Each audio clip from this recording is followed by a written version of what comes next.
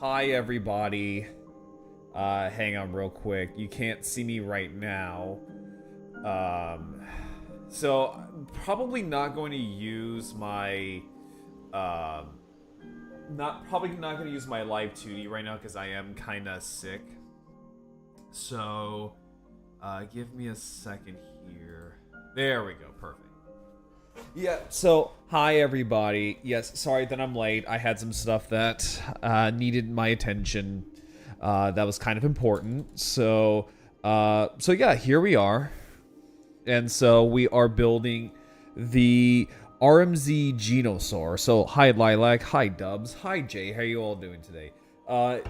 Jay or Dubs, if you guys want to hop in and talk about Zoids, you are more than welcome to. The office is open for you guys.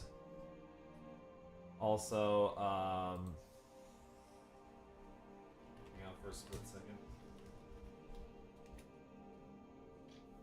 All right, there we go. So yeah, sorry I was a little bit late. But yeah, so today we're gonna be building the RMZ. We're gonna be building the RMC Genosauruer. Give me a split second here. Just getting everything all set up still. Okay. So, let's see here. So, let's see, good. Just spending time with my family. They're out of town. Nice. Okay, let's go. Yeah, have fun with your family. Also, hi, Rama. How are you doing? Like I said, no live 2D because I am kind of getting a little sick. My nose just keeps on leaking. So yeah. So let's actually open this up. So this is from the new RMZ line. So this is the same line as their Blade Liger. And also, give me a second here. Let me grab a few things as well. So that way I can get everything nice and organized for you all. Nice, let's go. Yeah, let's build it together. All right, there we go. Okay, so this is part of the new RMZ line. So it's basically Zoids, or not even Zoids, but Takara Tomi's answer to master grade, I guess you could say. Not even master grade, but high grade. So so we built the Blade Liger before, and the Blade Liger wasn't bad, I will say. In all seriousness, the Blade Liger was not bad, but there were some issues that I had. One of those being that the ankle for them are basically, so the ankle for the Blade Liger was awful. Two of my Blade Liger ankles snapped, as we saw on the stream. They snapped like toothpicks. Let's see here. You can call them kind of, yeah. So they're more of like upscaled high grades than like an actual master grade if you want to go by Gun Plus standards. So here we have a little raven to go with this. And also this will be the last build stream in the apartment because unfortunately I will have to move everything over to, or at least while I'm at work doing my 9 to 5, stepfather Rex is going to come by and take the last bit of everything and move it back to his house. So that is part of the moving process up north. So it's a little special. And I've been wanting to get out of the apartment that I have been living in for a hot while. So luckily the lease is up, so yay. So things are going to be a little bit cramped, a little bit different for a little while. But we'll be fine. All right. So okay. So right out the gate, with the Genosaur. Sorry, I'm just kind of opening everything up right now. So, the cool things about this particular Genosaur is, let me show it real quick. So get rid of the box. Here it is. So this right here is probably one of my favorite pieces about this kit so far, are these little head pieces. So these already come in pre-installed. Now, the problem with like the HMM Genosaur was that these pieces right here, so the eyepiece, so yeah, the eyepiece right here and this little silver piece were all separate pieces. And these were these right here were notorious for just being an absolute bitch to put in. And in fact, if they weren't just outright just easily breakable. Yeah, they were just extremely breakable pieces because they were so flimsy and so frail. Here, it's all in one piece. Oh, and speaking of a piece, something just fell out of the tray, and it was a test. Oop. Hang on for a split second here. There we go. Sorry about that. Had a little bit of dinner before streaming, so kind of moving my small little space.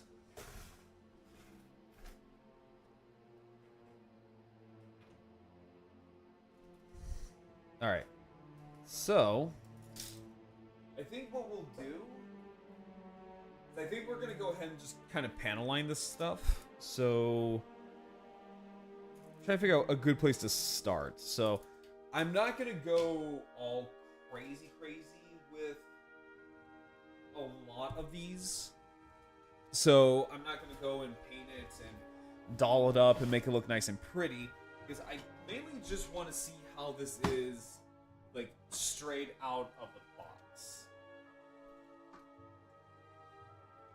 So we're gonna go ahead and just panel line. Yeah, it's not a blue. It's not a blue. That is purple. In fact, actually,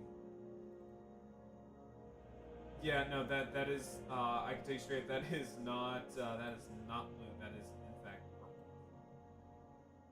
It's just the saturation is making it.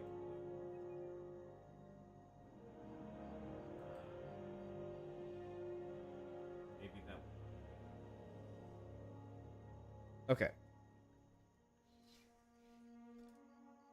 So let me go ahead and I'm going to set that off to the side.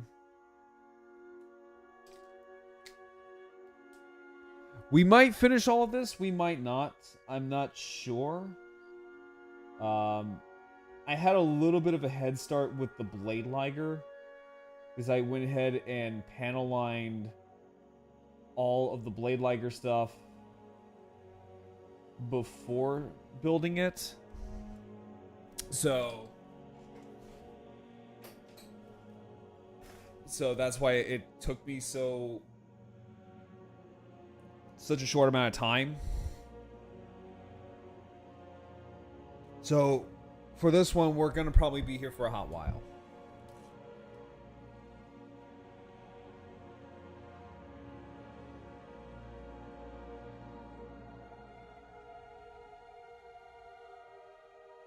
So let's go ahead and like I said, if I'm kind of sniffling and hacking up stuff, it is because I'm sick, or starting to become sick. Because when I am sick, it is a slow and agonizing process. So I start with an itchy throat, and then the nasal dripping, and then from there it just divulges basically into just straight up just hacking up a lung.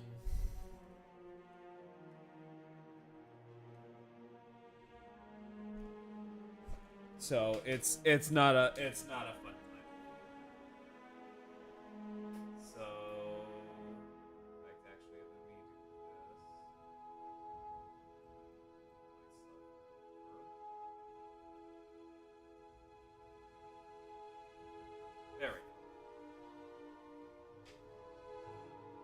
that way you guys can see what I am.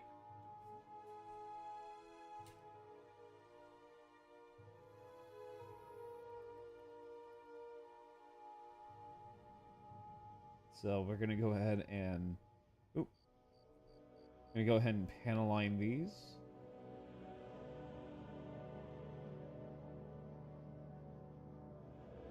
I'm gonna try to be as quick as possible with these.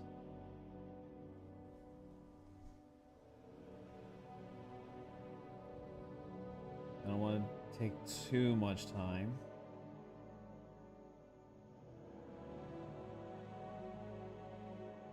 But also would have made my job a little bit easier if I did this prior to streaming. It's usually what I like to do. We're just gonna go ahead and fill these in. By the way, how was everyone's St. Patrick's Day yesterday? Like, what did you guys do yesterday? Like, for those who celebrate, what did you guys do? If you celebrate.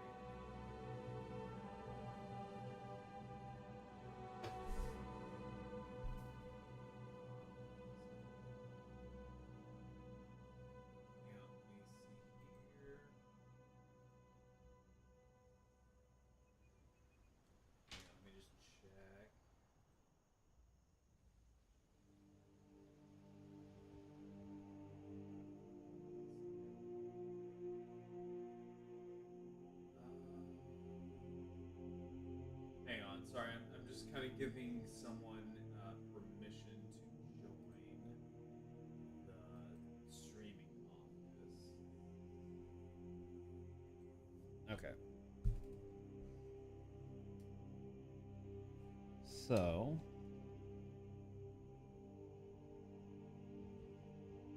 Oop,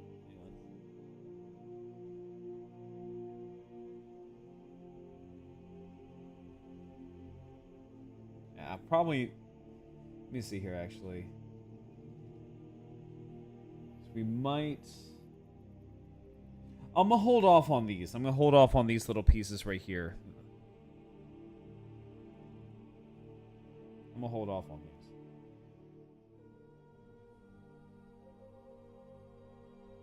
Because if anything, I might just skip panel lining altogether. Just kind of go back and do that later once this thing is built. Yeah, I'll probably just go ahead and do that. Just forego panel lining for right now, because otherwise we'll be here for quite a while, and I could always just go back and do that later. So let's kind of go ahead and pop this open. And let's take a look at the instruction panel. So this right here, so this little piece right here on the tail, these little vents right here already are a lot better than, say, the HMM Zoid. So the HMM Genosauruer, you had these same kind of vents, but the vents kept getting smaller and smaller, and each of these little vents were their own separate pieces. And these would get like smaller and smaller and smaller as you went down the tail, and they got more and more brittle as you went down the tail. I think on my Genosauruer, despite me being extremely careful with it, I think the tabs on the tip right here, they are broken off, and that is just because the HMM Genosauruer did not age well at all. It aged like milk. As much as I love the Genosauruer is a great Zoid.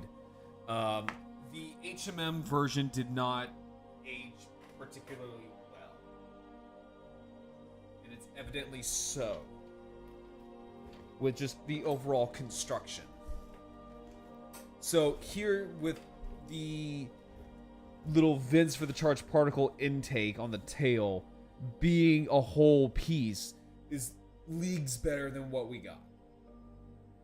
And also these right here are also leagues better than what we got in the HMM variant. Because with the HMM, these were tiny. So I don't know if anyone here owns an HMM Genosauruer, but these little stabilizers were tiny. They were tiny and they were very brittle.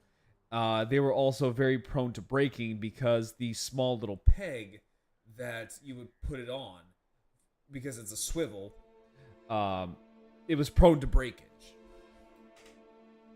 So this already looks like it is leagues better than what we got for the HMM. No, they didn't help with the stability at all. In fact, it was more of like a detriment because the older HMM Zoids kind of had that same philosophy of just, it had detail because they could. And a lot of the detail on these older HMM Zoids were very much brittle. They were very, very fragile. And a lot of it just broke, and also at the same time almost made the Zoid almost borderline impossible to build because they were fragile key components of the actual Zoid. I sat there and said I was going to forego paneling, but fucking my autism is kicking in something fierce, and I would like to paneline this at least. So give me a second here, because I want to go ahead and paneline the insides of his head. Step 2 is always ready. Pretty much, yeah. Like, these are already better than the HMM Zoids. Now, I will say, though, the Blade Liger, at least with the Blade Liger, the HMM is better in terms of its leg build. In terms of the legs, the HMM Blade Liger is better. The overall build quality, I would say the RMZ Zoids are light years better than what we got with the HMM. Now, that also boils down to just how Kotobukiya makes their products, because their products are not toys. They're not model kits that you can just willy-nilly pose. They're not like Gunpla. Yes, they are toys, but they're more of like high-end collector toys meant for adults, and so are their model kits. And even then, their model kits are pretty much almost made out of glass. A good example are their Armored Core model kits. No need to struggle with the friction in a prayer. Yeah, exactly. So, in fact, actually, this right here, this whole assembly right here, this was perfect. So, not a whole lot of stress with these little eye covers. Like, they just slotted in perfectly.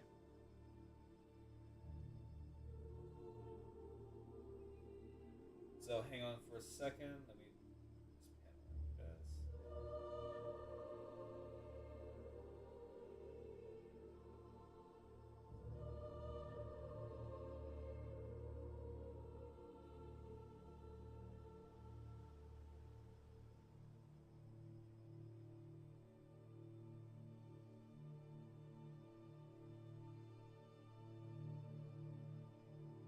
Give me a split second here.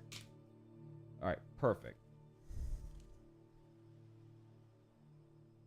So these little clear eye covers, they're a lot better than the HMM, just because. So on the HMM, you still get these right here, but the difference is that these are a lot sturdier. I mean, like, granted, if I sat there and fucked with this, it's gonna snap, but like, it's not nearly as brittle as the HMM Genosauruer. And you're gonna hear me say brittle a lot. I also just love using the word brittle.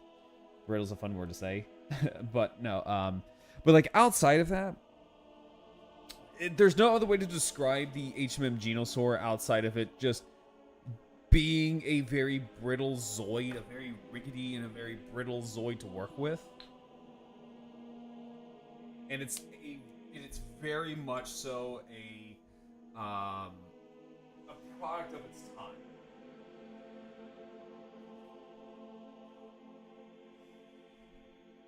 Let's see here. You know, to be honest, I've never had peanut brittle. Like, to be quite honest with you, I never had peanut brittle. God damn, there is so much fucking leakage coming out of my nose.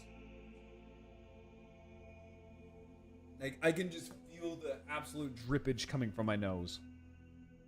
But I wanted to make sure that I wanted to be consistent with you, chat.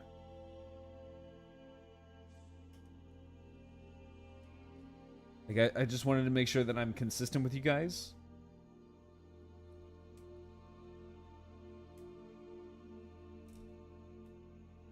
So, okay. So then...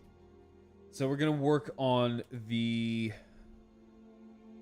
bottom jaw. So we're going to need... What? So we're going to need B12. Well, hello, Kira. How are you doing?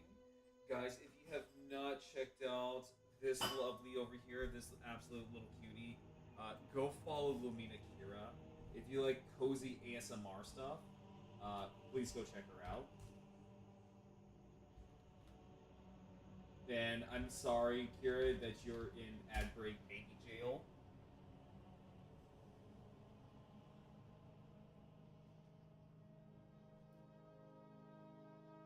I hear peanut brittle is very good.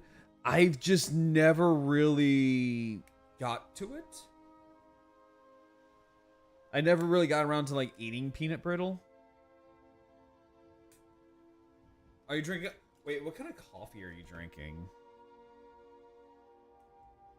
Like, oh wait, hold up. Oh, is this? Did I grab the? Oh wait, hold up. Did I? Yep. Okay, so I accidentally grabbed the top jaw by accident. Okay. Also, sorry, I'm in the ads. Can't hear. Something gifted sub. Something Kira. No, I'm just kidding. Like chat, you don't have to. But also go follow Kira because she needs all the love and support. See, I haven't had peanut brittle all that much myself nowadays. Even so, last it's too hard for my teeth. Yeah, I feel like it's. I hear it's a really hard thing to chew on. Okay, back now. Oh, I was telling chat about how amazing you are and how they need to go follow you. So let me see here. So actually, I need K. No, I was saying like if you like cozy ASMR, go check you out because you need all the love and support in the world. And Kira is a very dear friend of mine, so all the more reason to check her out. Ah, here we go. There's the lower jaw teeth.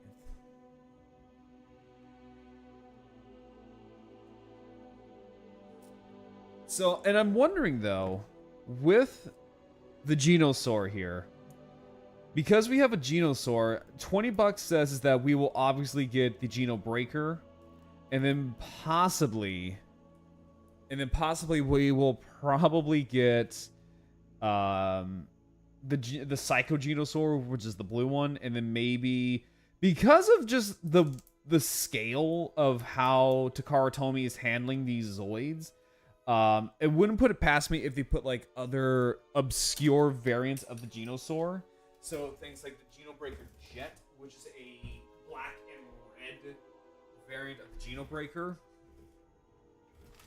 Or hell, maybe we'll even get like the Raven Custom Genosaur, which is just basically like an all, like pretty much like the same color that we got right here, except all the purple is red.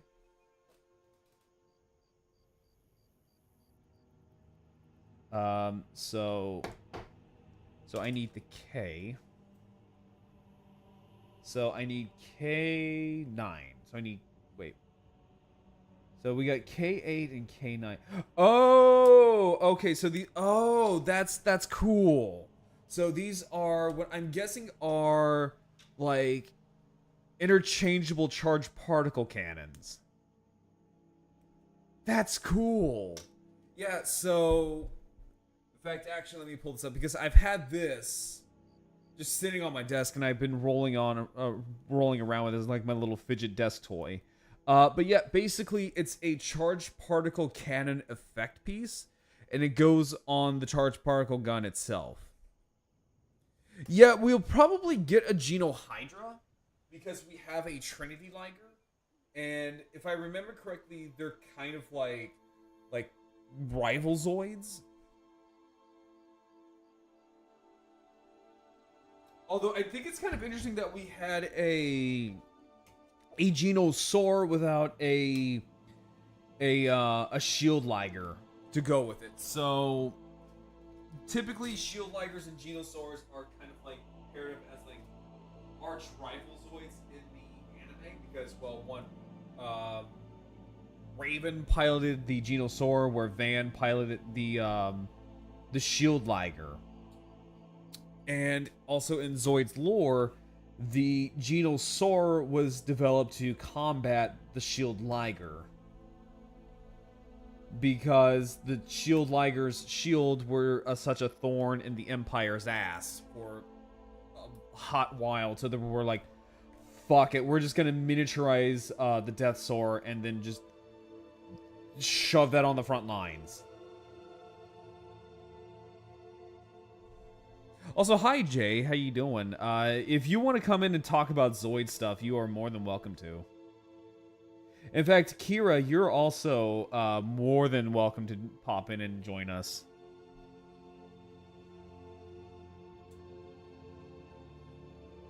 Let's see here.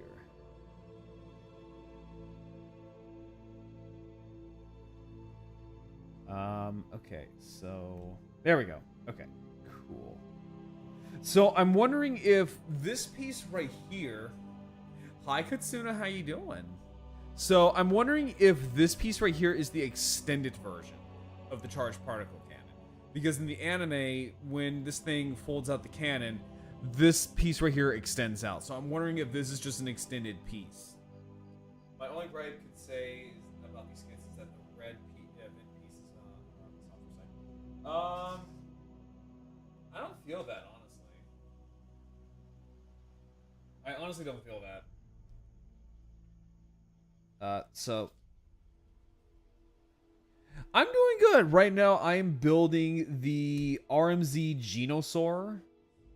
Katsuna, if you want to hop in and talk about Zoid stuff, you are more than welcome to join. Also, dude, I'm shaking a bit in a good way. Oh, okay, okay. Alright, so let me go ahead and pop that in. Yes, I would love to see it. Okay, so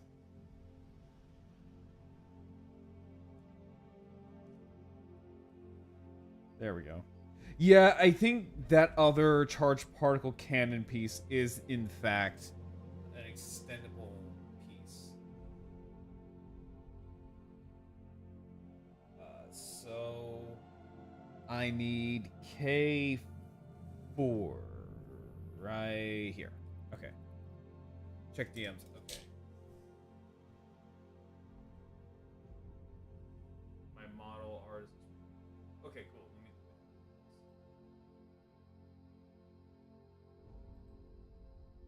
Oh, that looks good. I like it. Also, hang on for a split second.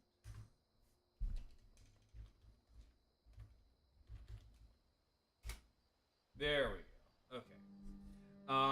Kira, if you are still in the chat, you might want to refresh the stream. You can take a look at something real quick.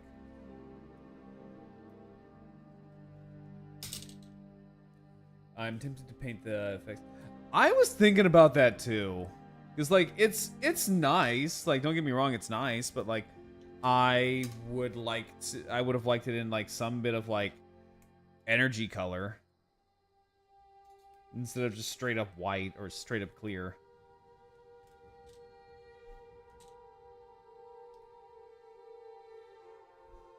Alright, Alright, so this is gonna go... So, wait, did I... Wait, hold up. Oh, F. My bad. F. I'm fucking dyslexic. Let me see here. It's not the beam color. I wouldn't go with yellow. I would not go with yellow. Maybe like a light pinkish purple. See, yeah, I saw the difference. I saw the difference. No, it looks good. Yeah, so F... What is it? F4. Ah, it's right here. Yeah, no, I'm excited to see your model, Katsuna. Yeah, I can't wait to see what it looks like when it's finished. I can't end in the hospital. Oh no, I hope everything's okay. Like, genuinely, I hope everything's okay. Oh, for work. Oh, okay. Was saying I take the clear over this yellow. No, that is true too. I would have honestly gone with like maybe like pink. Like, if anything, I would have gone with pink. But that is just me. All right, hang on. Let me leave the hydration.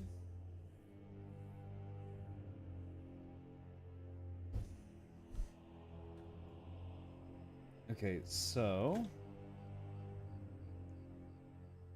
I need F. So I'm wondering though if hold up. I think oh, excuse me.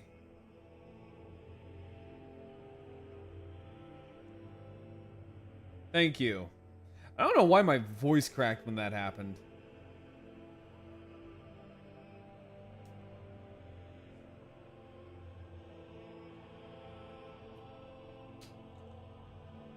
Yeah, my sneezes are not cute.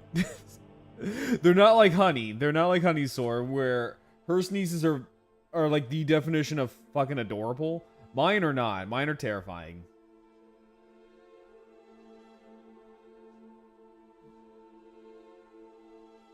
Alright, so, looking at it. What up? F9. Yeah, no, that's correct. So it goes... So it goes in here. Oh, hold up. Oh, wait, no, that's why I'm putting it upside down. There we go. That's it. Okay, so...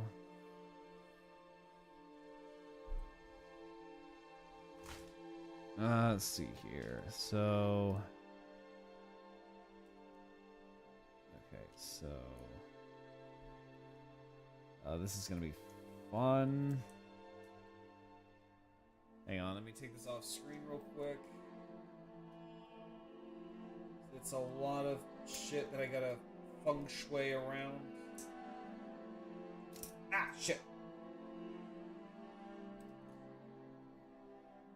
Yeah, this is gonna be kind of annoying. I can already see that this is gonna get kind of annoying. But that is okay.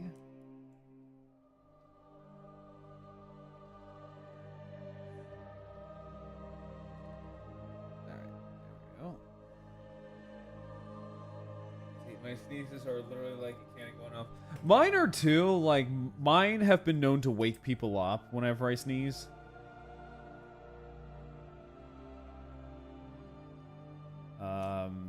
Especially when I'm on military duty.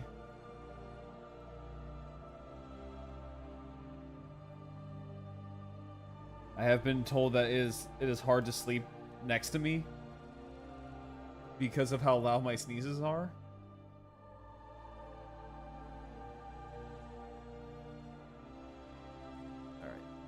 Go.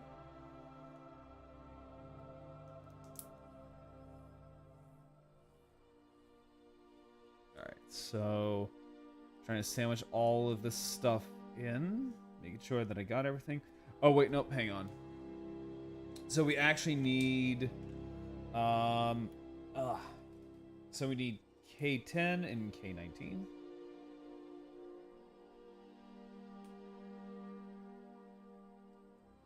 So I guess it's going to be easy to switch out the cannons. So I'm going to assume that it's going to be kind of easy to switch out the cannons. So looking at it.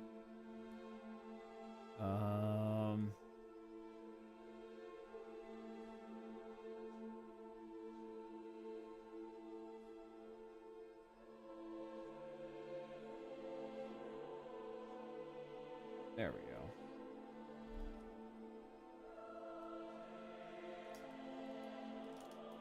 Sandwich all that in. There we go. So that is the head.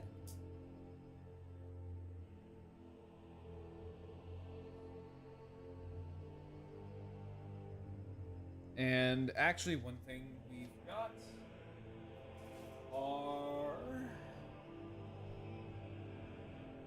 are the two little pieces for the cheeks.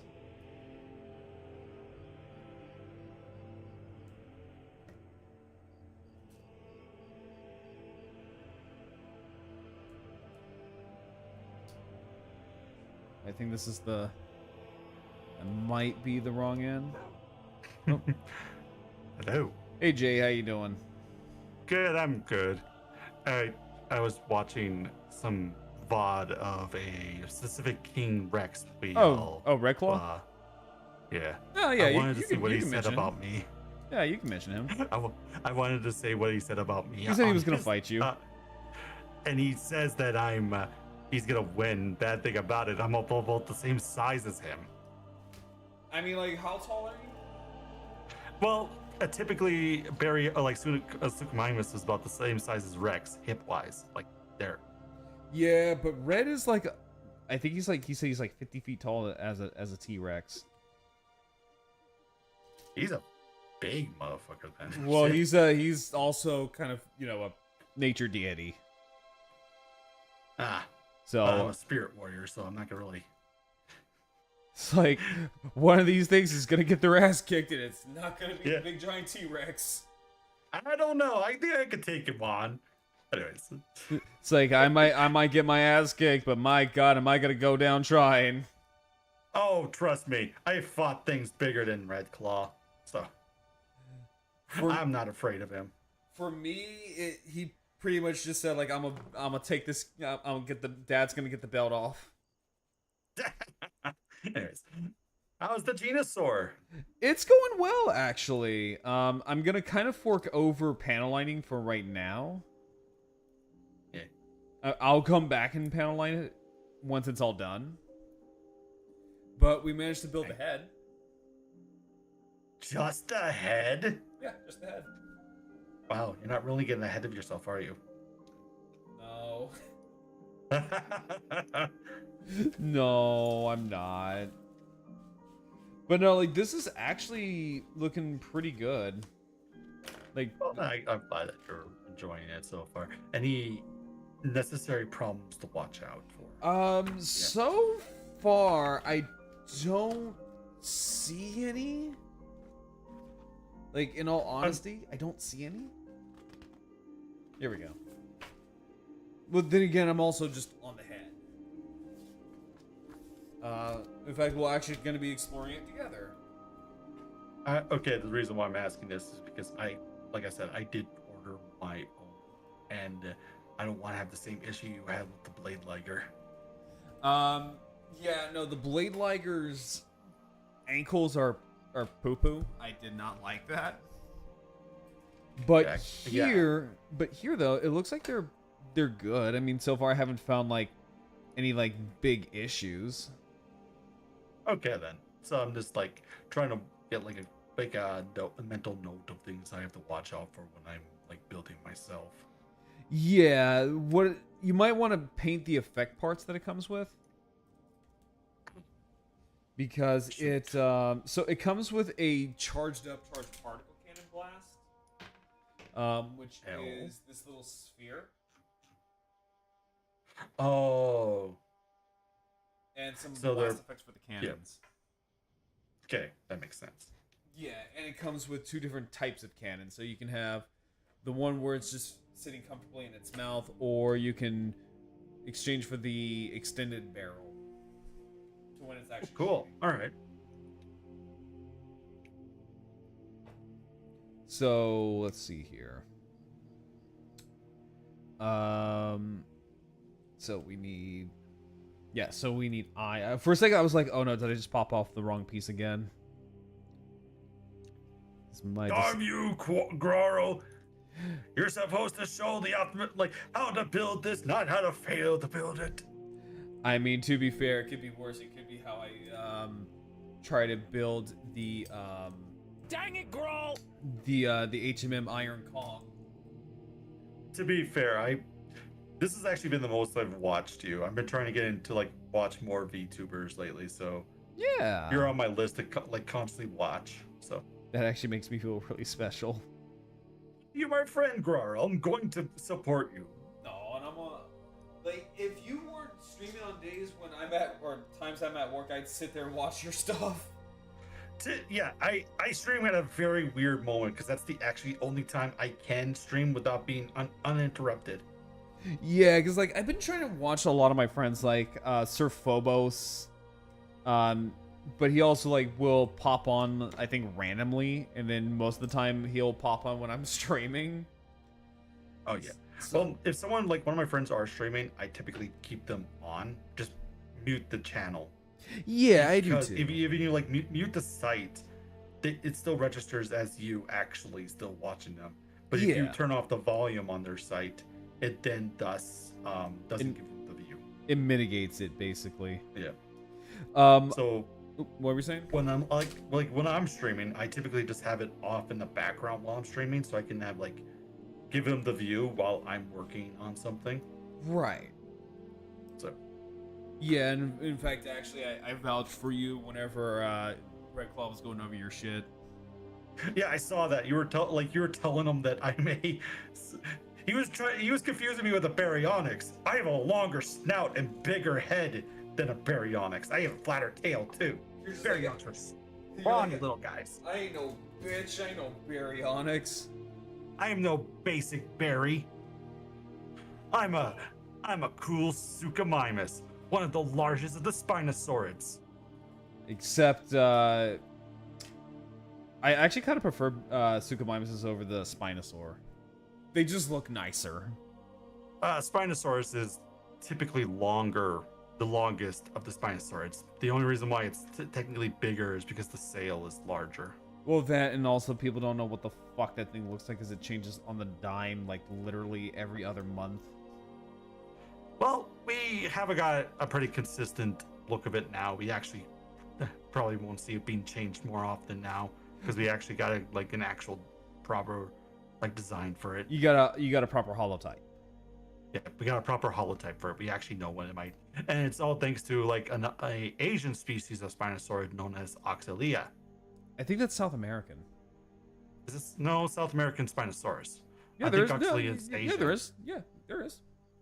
Let me see. Hold on. There's Irritator and Oxalia. Hold on. Oh, Oxalia. Yeah, Oxalia is northern regions of Brazil. Yeah, that's what I was saying because it's named after a Brazilian. That's South America. My bad. Yeah, it's named after I think it's like a South American or a Brazilian water spirit. Deity. Yep. It's referred to as an African deity, conventional genius of Spinosaurid. This dinosaur lived in the northeast regions of Brazil during the Canomian stage of the late Cretaceous period. Yep. And Irritator, I love the story of the Irritator because Oh, it was so they hated it so much because they couldn't figure out what this animal was.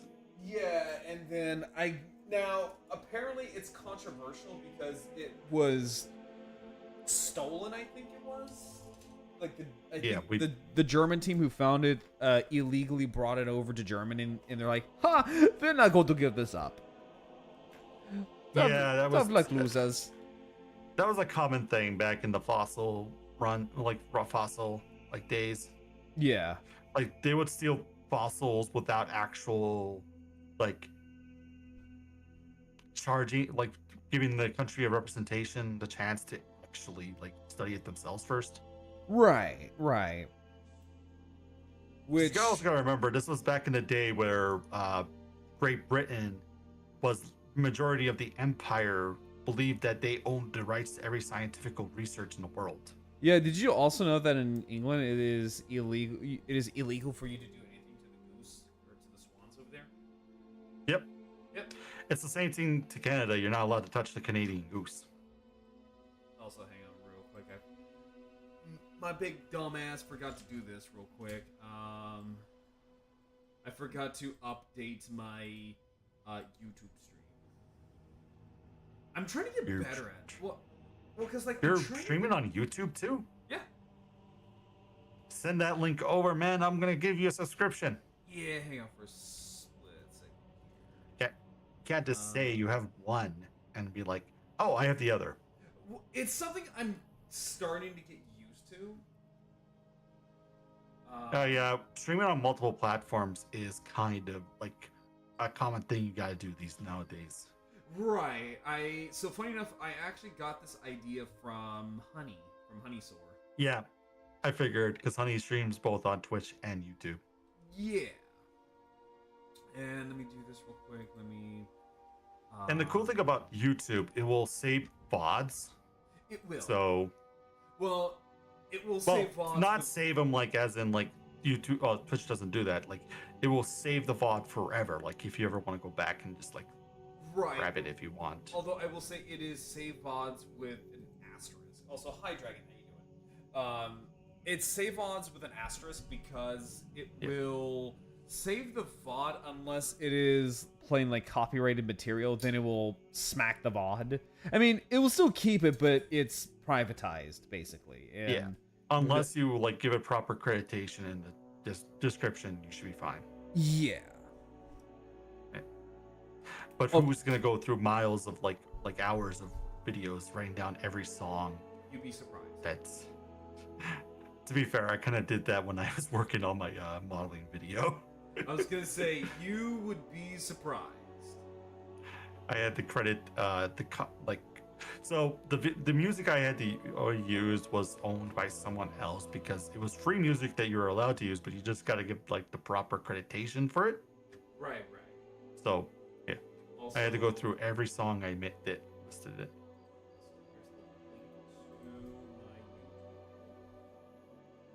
Thank you, my friend. Yeah, of course. Yeah, so because for whatever reason, my Elgato webcam does not like being on the second monitor. And it's also why I have Skyrim music playing right now, because like so far I have tried other music, right? I have tried like electro jazz, I have tried a lot of other stuff, and YouTube will spank it basically if it detects even like a cover of like a certain song. So right now Skyrim music seems to be okay. Because that's an OS. It's just game music. So YouTube doesn't like have like the rights to turn that off. It's only the company who owns it. Yeah. So that's why it's easier just to have the game music in the background instead of like using like actual music. Right. So I'm sorry that we have to listen to Skyrim music, but I also like to have my VODs like unsullied. Thou sullied my YouTube ears with this Skyrim music. Also, I met the voice actor for Parthenax. Oh, you said this before. Yeah, I just love that. I just love that story because it's really wholesome. It's the guy who did Rap Trap, right? No, it is the guy who did Mario, Luigi, Wario. Wario. Yeah, no, like I'm not kidding. Charles Martinet did Parthenax. And also, fun fact: the voice actor for Optimus Prime did the original Clicker for the Predator. You know what I find interesting? Like, so many people were like sad that Charles Martinet didn't do the voices for Mario for the Mario movie, but I think they failed to understand that Dude's old.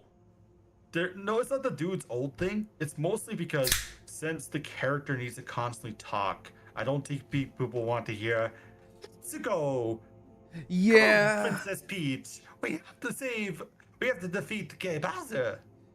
Yeah, that, and also Chris Pratt is also Chris Pratt. That name alone will get people's, butts in the seats.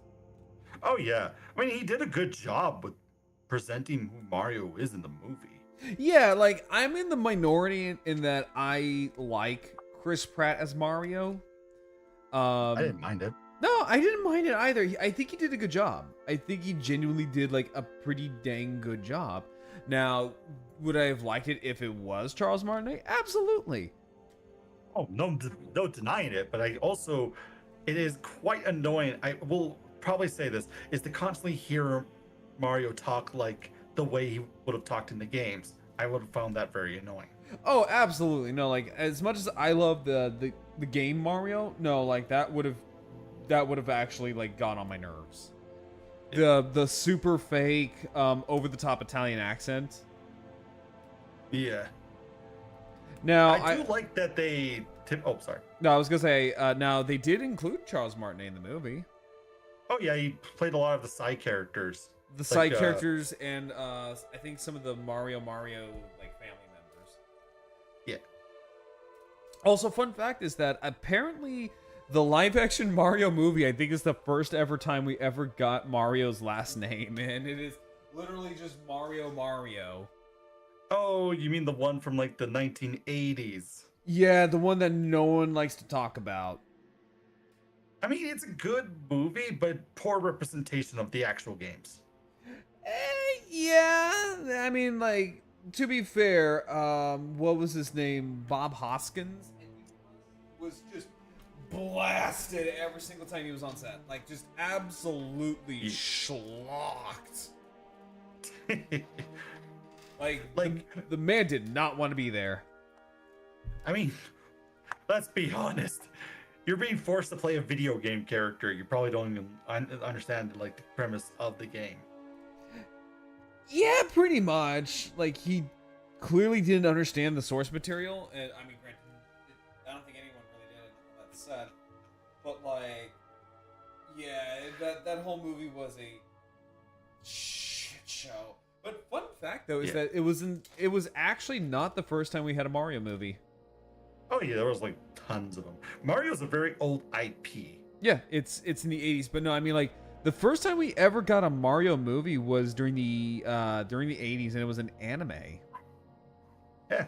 But it was weird though, because it was more or less the tale of Momotaro's, but done as Mario. It was weird. I mean, if you ever watched like the very first like Sonic movies, they're mostly anime-esque. Well, yeah, because woo, okay, that almost, yeah, because they were OVAs. Yeah, because I do remember like watching a couple of them. Like I do love what they did with Knuckles in the old cartoon movies, but I also enjoy the new Knuckles. I do too. I actually like Knuckles in the new installments. And again, this is coming from someone who's not really that big of a Sonic fan. But like, I genuinely like the new interpretations of Knuckles. Yeah, same. And I will say this though, is that funny enough, whenever I tell people my favorite Sonic character, they always say it's pretty on brand. What's your favorite Sonic character? Vector the Crocodile. Vector is awesome. I love Vector. He's a goober that loves his MILFs. He's dad, okay? He's dad. He is dad. And he's the oldest of all the characters in Sonic. He is. And the man provides. Like, look, the man provides. He's a DJ, and he provides, and he loves MILFs. That's because I think he's the same age as Cream's mom. I think so, yeah. So I can understand why he likes her. Yeah, I mean, like, if not, like, hey, look, we don't judge. Yeah. We like a man who likes a good milf. I mean, who doesn't like a good MILF? I mean, like, he takes up from the same school as Kakeoin. God, I could just imagine Vector just walking over to Vanilla, just going. Have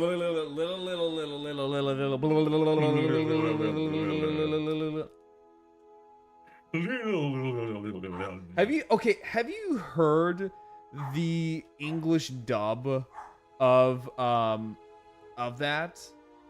No, but I assuming it's crazy.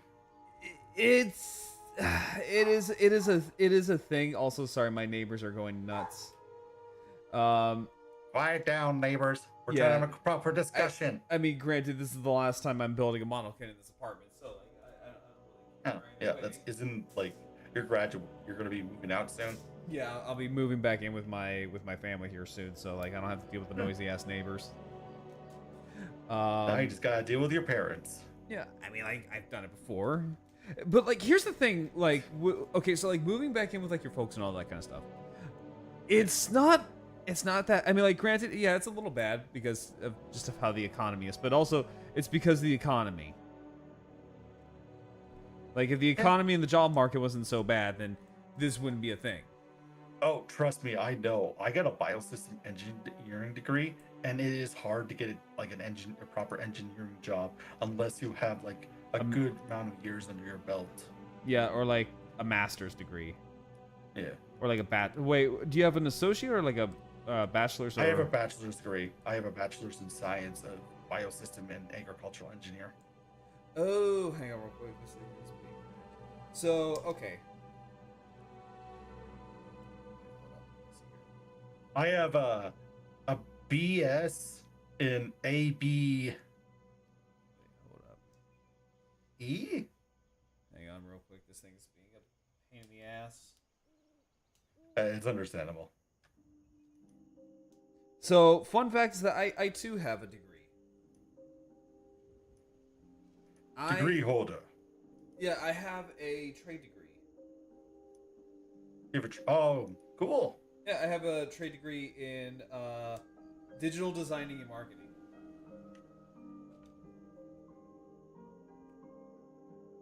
Have not used that since I left trade school. Understandable. It is very like it's hard. It's a hard job. It's very hard to get a job in like a certain industry because, as much as I would like to say this, colleges tend to lie on trying to get people into their like fields. Mostly they'll tell you, hey, there's always going to be a job for this, and then they realize that the more they tell people this, the more likely chance you're going to get more people into that field. And then you got to realize that a lot of people live longer and they hold on to those positions a lot longer. Now, see, and I know this is gonna make me sound like a complete psyop, but like, honestly, if you have a 4-year degree and you are struggling to find a job, join the military. You scoff, you scoff, but like, as someone who, Nah, I'm not a military man. And you know what? That's perfectly fair. But I'm saying, if you have a 4-year degree and you are struggling, join the military, but join the military as an officer. It goes against my treaty. No, and that's fair. Like that's totally fair. But what I'm saying though is that like if you join the military as an officer, you get paid more. Understandable. You genuinely do get paid more. But also if you join like say the Air Force, you can qualify as a fighter pilot. I'm too big. Yeah, and that's the other problem is that like when it comes to the Air Force is that like if you want to be a fighter pilot, you have to meet certain benchmarks because they don't just take anybody and shove them in a jet. No, you have to be a certain height, a certain weight, and a certain like you have to have like good 20/20 vision or better. You can't wear glasses. You can't be colorblind. You can't be colorblind. You can't wear glasses. You can't wear contacts. You have to be. I forgot what the weight threshold is, or not weight threshold. size threshold, like height-wise. You can't be too I tall, think and you it's- can't be too short. Let me see. I can actually look this up. Yeah, but you also have to but you also need a 4-year degree, and it could be a 4-year degree in quite literally anything. It could be a 4-year degree in underwater basket weaving for all they fucking care. But the one thing about the military that and you can ask any soldier. Never mind. I'm not too tall. I'm not What's- too tall. What's the requirement? So to join the Air Force, you have the standard height must be between 4'10" and 6'8". Right. No, but I'm talking about like as a pilot. Oh, hold on. I was gonna say as a pilot. That's the difference. Is pilot. As a pilot. How the hell? Okay. Okay, so it's between the heights of 5'4" and 6'5". Yeah. So anyone, like just about anyone, can really meet that And then- threshold requirement. Oh, they also require you like a sit height between 3'4" and 40. Right. So, There we go.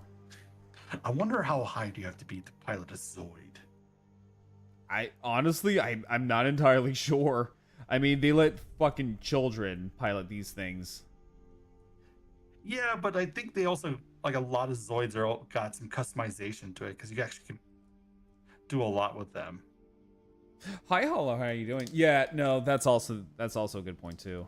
I'm also just imagining someone who's like a dwarf, like piloting like a Zoid on like phone books or something like that. Wait, I know that person. Hollow? I saw them today on Red Claw's stream. Yeah, he's a cool dude.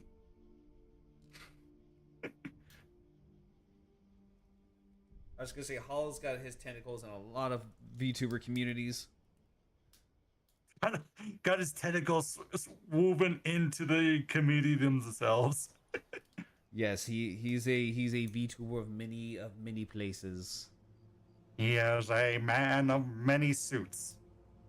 Or many tentacles. Many tentacles. There we go.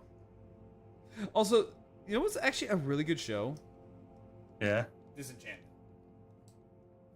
Yeah, you know what? You're absolutely right. It it tears away the stereotypical fantasy-esque idealism of like, pressy princesses Yeah, and everything. I love that shit. And it's so cool to understand like the concept of that entire idea. For example, like the whole elf thing, that's kind of cool to understand. Elf, though. It was pretty funny. Yeah. Although I will say he kind of got a case of the stupid once he left his home in the first season. I say he's more naive than stupid.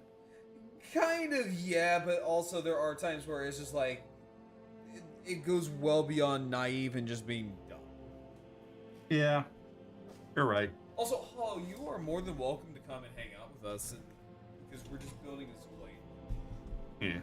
We're just hanging out, being jibber jabbers, ranting about stuff, and making random conversations while Grawl here builds a really cool dinosaur-based Zoid.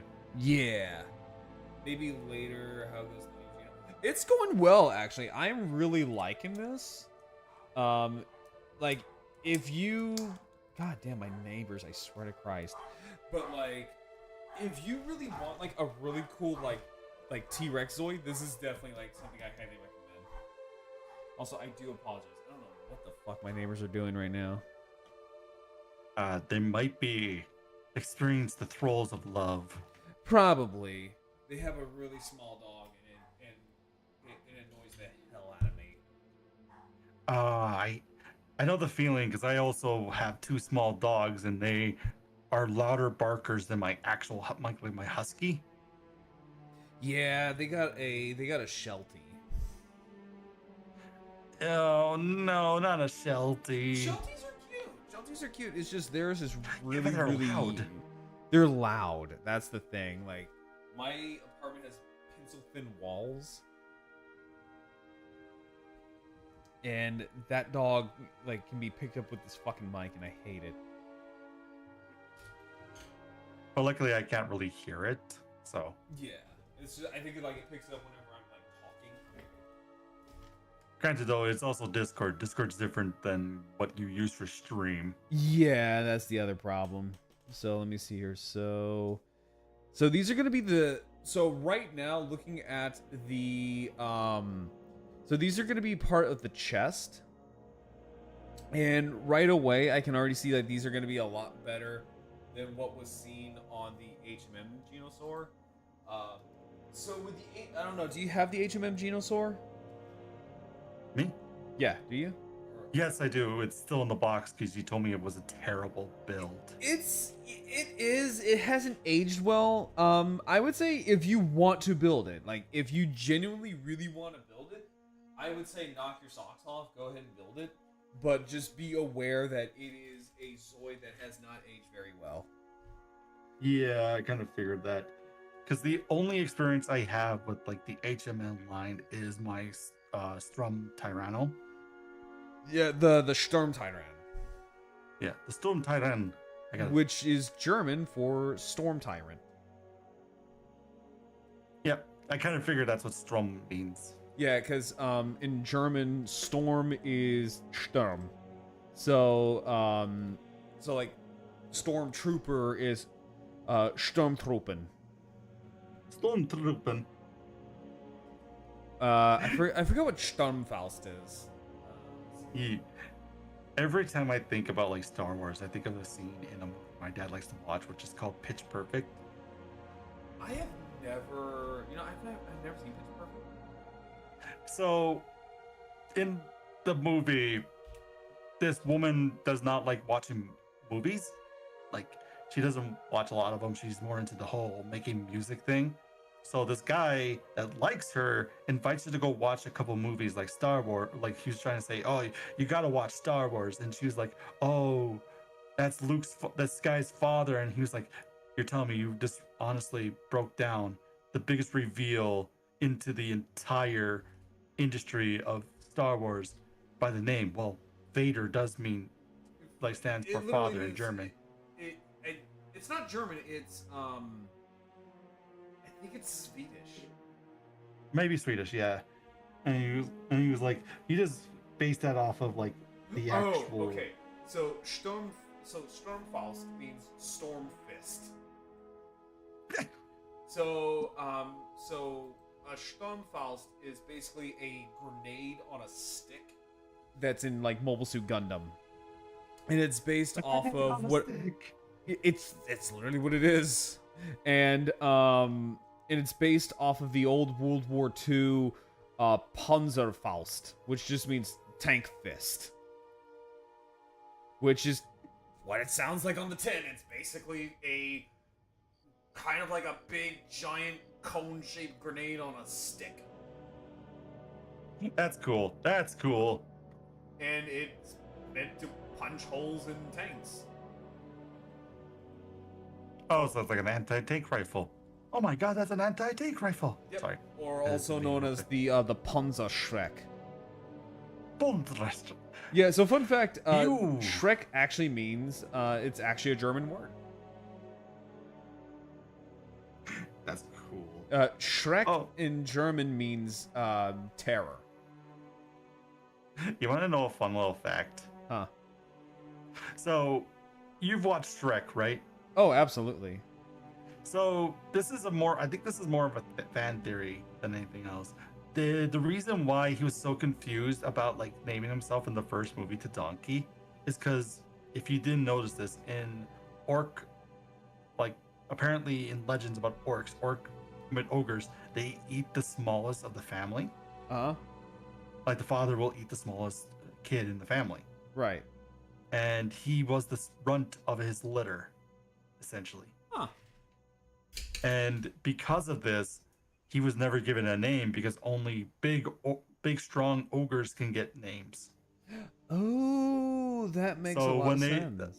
So a lot of people were making this like big fan theory is that Shrek is just a made up name he just came up on the spot. It's actually a pretty good theory. Yeah. I can see that actually. Same. I just find it funny though. It's like Also, I love That- Shrek. Same. I can't wait to the next movie. I'm curious about the new movie. A lot of people hate the the new model for Shrek, but I could see why they did it, because they're like previous movies. Everything was done in mocap. Like all the animations were done in mocap. Right. So they had to make sure a lot of the body function, like actual shape of the body, was focused around mocap itself. Well, that and also they made the models look more like the actual actors. Yeah. So yeah, that's another thing. They did do that, but the new movie. Oh, you just made me move closer. Oh, you just want to get closer to me, don't you, girl? Yeah, I gotta make sure I kiss the homies goodnight. Look. On the cheek, no lip, not until after dinner. Until we have dinner. After we beat the shit out of Red Claw behind the Denny's. Gang up on you. He You can't have a take hammer, both of us on. It's like, look, you have a hammer, I have hand-to-hand combat experience. Oh, I don't just have a hammer. Oh, blacksmith. I make all sorts of weapons, man. Cool, that means you can also make me a K-bar. Oh, I can. I could probably even make you a mech. I was gonna say a K-bar is just a very big fucking knife. Anyways, as I was saying, a lot of people were a little upset about like the whole Shrek model thing because they don't understand they're switching the model from mocap to actual like CGI animations, like actual animation. Like they're moving away from using like the conventional stuff, and a lot more like the studio is actually focusing on the animation parts. Like there's still gonna be mocap for sure because it helps a lot with like a lot of like subtle motion animations. But that's most of, if you don't know this, Last Wish, which was the one from Piss and, oh, I was gonna say Piss and Boots. Puss in Boots was all hand animated. You know, I have never seen Puss in Boots. You've never seen The Last Wish? I have never seen any of the Puss in Boots movies. Oh my god, you're missing out. I know. I remember when The Last Wish came out and everybody and their grandma were like simping over death. I mean, literal like I mean like honestly, his name is actually like Death. Oh, he is that. It's not metaphorically or physiologically, but like medical lot. No, he is Death. I am just death straight up. Yeah. No, like I hear it's really good though. I hear it's like a really, really, really good movie. It's well animated. It has a really good story. It has a lot of good character development, and a lot of good characters in general. Like a lot, they stay away from the stereotypical stuff. In this movie. Like for example, one of the biggest things in this movie is that Jack is just a bad person. Like there's no reason behind it. He's just a bad person, which is my favorite of all villain tropes. Was that he's just evil just for the sake of just being evil? Yeah, he's just evil to be evil. Like he doesn't have a reason. He's just yeah. And see, I love that. So here's the thing. Like I like a sympathetic villain, right? Like Don't get me wrong. Yeah, same here. Like IDW Megatron, where he atones for his sins basically after he was shown. So a little side tangent. So like if you've read the IDW Transformer comics, they go to a place called the Necrobot homeworld, and so the Necrobot, he's like so he kind of like takes care of like a giant. Basically, like a giant cemetery, basically. Well, with a name called Necrobot, I can understand why. Yeah, it's like, gee, I wonder why he's called the Necrobot. Oh, I don't fucking know. You ask me. But no, so he takes care of basically like a giant planet-wide, like military style cemetery, right? And for every life you have taken, you get one flower, one blue flower. And I feel like this is gonna lead into some really fucking shit. Oh, okay. So what happens is that each of the members that were there, a part of the Lost Light, they went to go look around. So I think like Optimus had like a few because you know it's war, right? Mm-hmm. So you see everybody, they had like a few flowers. Megatron came to his monument, his little tombstone, right? Yeah. And Megatron has an ocean of blue flowers for every life he has taken. And this sobered him up to the core. I mean, let's be honest. When you realize how much life you have taken, it really brings a big, emphasis on what am I actually fighting for? Right, and that's where he kind of went like, yeah, I'm just going to be an Autobot. I'm just going to be a pacifist because of what I have done. And I'm getting a little off topic, but basically what he was saying is that he wanted to kind of like atone for what he has done. And again, a sympathetic villain like that, I like. I like a sympathetic villain, but sometimes it gets old. And I just want like a good villain who's just evil because they just like being evil. Yeah, and that's why I kind of like Jack in the in The Last Wish, is that he's just a bad guy. He just wants to be a bad guy. He wants power, and that's what he is. He just wants power, and that's what drives him, and that's perfectly fine. You're a monster. What took you so long to notice that, idiot? What took you so long, idiot? He's like, what took you so long? I had a family, a growing Bay Street enterprise, and anything I have ever wanted. But the one thing I wanted the most was all the magic in the world. Yeah, because it's like you're a monster. Yeah, because you're an irredeemable monster. Yeah, because it was like I think that was Jiminy Cricket, right? That was supposed to be like his conscience. Yeah. Yeah, and see, sometimes I just like a good villain, or just a good villain who's just evil because he just wants to be evil. Yeah. Another good example for those who watch like Kamen Rider, the character Bono is a good example. Bono is the main villain of Kamen Rider Drive, and when it's revealed, his relation to the secondary rider, he just goes, yeah, and just basically just pimp slaps him. Yeah. And he's a cackling maniacal asshole. And I love that about Bono. Because he's just evil. Because he just wants to be evil. And he relishes in it. It's like saying, like, sometimes a good, like sometimes junk food's probably the best thing you could ask for. Because sometimes you just need that. Junk food is probably the best. Well, yeah, because say that, and I just went to the dietitian today. That's actually funny, and I broke my diet today. Because I was like, because I was getting groceries, I was like, fuck it, I'm just gonna get a bag of M&Ms and eat it and feel like a fat ass later, which I did. Because I'm trying really hard. Okay, so I'm trying to low carb, right? I'm really, really, really trying hard to low carb. Yeah. But I'm also trying to low carb during like Easter season. Or when everyone's setting things up for Easter, so there's like candy and shit all over the place, and I'm just like,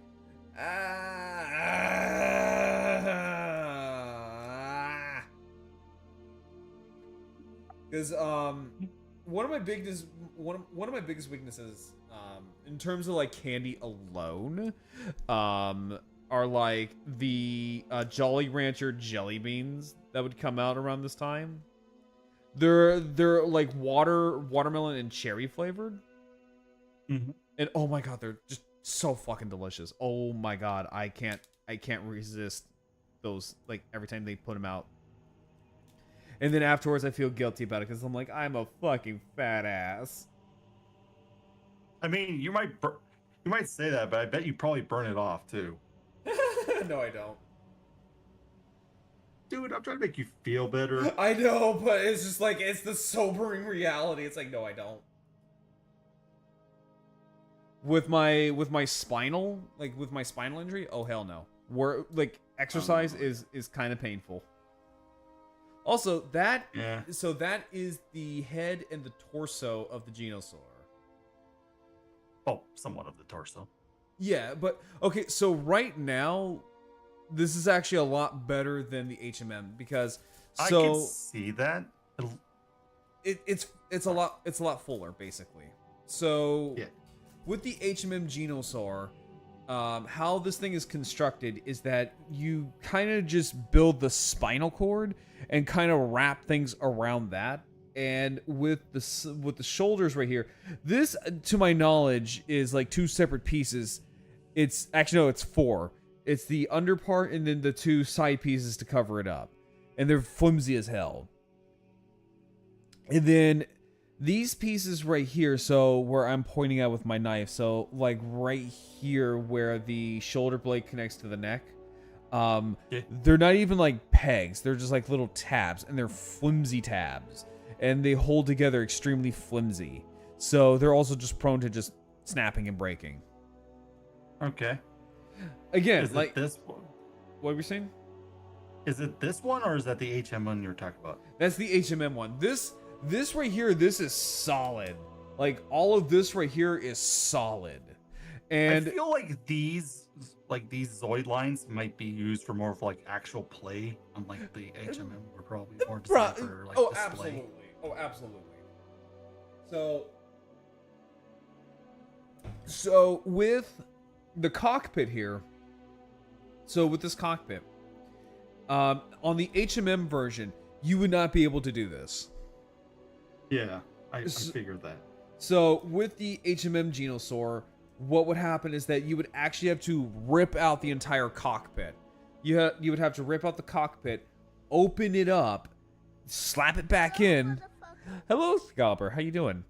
So basically, you would rip out the entire cockpit with the core. So just rip off the hood, or basically rip off the roof of the cockpit just to get into the actual seat. Here, you just open it up. Well, that's good to hear, because I feel like if I start working on the Genosauruer, the one I have now, which is the HMM Genosauruer, I'm going to feel like I'm going to break something. You will. You said that little tab is flimsy. Yeah, so that might be something I'm going to have to look into a little bit more when I build it myself, because I do want to build it and get rid of the box. Yeah, so but it's not bad. I will actually pull it out. So once I'm done with this, I will pull out the HMM Genosauruer and kind of do a comparison. I'm assuming it's probably like the same size difference too. Like they're small. The blade layer. These are smaller. Yeah. So yet again, these are probably more designed for active play. Whereas the HMM were Yeah, I would say so. Yeah, so these are built to like play with almost.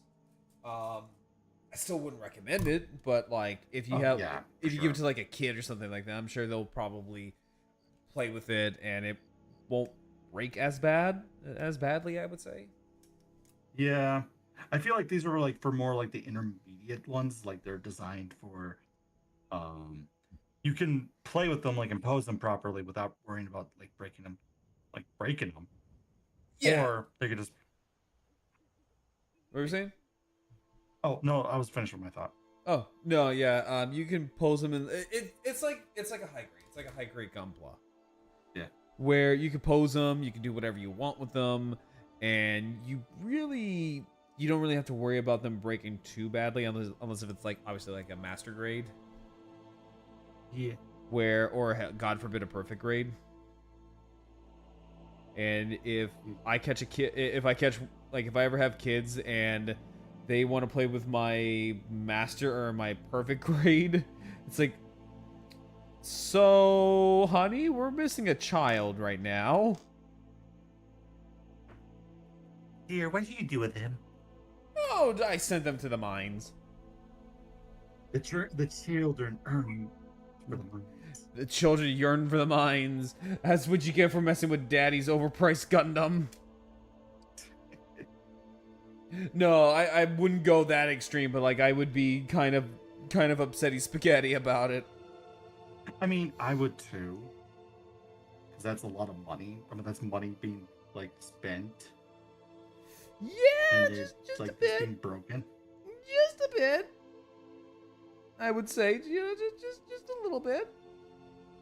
Especially if you realize just how much I paid for my perfect grade Gundam Mark II. I'm assuming, based upon how much you spent on one specific type of Zoid, I'm assuming it's a lot of money. I mean, it's not as expensive as that. Okay, I was gonna say I think it was probably about like maybe 150. Yeah, I mean, like, it's sad that I'm just like, oh yeah, it was like 150, but like, in terms of like model kits, it's not too bad. That's good to hear. Again, I'm just sitting here like just willy nilly, just going like, oh yeah, 150. It's not too much, you know what I'm saying? You know. I mean, it's not the worst price. No, I mean it's not like $800. Yeah. And you know, it's not $800 and a screaming honey sore. I know I will never screaming honey sore. I know I will never get over the fact that I made honey sore scream when I told her the price of that thing. It was literally like honey.exe has stopped working.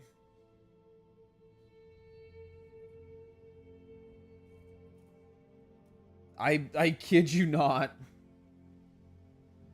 Yeah, I could. Hold on, I'll be right back. Okay. Don't worry, I just need to check something real quick. You're fine. Also, my dog is here to say hi. Oh. He is being Mr. Needy. He's being the needy boy. Oops. Hi, Bubba. Yeah, sorry, my husky has decided that he wanted to come and say hi. I put him on camera, but he's also very camera shy. Actually, wait, hold up. I'm going to be right back, chat. I'm gonna go do my little routine with Nanook because he is probably looking for a treat. So I will be right back.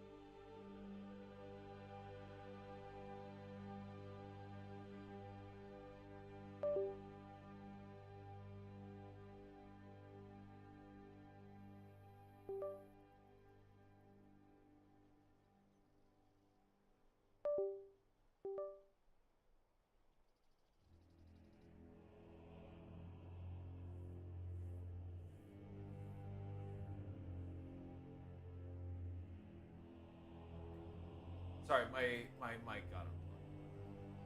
Okay. Okay. So, sorry, I had to do my little routine with Nanook, so that way, because he doesn't just get a bone right away, he has to do a certain thing. He has to do a couple of tricks and then he'll get his bone. So, let's see here.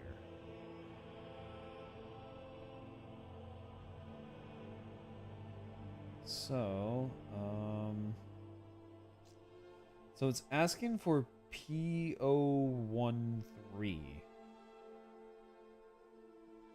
No, that's not it. Here we go. Right here.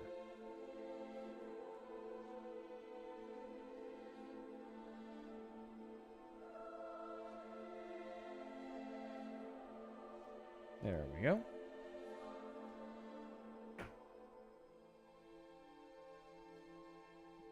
Oh, he's doing good.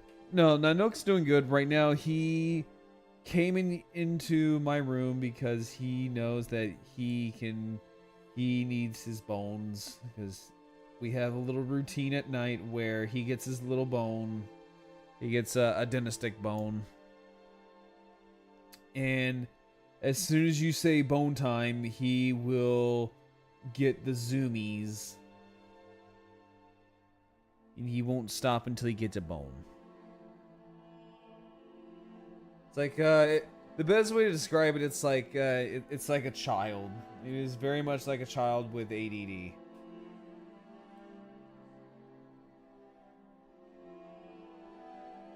Child. I am returned. Welcome back. I'm talking about my dog. Yeah, I kind of figured. Yeah, he came in here wanting his bone, and we have a little routine for his bones. So he gets like dynastic bones. And as soon as you mention bone time, he will get the zoomies. Like he's also Any dog should. well, he's also smart enough to know a routine. Oh, man. Because huskies are very smart. They are. They're goobers. Like, don't get me wrong, they are needy. They are very needy little goobers, but they are goobers. And they understand a consistent schedule. And right around this time, he will want his bones.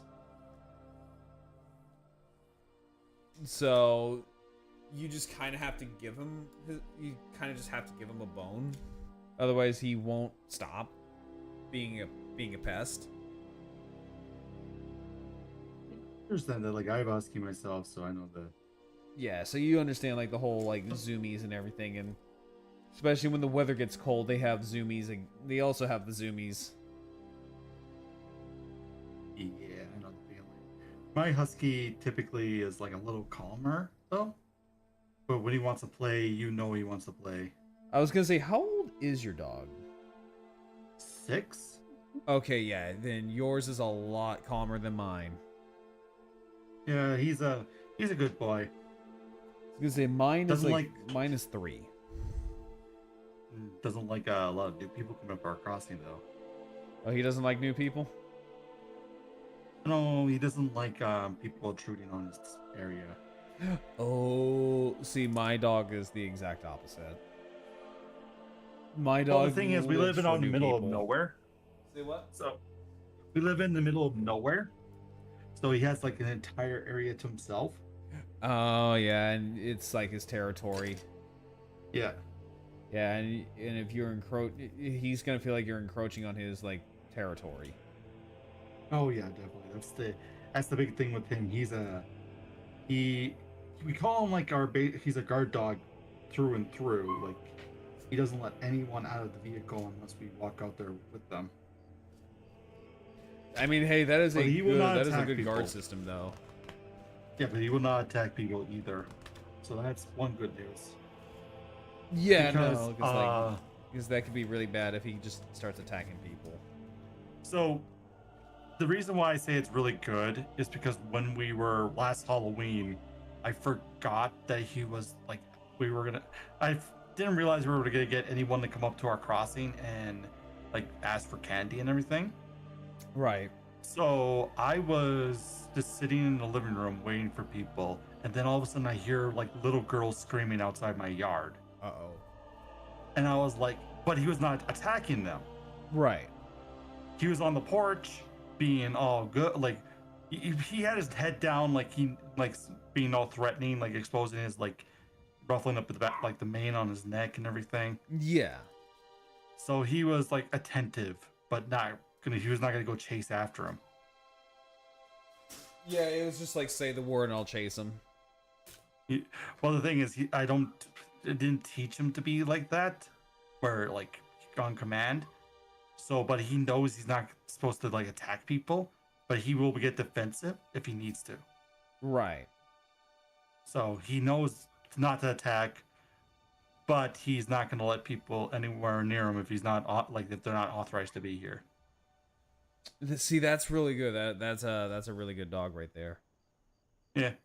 My dog, he's just too much of a goober. He's a goofy goober, yeah. But also, he's like 3. Oh, he's that age. Yeah, he's like 3. So he's still kind of a puppy. You have a noodle, Excalibur? I was gonna say, do you have like a snake or a ferret? 50-50, it's a snake. I'm gonna say it's a snake, because people usually call them like noodles or danger noodles.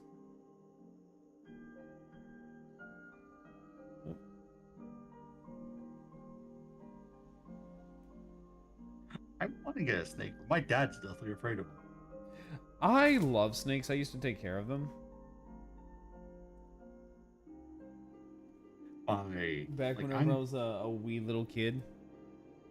When you were a wee little dino lad. When I was a wee little dino, I took care of snakes. They're fun. Like, snakes are really fun to have. Although yeah, but they're also very like. It depends on the snake. Yeah, I know boa constrictors. Once they feel comfortable, like within your area, and they feel like they can move around freely, perfectly fine. Like they won't do anything. It's a corn snake. Yeah, I used to take care of corn snakes. Now, see, I took care of a corn snake that was what? So the parents were, so one of the parents was albino, the other one was like a grayish one, and then the offspring was like, I guess I don't know if this is probably not the proper term, but it's like half albino.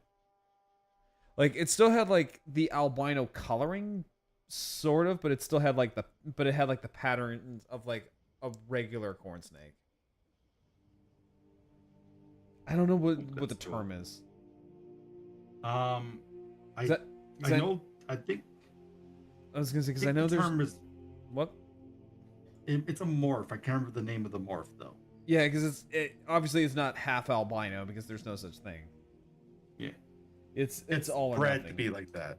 Yeah, bred to be like that. So yeah, it was a really cool snake. I will say it was a really, really cool snake. Very, very well tempered. The parent, the mother was nice and was evenly tempered. The father, not so much. Ooh. But also the school had a spiny tail iguana, and that was a nasty son of a bitch. Spiny tail iguana. Yeah, have you ever seen a spiny tail? Yes, I have. Yeah, they are. That is like my only experience with a spiny tail, and my experience was that it was a nasty son of a bitch. If you got too close, it would start to threaten you, to whack you with its tail. And if you guys don't know what a spiny tail iguana is, just picture a green iguana, except it's like yellow and black, and it has like almost like a nodosaur like tail, which is like a tail with like the defense of like a pine cone. I guess like a doedicurus, I guess you could say. No, doedicurus. Glyptodon, the better term. I was gonna say, I don't think any modern animal that looks like a doedicurus, because doedicurus were very unique in their Yeah, like, and adaptations. also Doedicurus literally had like a morning star flail for a tail. That was like the most unique biological like evolution thing ever. Yeah, and then what's really cool is that they just discovered some new stuff about the Doedicurus. Oh yeah. They found out that, surprise, surprise, they use their giant morning star tails as weapons against each other. That's not too far fetched. Like Ankylosaurs did the same thing. Yeah, but they found actual like fossil evidence of Doedicurus using those tails to whack the shit out of each other.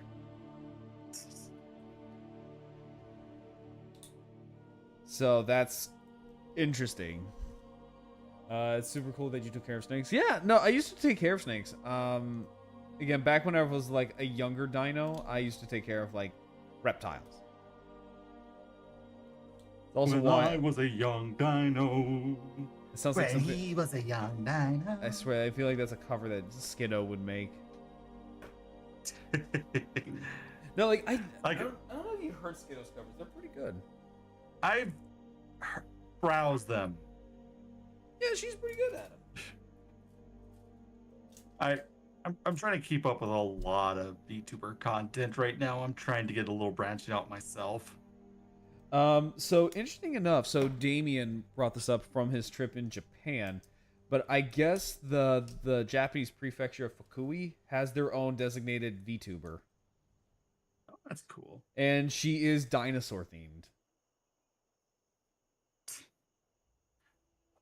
I mean, like I'm not surprised because Fukui is a kind of a significant spot for like paleontology. So I mean, Yeah. which I'm I not was surprised either. yeah, I was gonna say because it's like it's interesting like Japan's fossil history with dinosaurs because it's all over the place. Yeah. Just the 'Cause amount that- of animals that are found there. That's because the sediment that they're found are perfect for a lot of fossil preservation. Well, it's not even that. It's just like the types of animals that are found there are just like a weird kind of like dumping ground for like really weird animals that you wouldn't think would be found there. Like megaraptors, there's like mosasaurs, there's tyrannosaurs. Yeah, it's interesting because well, to be fair, tyrannosaurs are one of the most not like I would say the broadest, but they're not due to the fact that a lot of them were discovered in Asia and North America. Wherever you can find a like a ceratopsian is where you can find a tyrannosaur. Right, but it's just really interesting that Tyrannosaurus had a range that stretched all the way to Japan. Oh yeah, most of China had a lot of large tyrannosaurs. Like for example, Tarbosaurus. Yeah, like it was actually kind of interesting that I think for a while there was a hot debate of whether or not Tarbosaurus batar was either just its own separate species or it was just T-Rex. Well, luckily we found out the debate because Tarbosaurus doesn't actually have the same head casing as Tyrannosaurus Rex. Right, it's just they're super closely related. Yeah, they are, and essentially share the same ancestry. Basically, like they're cousins, but they're not so much cousins because I think Tarbosaurus is a Daspletosaurus. I think so. Yeah. Now, I also heard there's a theory that the Tyrannosaurs, at least in North America, were an invasive species. There are some theories behind that because it's if you actually look at a lot of fossil evidence, Asia, most parts of Asia and northern North America, like a lot of them in North America, had a lot of similar dinosaurs. For example, they had a lot of ceratopsians. That's Right. That is a big consistency. But they couldn't find like any like large horned ceratopsians until like Oh yeah. Well, until, like, besides Zuchi's ceratopsid. Oh, okay, because I was also gonna say like Sinoceratops. Zuchi. I can't remember the full name of it. It's a small. It is small. Don't get me wrong. It is a small Triceratopsian, but it had horns. Okay. Yeah, because I thought Sinoceratops was like the only like large ceratopsian in Asia. I think so. Yeah. Let me see here. How do I? But it's very hard to accurately to know where a lot of these animals first originated from, especially if you look at like the later species. Tyrannosaurus rex himself is the oddity of his family.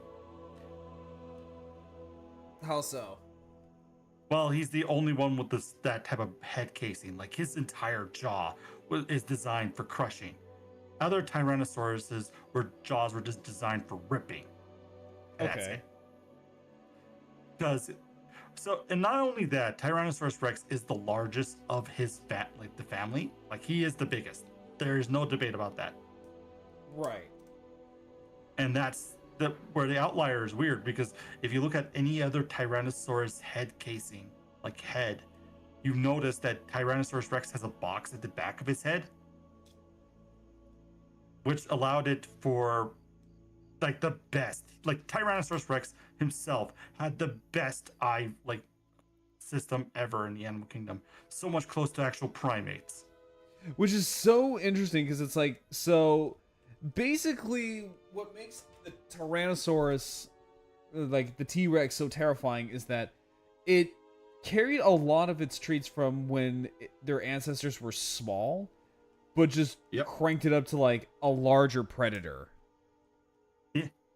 So things like the padded feet, like that of like, say like a dromaeosaur. Yeah. They kept that in. But again, it's just now outfitted for like a larger predator, and that's kind of scary. Oh yeah. See, Tyrannosaurus Rex had one of the most unique bodies in the animal kingdom too, because it was designed for power. It is the perfect form for power hunting, like to pin down prey and just hold it down. Exactly. It is a brawler. Compared to any large megatheropod, like any other theropod, he was the most unique. Like Giganotosaurus doesn't even stand a chance with this guy. Right. Even though Giganotosaurus is larger than T-Rex. Right. Height-wise, yes, but like built-wise, Tyrannosaurus Rex is like the top of the line, basically. It is, yes. And it's really interesting. Like if you look at Tyrannosaur evolution, you start to see like slowly and like more and more that they trade in speed for just pure raw muscle. Which is funny to think. All other Tyrannosaurs are designed for speed. Yeah, and then you get T-Rex. And the T-Rex is being like, nope, I want to be powerful. I want to go to the gym and get those fucking gains. But he never skipped leg day either, because he had really strong legs too. Yeah, like it's just like the T-Rex is just a scary, like a genuinely like scary animal. Without a doubt. Let's see, I know there's Sinoceratops in China, but I'm not sure where it scales in size with other ceratopsians. I think it's bigger than Pachyrhinosaur. Yeah, because Pachyrhinosaur I think is like a smaller to medium-sized ceratopsian. So the largest species, which is Caninidated, I can't remember like the pronunciation of the name, is actually the largest specimen we have of it, and that's already very generous in terms of that species. Right. Oh, that's why. Okay. So let me see. So K12. Yeah, and then you get like things like the raptors, which are almost like an exact opposite of like Tyrannosaur evolution. Well, majority of them. Utahraptor's the outlier. Yeah, Utahraptor and Dakotaraptor until it was... Oh, Dakotaraptor's no longer a valid genus. Yeah, that's what I was saying. Like, and then there was Dakotaraptor until it was proven to be a chimera. Yep. Because the scientists who discover it refuse to give up the fossils. So what people have done is to compare them to the actual papers and realize that all the bones do not match up properly. Right, and for the scientist to be like, well, I'm not gonna let you guys see this. You just gotta take my word for it. That's kind of sus. Yeah. That's really, really sussy. But then again, He's also a sussy baka. he is a sussy baka. But also at the same time, I know there's like a stigma for fossils being, owned by a private collector too. Yeah. Like, So the paleontologists who discovered it are just morally just sick and tired of, like, they just don't want to. See, the bad thing about a lot of these people is that a lot of paleontologists is that they are probably the poorest example of people actually trying to do research on animals, because if they find something new, their names are everywhere. They basically discovered a whole new dinosaur. right. Alright, so now we're moving on to the tail. Baker level of sus. This is actually a really good Zoid. I'm glad, because I'm hoping to get that one soon. You have a routine for some water. So let me see here. So, oh yeah, no, like the movement of this is a lot better than say the HMM Zoid. Because Definitely, I could see it. Yeah, because the HMM version cannot do this.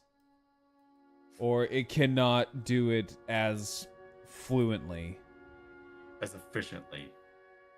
I wouldn't even say that, just more like just fluently, because it's so limited by its own construction that it's just very, very rigid. Yeah.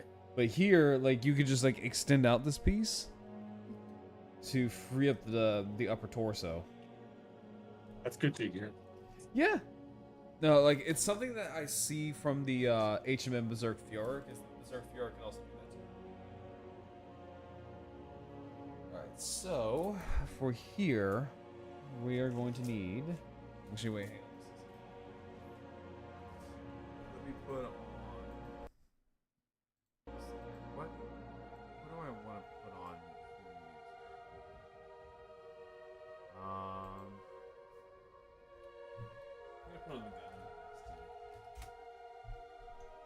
Because I tried playing the Zoids OST and my vlog got hit for it.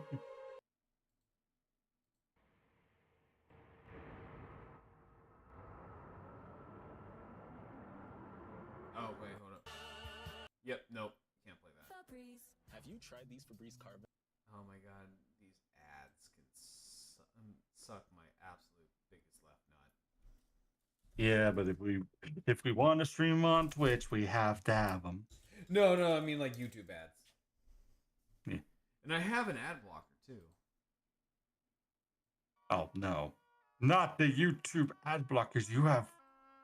I was gonna make a joke here, but I don't think I want to make the joke.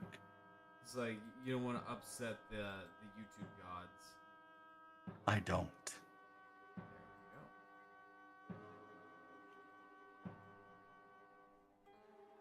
we go. Also, I don't know if you were there last night when I was doing Monster Hunter, but I'm cooking an armor set.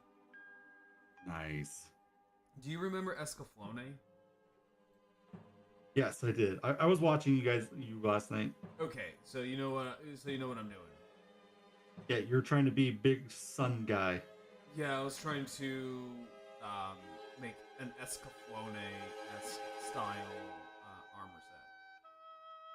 I may not watch a lot of anime, but I do know about Seven Deadly Sins. Wait, hold up, let me see. Sorry, I just got a message.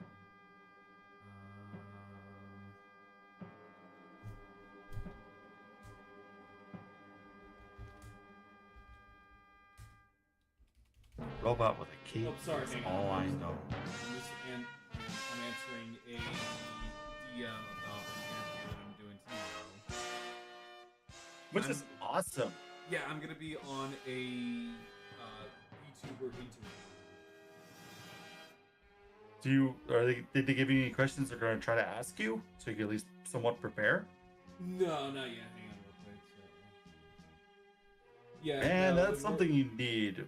Well, because right preemptively. now we're just trying to figure out like the schedule. Ah. Good luck with that, my friend. I think it'll be fun. It'd be something new. Yeah, because I've been really trying to, and my friend Momo has been really trying to help me push to get more traction. Yeah. And when I saw that this person's doing a VTuber interview, I was like, oh shit, okay, I want to give this a shot.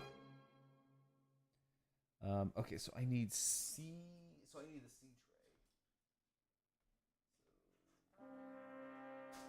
Where's the C tray at?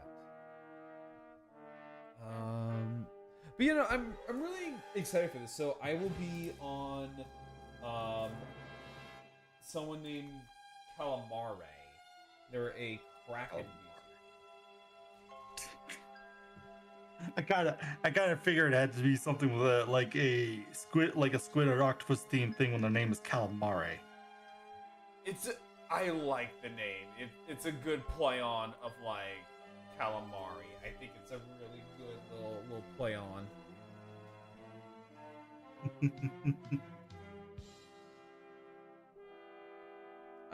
I honestly love seeing what people do with krakens and nautical stuff as VTubers. Yeah, we don't get a lot of octopus. I think there's technically one big named octopus VTuber. There's one. I know she is I think she's like a Dumbo octopus or Dumbo squids, one of those two. Many squids. Yeah, there are many squids. Although it's really cool to see some of them lean more towards the Eldritch part of it because Cthulhu. Yeah. Also, fun fact, there is no correct way of saying his name. Because I think the original writer did. Right, so when Proper H.P. pronunciation for it. So when H.P. Lovecraft was writing the Cthulhu mythos, his name is not supposed to be uttered by any known mortal tongue. So, technically speaking, things like Cthulhu, Cthulhu, or just Cthulhu are all technically wrong. Huh? I was just reading your chat. People just love the tentacles. Honestly, yes. People just love the tentacles. But yeah, so technically all of those that I just said are technically the wrong way of saying his name, but also technically the right way of saying his name. Because there's no way to pronounce it. Huh? To cite his real name is incite insanity.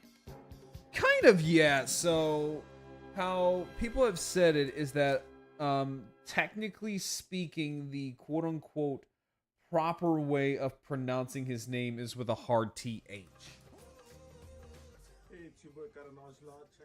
So it's technically Cthulhu.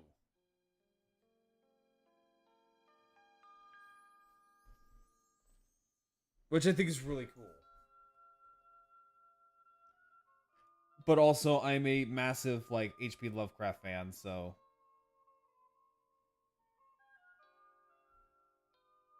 I mean, it's pronounced it's pronounced horrible screaming noises.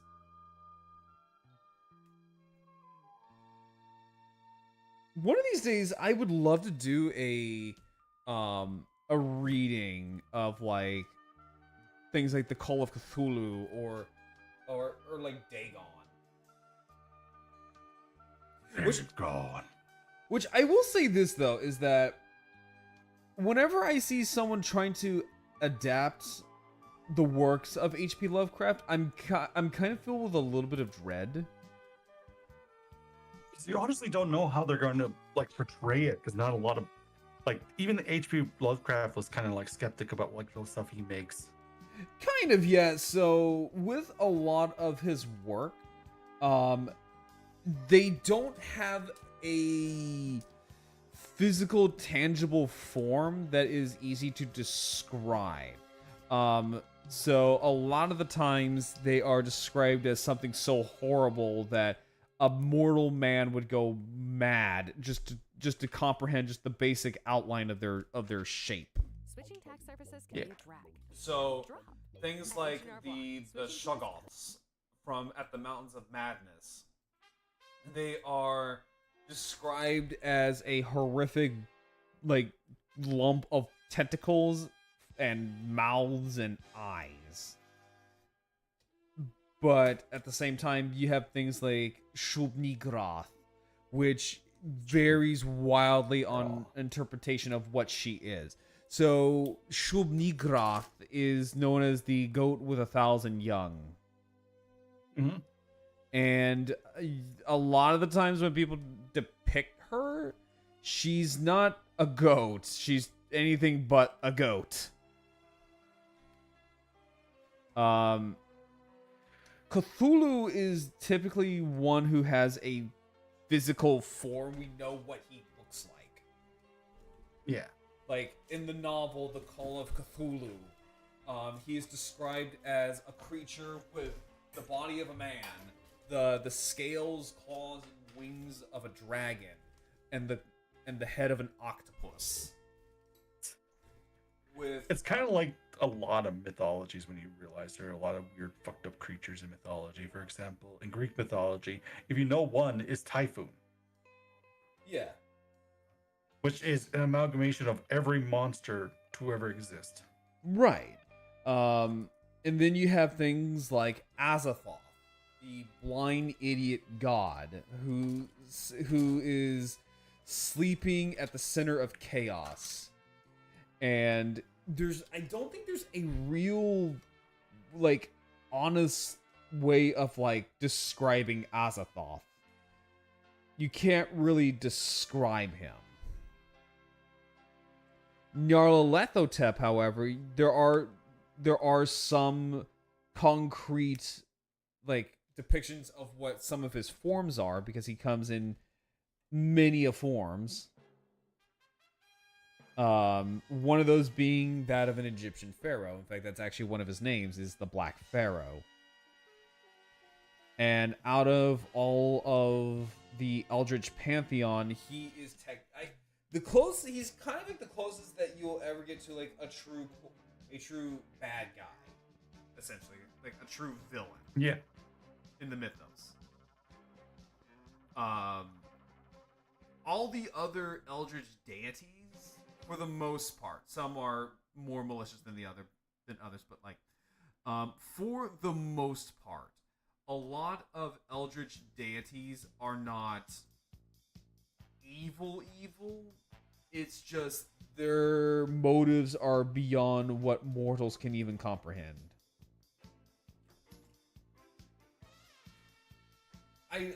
You can tell just how much I love H.P. Lovecraft's work.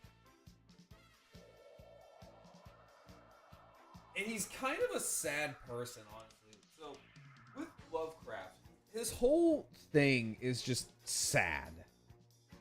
Yeah. So, if you read his works, a lot of his work revolve around family or hidden secrets of like a family or madness. And that is because, well, in his youth, madness plagued his family. And with that, so the first person to go mad in his family was, I believe it was his father, during like a trip. And this was during the early 1900s the late 1800s / very early 1900s. So he basically was sent to the nut house. And then later on, his mother went nuts. And she squandered the family inheritance from his late grandfather. And so this kind of seeded something in Lovecraft. That being like, well, am I going to go mad too? What other family secrets do I not know of? will this happen to me? So that kind of stemmed a lot of his work. I mean, there's also things like racism and xenophobia, but that's also a thing that was common at the time.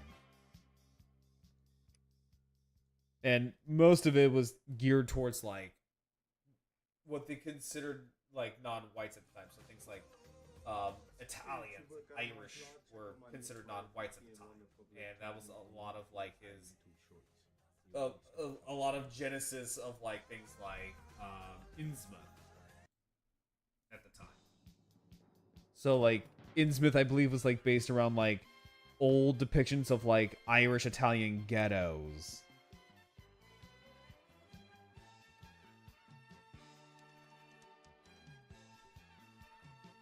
Or and some other stuff too.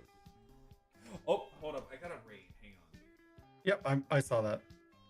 Oh, excuse me. Oh my God, there is a triple raid. Jesus Christ. Okay. Holy moly! So many people all at once. All right, let me clear my throat because I'm a little sicky. Welcome in, Raiders! Welcome in, welcome in. I am Grarl Brown. I'm the T-Rex King VTuber, and I am here with my lovely friend, Doc J. Hello, I'm just here. He is just here. How was your stream?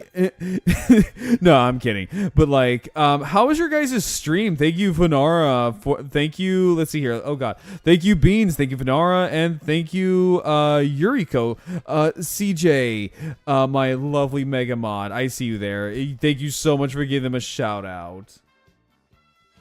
I am a variety streamer. Right now, I am kind of sicky, so I'm not pulling out my live 2D model. I tuned at the perfect time. Yes, you fucking did. And also give yourself a shout out as well.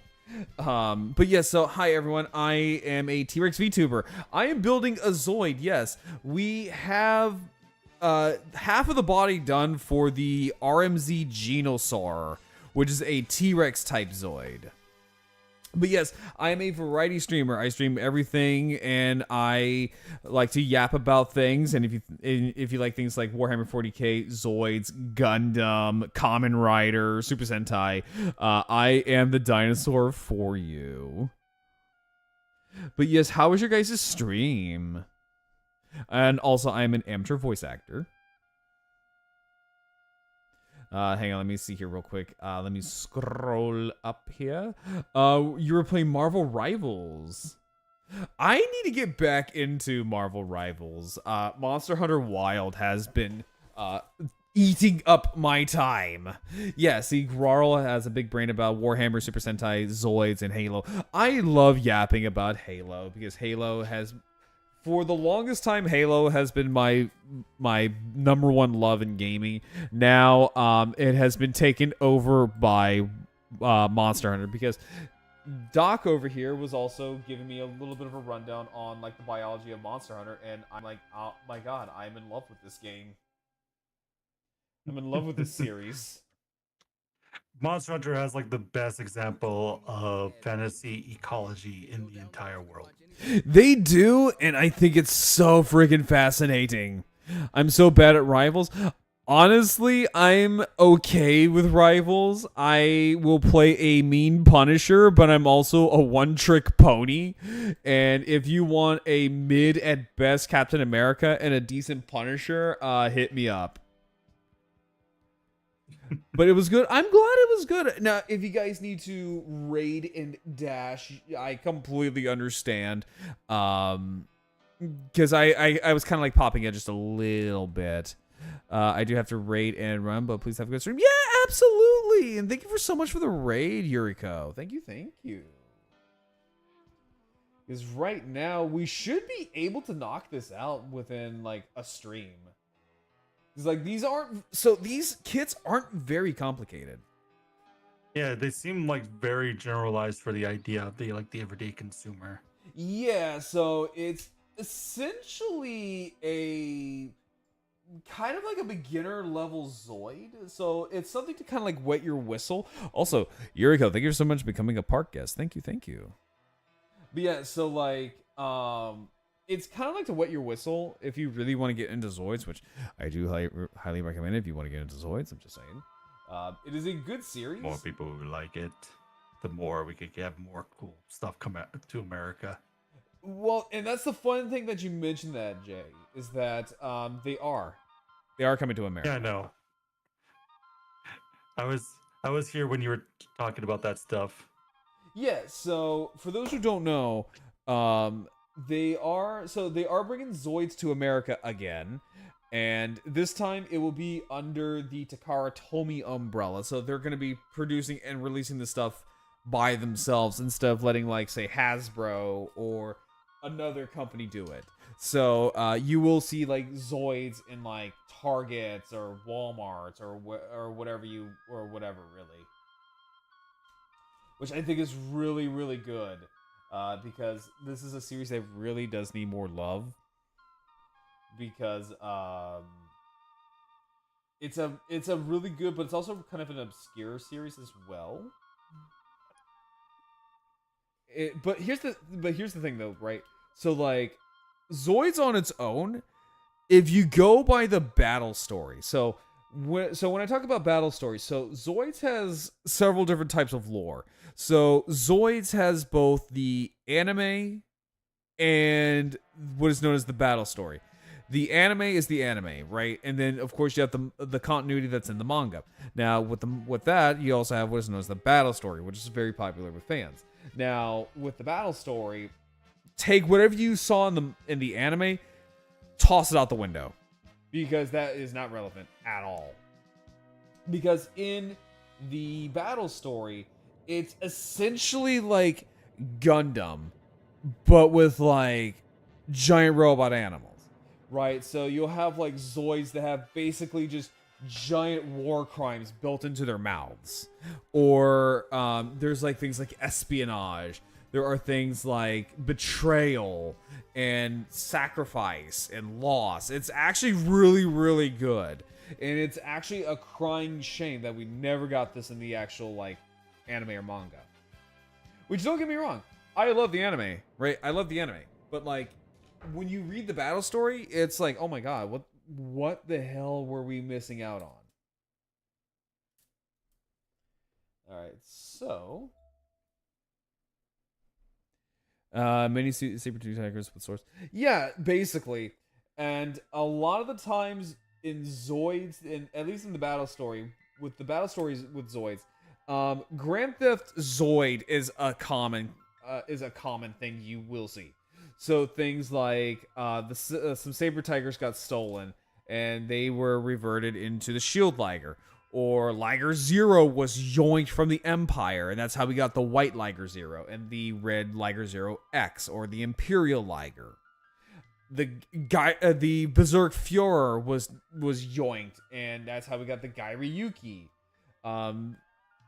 It's a lot of, like, Grand Theft Mecha. Kind of like Gundam Seed, but more competently told.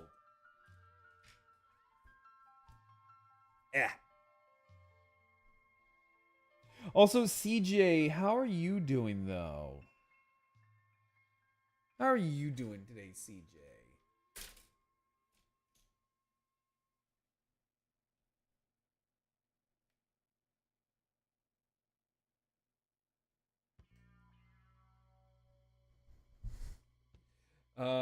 Please explain something to me. Are Zoids born with cockpits? So that's the thing. So Zoids are technically not born with a cockpit. So there are things such as the wild Zoids, and then there are things known as the combat Zoid.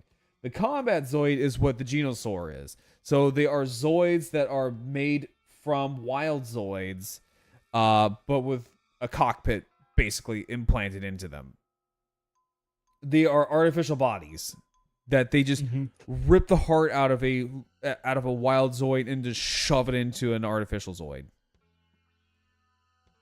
Granted, though, I think was it like the Liger Zero, they stopped ripping them out of the Zoids and started actually manufacturing their own cores. No, actually no. That the Liger Zeros, they still do that. Like, just about every combat Zoid that you see has the heart of a wild Zoid just shoved into it. They start using artificial Zoid cores right when Fusors are introduced. And they are Zoids with each of the blocks that you see on a Fusor has its own artificial Zoid core. So you know. yeah. No, like, and also Zoids can breed. Yeah, Zoids can breed. Yeah, I kind of figured that. I still find it weird. Well, they don't really breed, so to speak, but what they do is more of like when a Zoid dies, the little individual pits in the Zoid core break apart, and those little components of that core will make a new Zoid. Yeah.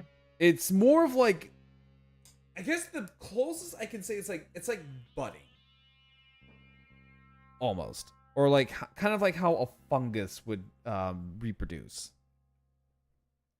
Rather than, mounting and mating. Yeah. Not necessarily like spores, but kind of like a spore.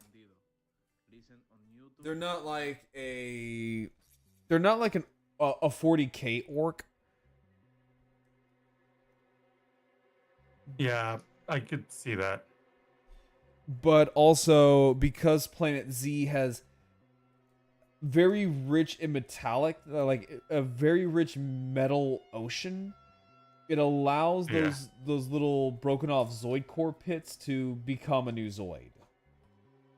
That's cool. And also ancient Zoidians also had like they could easily like make like an entire like living metal like carapace just about because of this.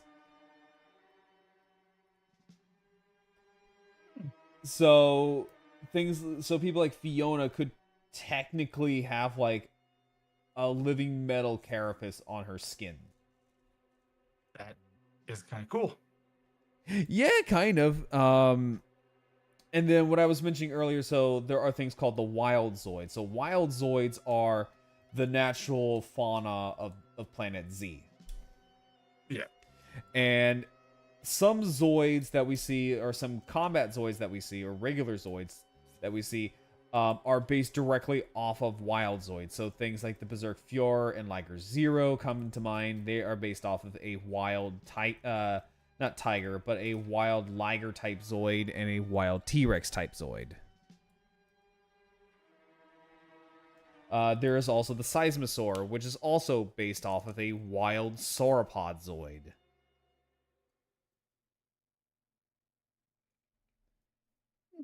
And to answer your question, Ranma, yeah, basically, yeah. So if she really wanted to, she could pretty much grow a homemade Guyver suit, essentially.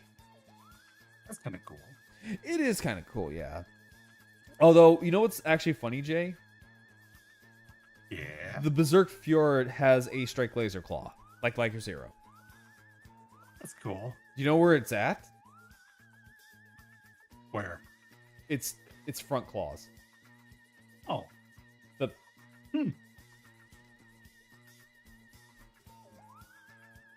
That's where the Strike Laser Claw is. This right here, you can't reach anything. You have to get super close in order for you to bop somebody with it. I think he did it in the show. I don't remember. No, he never did. Oh, Yeah, sucks. Liger Zero did. Liger Zero did the Strike Laser Claw. Berserk Fuhrer, no. It never did in the anime, but its specs say that, yeah, it does have it. Because Liger Zero and Fuhrer were companion pieces. They were built side by side to kind of complement each other. And because of that, they have the same gear.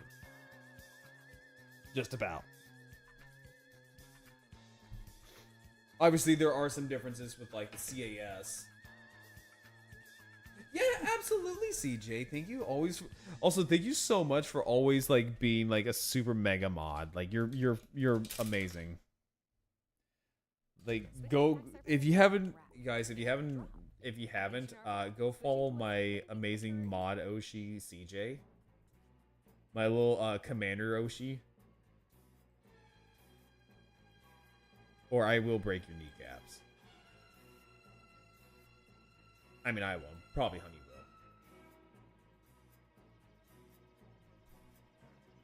will. Okay. So.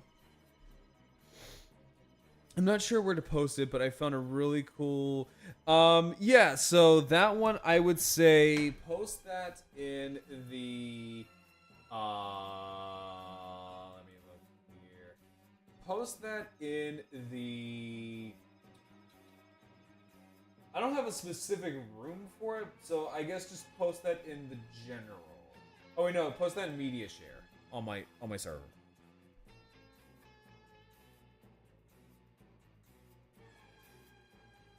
Yeah, because I try to be kind of neat and tiny about what goes on in the server. Okay, so this is pretty much just the annoying part because we got to repeat this process about 2 or 3 times. Now, Jay, I will say this though. Be glad this is not the same thing as like the HMM Genosauruer. Mm-hmm. Because the HMM Genosauruer's tail, it will make you want to punch somebody. No, because I mentioned this earlier in the beginning of the stream, is that these little vents right here. So like these little pieces right here. Yeah, these are all their own separate individual piece, and they get smaller and smaller, more and more fragile as they go. Yeah, I kind of noticed that with my Strum Tyranno.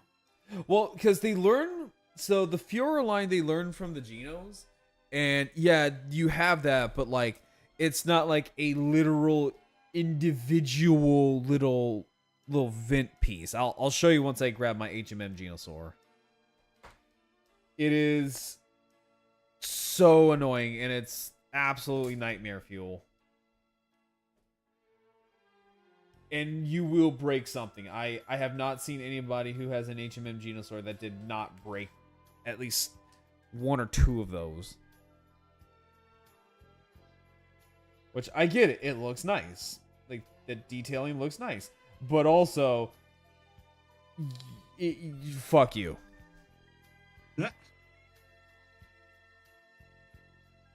No, that's like the best way I can describe it. It's also, you know what? Just fuck you. Just whoever thought of that idea, just fuck you. Also, can we also just sit here and take into consideration that the HMM Genosauruer is also 20 years old? It came out in 2007.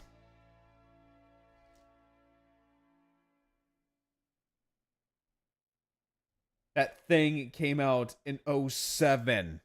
YouTube Premium is ad-free YouTube. And the YouTube Music app. It's 20 years old. If not, it's out almost 20 years old. Uninterrupted. I want to die.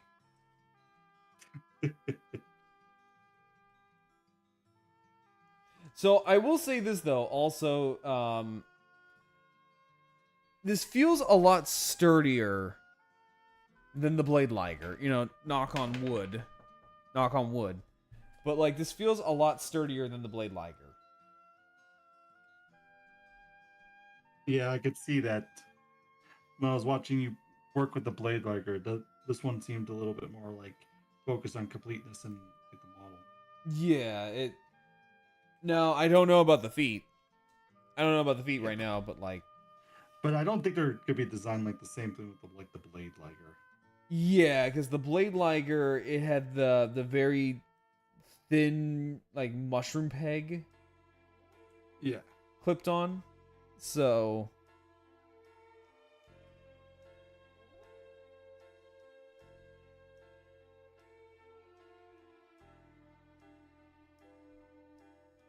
All right, there we go. So now we need.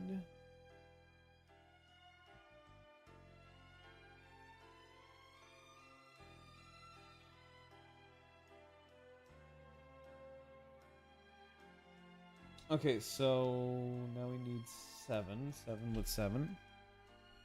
No, and I will say though is that these polycaps feel a lot sturdier. Yeah, these polycaps feel a lot sturdier. They don't feel like they're gonna sag over time, because that's always been a thing with polycaps, especially with like the HMM Zoids, is that the polycaps just felt really, really flimsy. And while they offer great stability, over time they kind of droop and sag. Okay. All right, so. H&R Block makes Oh my filing god, taxes I really hate YouTube. Hmm? Well, because like I have my ad blocker on, and it says like block ads on this website, block ads on this website. It's like, yeah, I sat there and said yes, block ads on this website. Well, guess what? Now they're playing ads on this website. Well, then again, that's what I get for having a cheap, free ad blocker. Yeah, you're never gonna get away from ads as much as you think. Yeah, because you gotta pay a premium service. And it's like, no, I don't want to pay a premium service. I just want to listen to my shit.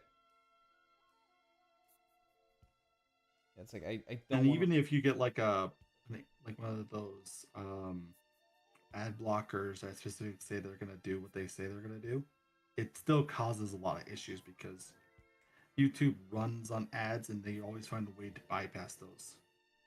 They do. Especially, I know, like after the whole like great adpocalypse, that was like a thing now, is that now they really try to run on ads. Yeah. Also, speaking of ads, I know it's late in the stream, but this stream is sponsored by, they sponsor Advanced GG. I am partnered with Advanced GG, and if you use my code GRARLGG10 at checkout, you get 10% off on all online purchases. And if you use the chat command code !GG, it will take you directly to the website where you can use my code. Also, if you go to the panels and use my link below, it will take you directly to the website. And Advanced GG is a great energy supplement. They also have like things like stuff to help you with focus, sleep, etc. My personal favorite flavor is the sour gummy worm. Because I have ADHD like a motherfucker and I can't remember shit.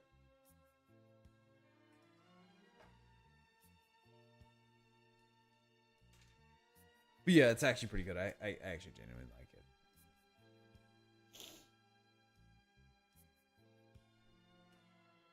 And they do also have a Robotech. For those who are anime nerds, they do have a Robotech partnered or collaboration flavor. And if you don't know what Robotech is, it is a 90s anime, or no, I'm sorry, it's an 80s anime that combined Macross and a couple of other mecha anime into one big hodgepodge. Which is true, by the way. That is it was the 80s. And also, fun fact is that Macross is actually where we got the Transformer Jetfire from.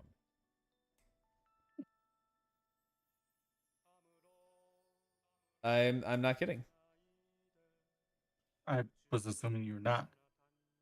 No, because it's so. So what it is that the whole history behind Jetfire is that it was a giant legal battle because Hasbro, in their infinite wizardry, decided that they were going to use the toy from their competitor as an Autobot by the name of Jetfire. Because they were using a Valkyrie toy from Macross. Well, Macross is owned by Bandai. which is a direct competitor to Takara Tomy, or just Takara. Yeah. And so what happened was that Robotech was owned by Sunbow, I believe. And that was a ginormous legal shitstorm. So they really couldn't use Jetfire all that much, nor could they use the toy.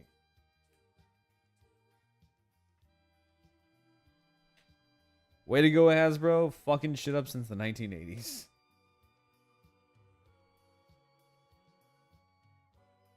Mm.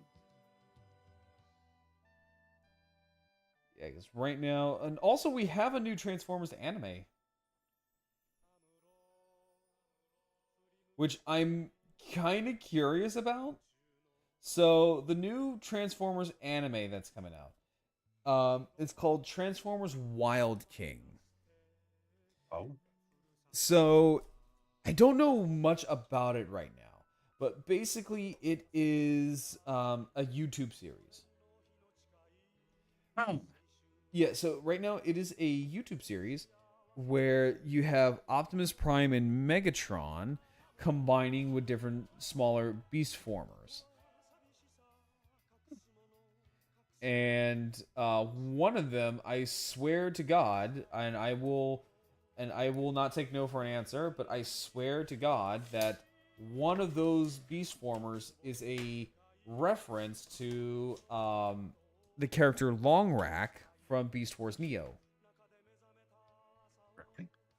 So Long Rack is from an anime called Beast Wars Neo, which kind of acted like a little filler for Beast Wars in Japan. And Long Rack is kind of unique because he transforms into a giraffe. That is actually kind of cool. But also also Beast Wars Neo also gave us Saberback. Saberback is, and I'm not shitting you, Saberback is an evil Predacon shaman Stegosaurus Native American. Those Okay, are, that's kind of cool. so okay, I'm going to show you what he looks like. So He better have some like Native American inspired stuff. Yeah, he kind of does. If it's stereotypical, I'm gonna be so pissed. Sure. He is. I mean, it's his designation is literally a witch doctor / shaman. I'm not kidding you. Me and my GF are arguing on if or not a power fist can be. I'm sorry. Excuse me. Also, hi Piper. How you doing? All right, Jay. I'm going to show you Saberback. There you go. That is Saberback. all right. Let's see this. Lovely. Hello, motherfucker. Oh, not so bad. I thought it was gonna like have like a bunch of like feathers coming off his head and everything, but that's not too bad. I mean, his whole head crest in general is based off of a stereotypical like Native American. I know, like a headdress, yeah. Yeah, and he's got like the loincloth going on. He's got he's got like the loincloth going on. He's got like a Stegosaurus skull on his chest. Hang on, let me do this real quick. Also, hi Piper, how you doing? And no, a power fist can be used. I mean, like it can be.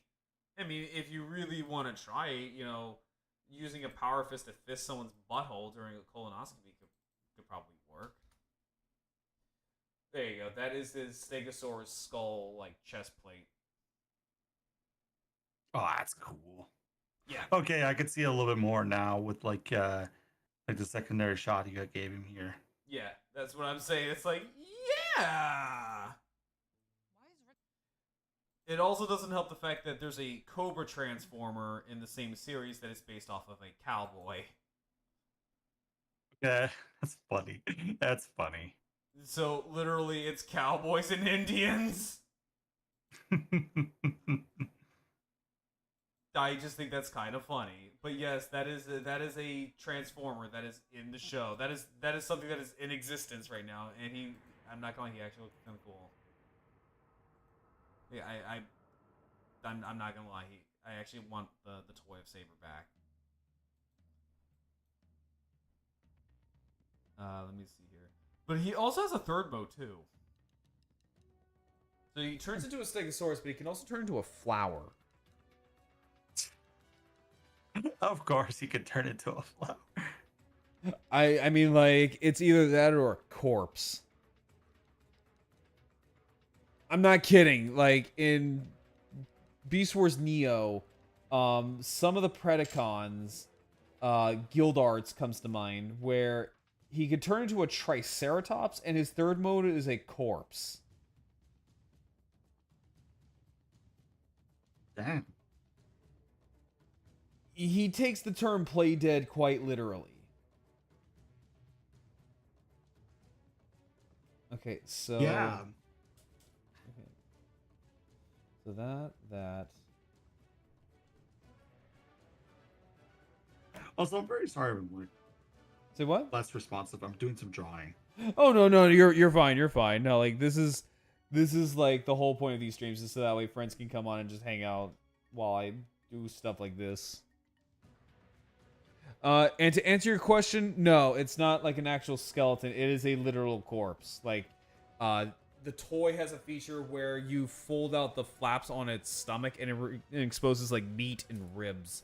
And if you flip the nasal horn, its eyes roll back and its tongue sticks out. It literally turns into my leftovers.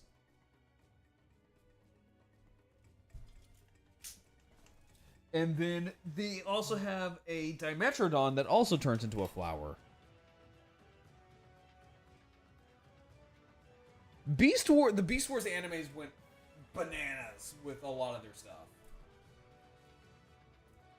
That is also how we got the amazing warlord known as Magmatron.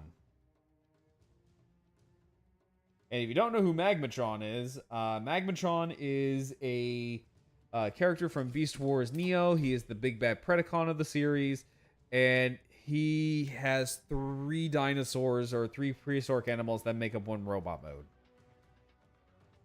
And they are the largest of their respected like elements, or at least 2 of them.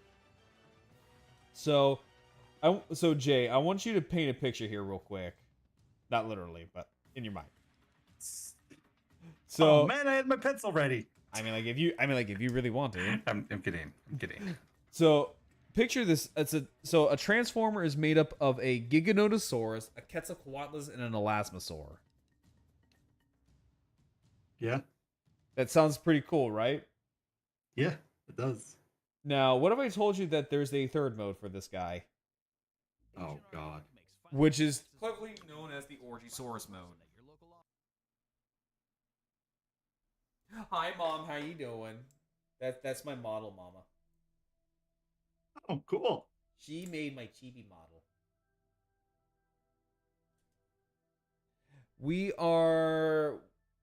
We're building the tail right now. I know CJ is not here at the moment, but also June, if you want, you are more than welcome to jump in and hang out with us. If you are not busy right now.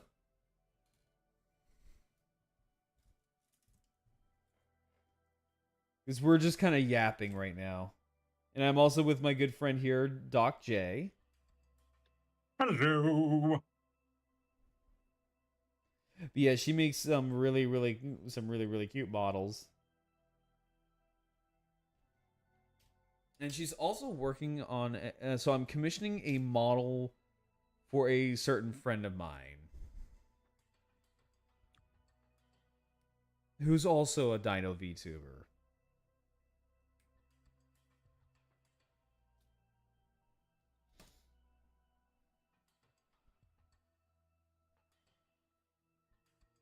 Right, there Cram that in there. All right, so set that off.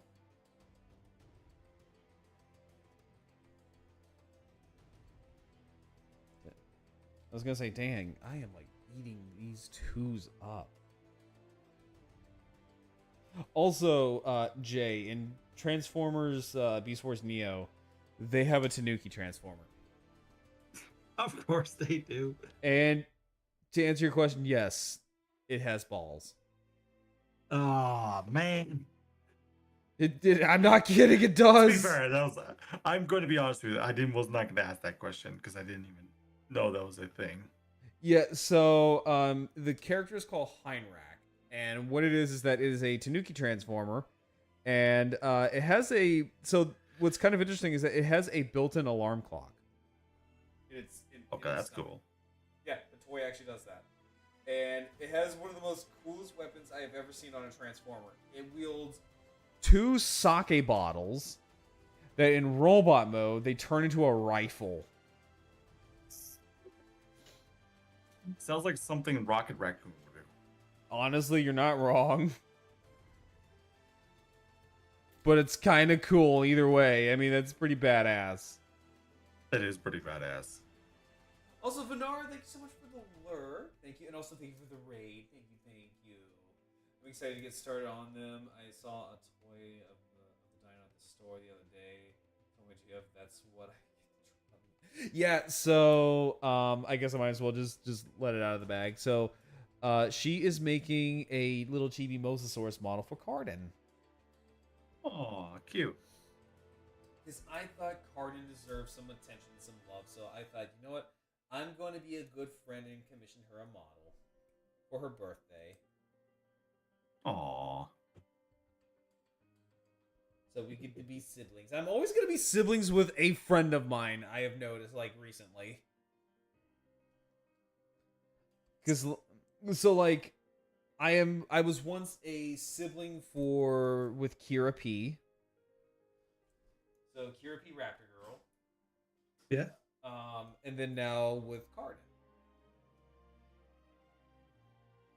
Well, Cardin and I think my friend Momo. I think I have to see if Red Claw's making a model for her.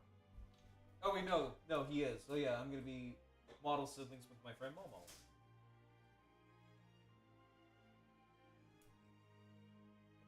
Which I think is kind of funny. That is kind of funny. I always somehow end up being a sibling to one of my friends. In some capacity. So, okay, so looking at it, so I'm going to set this off to the side. I'm getting a little ahead of myself. I'm going to set that off to the side.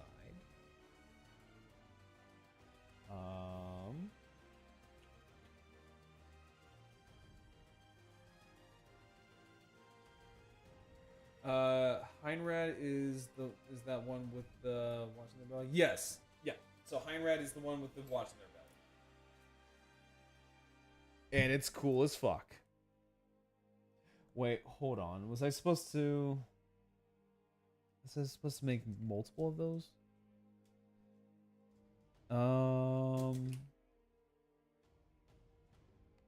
I think I was supposed to. 'Cause, okay, so they don't really. So okay, so that's the problem I have with these instructions. Oh, girl, I meant to mention I have the OG. Yo, let's fucking go! I gotta see it. Sadly, all the other Zoids from my childhood are lost in time. Still, like the Gojo's getting a really, really cool Zoid. You gotta show me pictures. I always love seeing when people have like the Zoid in their collection. Yes, join the Discord, mother. Join the Discord. Yeah, was I supposed to make doubles? These? Okay, so yeah, the instructions aren't very clear about this, so it doesn't really tell you to make multiple of these. It just shows you just to make the one. It doesn't say like times whatever.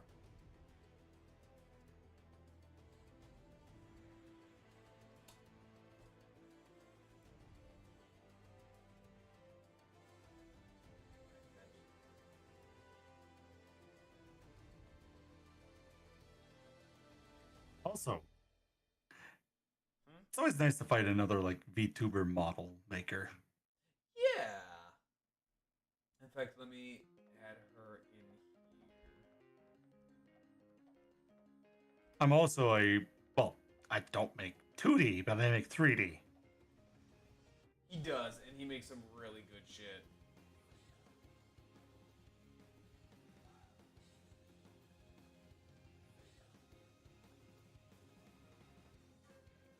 There you go, June. You can now slide into the stream office.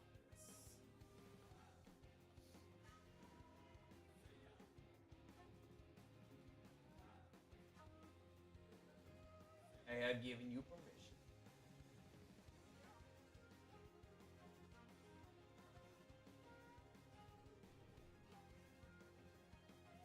Hey, 3D. Yes, I am actually. I'm also a VTuber.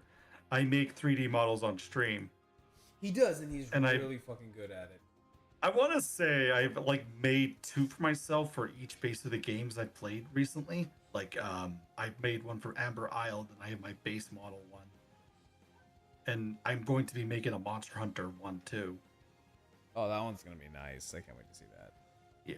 And I'm not doing a hunter. I'm doing a monster. Yeah, because he makes a lot of really cool like animal slash like monster like models. Yeah, I have I don't know how many people of your community know about Path of Titans.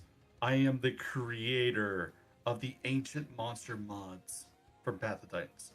That's cool. Actually, I didn't even know that. Oh yeah, I made all the fantasy monsters you see in that game. That's Like so the giant cool. moose, a giant crocodile monster, a bat, a galook. Hello. Oh shoot. Hi. I'm sorry. I forgot that was my intro. No, you're fine. You're fine. You're perfectly fine, my friend. Hello. Welcome in, mother. Welcome in, Graro's mother. Yeah. But yeah, no, like he makes some really cool shit. Yeah, I think I have not posted in your server about that stuff. No, I actually saw like one of your models get featured. I was like, I know the guy. I know the guy that made this. Yeah, a lot of my stuff. A lot of people like it, but I'm kind of currently not liking my own stuff now because I'm like looking at it like all the models and like shit. I've learned so much. I hate it now. Also, June, go ahead and introduce yourself. Oh, okay. I like to be polite. No, you're good. Hi, I'm Juniper. I'm a Queen of the Night Kitsune. Hello. Son of a bitch, this stupid little piece. Hang on, let me get a little poker. I gotta get like a poker or something for this thing. Jay, do you have a Twitter or something? I can follow? do. My it is actually my same name in here, which is Doc J. Bet. But I will, if you want it, I can post it in maybe the VC chat, so it'd be easier to find because the way I kind of like, I don't really broadcast a lot about myself, but I think you should. Yeah. Oh wait, I think I see you. Aha! I found it. I was like, there's a lot of Doc J's, but then I was like, wait, this one looks suspiciously dino shaped. suspiciously dino. It's like, oh gee, which one's Doc J? The dinosaur one. The conveniently dinosaur shaped one. Yeah.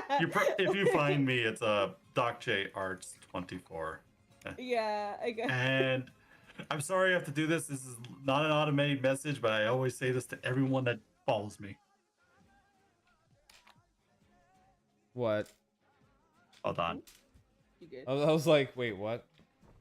That's it. Here you go.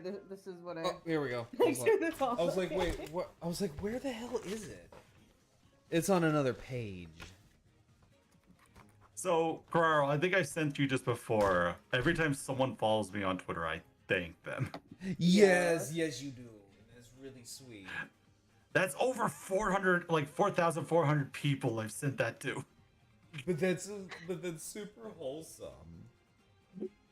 That is very sweet. I have the issue though of half the people that end up following me are the freaking art bots. So I hate Understandable, those so understandable. much. I don't think I could even attempt to like try and thank them because half the follows I get, I have to block immediately. I'm always like, oh hey, I got a new follower, and then maybe I can make a new friend. Oh, I'm a graphic artist. I'm like, oh Yeah, yeah. those freaking GFX bots, dude. Funny enough, I am a graphic. I am a graphic artist. I just never use it. Yeah. You need to use it more, man. I do. I just also don't have the tools anymore to do anything. I have GIMP, but like, I can't put that on You know my what? resume. That might be something I could do for a collab. Invite a bunch of VTubers on and be like, I need you guys to draw this. That sounds fun. Bet. Also, GIMP is such an old like art program. Yeah, but for some odd reason, it does better than half the art programs that know how to use animation. They make transparent animations better. Yeah. But June, here's the thing. You know, one of the reasons why I use GIMP Huh. is I know if I sign up for, or if I get GIMP, I'm not locked into a bullshit contract service like with Adobe. Yeah. They get Clip Studio. It's a Yeah. one-time buy. Yeah, CSP is a one-time buy. Except for apparently you have to pay for upgrades now. So I haven't upgraded mine. So you can. It's still a one-time buy if you do the upgrade thing. Yeah. So Oh. sell it. Yeah, But I can understand why, because they put a lot of work into their stuff, Mm-hmm. and you have to fund people somehow. yeah. Because Especially the newest update they put out. I am like so close to buying the update because Well, it was on sale like a couple days Yeah. ago. It's no longer on sale. what is it called? Clip Clip- Studio Paints. yeah. Clip Studio? If you just Yeah. you could, there are two versions. There's the EX version and the Pro version. Pro version is cheaper. If you just want to get into it and just have like a little fun program, there's not much difference with the Pro to EX. The only difference is probably the animation size. Yeah, something like that. Yeah. Wait, hold on. What did Topaz say? Can you use Procreate? Wait, what? Okay, You have so Procreate is a app for like Oh. phones and iPads and stuff like that. Okay. I was like, you what? I'm sorry. You know, it's literally called Procreate. It's I actually saw a post about it earlier today where it was like, why is it called Procreate? I was gonna say it sounds like an Animaniacs skit where it's like, Yako, can you conjugate? I don't know. I've never kissed a girl before. Then I shall congregate with you. Man, the stuff that they put on kid shows these days. Yeah. Reading is another subject. Yeah, Procreate for the iPhone, I believe, is free. And then for the iPad, you pay like a one-time $20. And then they've recently put out a animation version that you can also get. Oh, that's cool. Yeah, which my girlfriend plans to buy it, but she hasn't yet. But she's gonna steal my iPad forever. So when she does. So I've kind of dipped my little toes into the world of animation. Mm. It's hard as shit.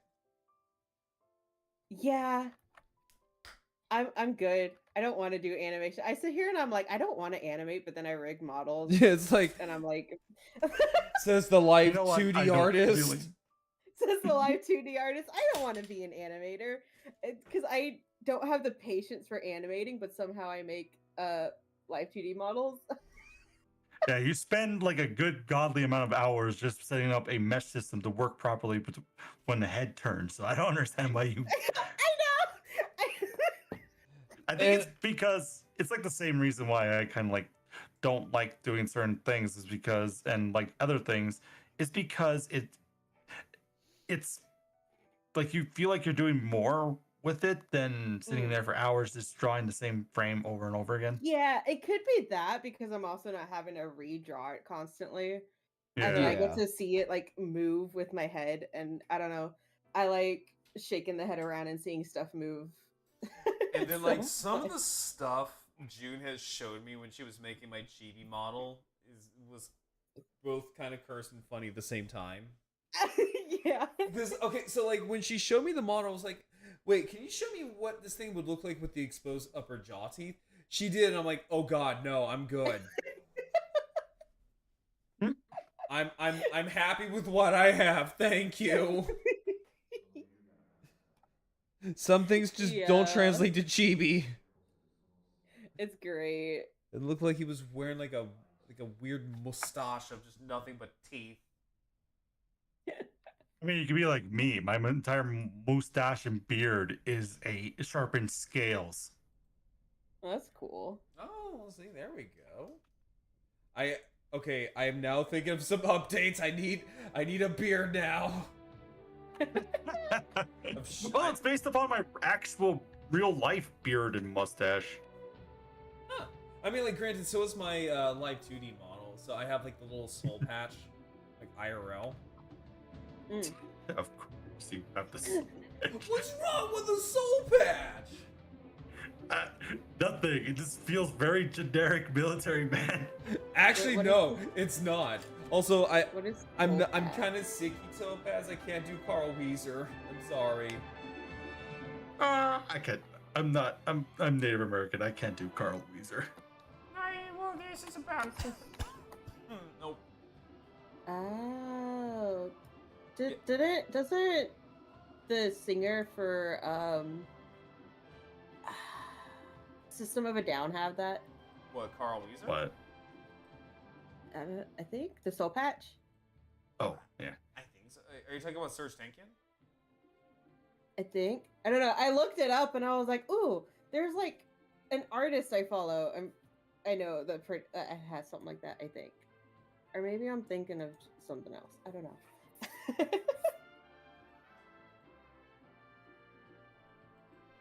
I mean, like, so what Jay was saying, like, if it's like a stereotypical military thing, actually, no, I would get in a lot of trouble if I did a soul patch while on duty. Understandable. Now, granted that is within reason, because if I told them that I have a shaving profile, then, well, still no, I wouldn't be able to have it. So, for you to have like a profile, so if you want to have a quote unquote like a beard in the military, there are a few ways to go about it. One of those being oh, that was a Dr. Pepper can. Yeah, ADD high. But yeah, one of those is a medical profile that says like, hey, I can't shave every day. Another one is religious exemption. Interesting. And one of those being Norse pagan. Yeah, they don't really have like they have a lot of beliefs that they should not be shaven. Yeah, a lot of white guys will say that they're Norse pagan just so that way they can keep their beards. Mm. I'm not kidding. I have seen this. Yeah. It was a thing in basic combat training too, where a lot of like white guys would just be like, "I am Norse pagan. I honor Thor," and that's all that they would say. Yeah.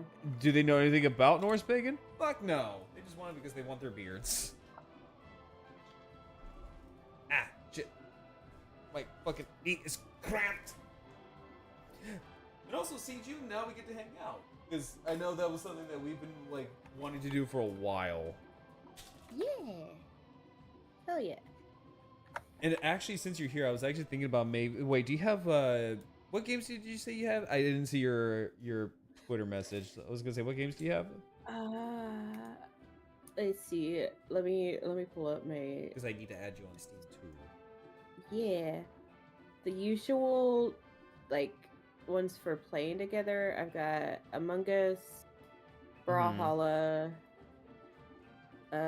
Lethal Company, Golf with Friends, Lockdown Protocol. I forgot about that Ooh, one. already. Lockdown Protocol is kind of fun. I'm not gonna lie. Yeah, I got Pomo Party recently. Okay, I got some ideas now. Do you have Repo? I don't have that one yet. Ah, dang it. Repo's really fun. You guys should try it. I need to get it. If you do, I would recommend you play the base game first before you jump into modded. There's modded? Yeah, of course there's modded. Well, excuse me, I live under a rock. Well, to be fair, they just started using started making modded, so Yeah. That's fair. I am woefully broke for the time being, so I can't really get any new games. I am stuck to what I have for now. I will buy a game for you. You don't have to. I will buy you a game. If it's cheap enough, I will do it. oh, Repo I think is only like $5. I think. You See, look it's it up. only Well, $5. that's not bad. Oh, it's Thank you. $10. Never mind. I see it's $10. Yeah. One of the games I've been really wanting to play is like Super Bunny Man. I have not heard of that. It is pure chaos. So it's a cooperative game. And it's kind of like a weird platformer where everyone's in like a bunny onesie. Interesting. It's fun. I am bad at platformers, just You know what? That's fair because I am also terrible at golf with friends. But that's half the fun. No, because like phobia too. no, because people abuse this. People have abused this before. Oh no. Because they're like, "Come on, girl, you want to make a bet?" I'm like, "No." And I learned by like the third time. I'm like, "No, I'm good. I'm not gonna make any bets." And then my friend Lunamina Kira is like, "Well, if we'll make a bet anyways." I'm like, "Okay, what do you want me to do?" Because I lost like a lot. Oh no. And she told me I had to make a post saying like I like to smell feet. That's why I Okay, had. that's not that bad. No, I mean like it's. I mean my friend Kira P made me sing Shakira's Carl Weezer. There's a clip of it, by the way. There is a clip of that. See, Just gotta, I also just gotta look for it. have Elden Ring. I know that one's technically not a multiplayer, but I had a friend who had me put in the stuff for it a few years ago I will play that with to you. be able to play it multiplayer. I fucking love Elden Ring. I haven't actually played it, like, I think like 3 years now. I don't know. I didn't play a lot of it. All I know is that I skipped the what is it? The How it cutscene. teaches you to play the game. I was gonna say you skip the cutscenes. I'm gonna lose it because that's That's the So story. when my friend was telling me about Elden Ring, he was like, "Watch out for the notes that people leave behind, because people will write notes that aren't like legit." Yeah. and it said, Yep, I know about this that. cave is safe or something like that. So I was like, okay, that means that this cave is probably bad, so I'm not gonna go in there. So I completely ignored the tutorial cave because Oh I thought my. I would die in it. See, that's just And then he common was- knowledge. Yeah, and then he like was shocked that it took me like 6 hours into my stream for me to finally die. Considering that I ignored the tutorial. Okay, that's kind of funny. I'm not gonna lie. Another really good game that's free is Warframe. I've not tried that one. So Warframe is like a really cool game where you get to play as like a space ninja. Also, we now have a tail. Yippee! Yeah, And then so like each like warframe is based off like a certain thing and like a different element. So like you have like a fairy warframe or like a pirate warframe. There's one that's based off of a dragon. And each one has like a different cool like little class. So like the dragon one's like a tank. And it has an ability where it can shed off its armor, and that armor becomes like a little dragon drone. That's cute. Yeah, and it's all centered around colors. So like, if you give it like a red element, its element is fire. If you give it blue, it's ice. If you give it green, it's poison. If you give it white, it's lightning. And like each of those have like a different stat. So like red, you get like a boost of health. Green, I forgot what green does, but like blue, it gives you shielding. And I think one is about stamina. I'm not sure which one it was. And it's free. We love that. It is completely free. I also have Fortnite and Marvel Rivals. I'm before I sorry forget. about the So Fortnite. I will state it is a live service game. So that means it is, yes, free, but in order to get certain things, you might need to either grind a lot or pay for it out of like your actual pocket. What, Warframe? Yeah. Yes and no. So with Warframe, and this is really cool about the community. So if you get this thing called the Tenno Marketplace, it's an app. And what it is that it is an app where players can meet each other, and they will trade like hard to find in-game items for in-game currency. Well, that's fun. Yeah, you don't have to pay a dime. Now, if you want, you can. Yeah. But again, there's the Tenno Marketplace. Yeah. So, like, the community is like super chill. Granted, I've also sunk like over $100 in Warframe. You're good. I have a problem. I've easily spent probably like $100 on Fortnite already. I'm sorry. And Infinity Nikki. I hear Infinity Nikki. I hear is really good. It's so pretty, dude. Is it? It is. What is it exactly? So, it's in the line of the Nikki games, is like the way to call it. It's based around like this one character named Nikki. And I initially played the Love Nikki game, which was they had it on the phone, and basically you dress up your character, and the outfits are like your battle outfits essentially. Oh, that's and cute. so you get like style points based on like if it's like cool, adventurous, sweet, sexy, stuff like that. And in the mobile app game that I played, they all have like lore and stuff. That one eventually actually ended up having like an insane war plot line. Okay. Which I wasn't expecting from like, you know, pretty cute dress up game. They went to like a whole war where people were dying and stuff. And meanwhile, you're just like, I just wanted to play a dress up game. I spent way too much money on that. Also, let me see here. Okay, no conversation with my GF and I is our army's battle sister. Oh, okay. And I also have. Ooh, okay. Okay, Piper, we need to do something then. I'm sorry, continue what you were saying though. No, you're good.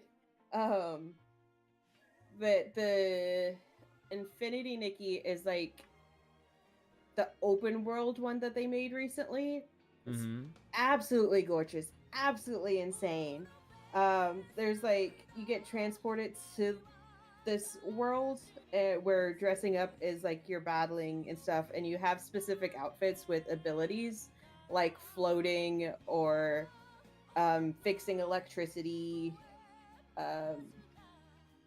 This is a dress-up game, right? It's a dress-up game, yeah. And there's also like little monsters you fight and small bosses and stuff.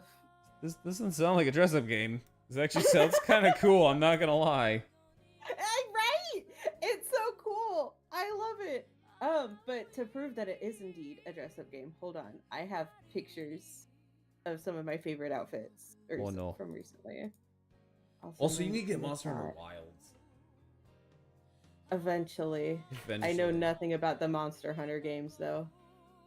Well, you're in luck. Boy, well then you got one of the biggest guys in Monster Hunter knowing everything right here. There he is. No, I was just like listening because I'm also drawing at the same time. So No, you're fine. You're fine. No, I'm So- just like super obsessive with like Monster Hunter, and like it's a really good game series. Yeah. It has dethroned Halo as like my all-time favorite gaming franchise. Just That's bonkers.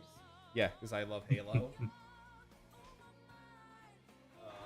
But it's also just because like, unlike Halo, Monster Hunter is actually improving. Mm-hmm. And I don't feel like I'm in an abusive, toxic relationship with a game. Because each time I see a new Halo game, I'm like, okay, you know, maybe it'll be different this time. And nope. Because after Halo 5, I'm like, I'm done with Halo. Halo has ruined it for me. And then Halo Infinite comes out, I'm like, baby, I'm sorry. Please take me back. maybe come back. It's like, You can blame it all on me. it's like, I'm sorry, I was a fool. And then afterwards, I'm like, sorry, I was a fool to trust you. Where the heck are the pictures? There we go. Now we got all the purple bits. Ah, here we go.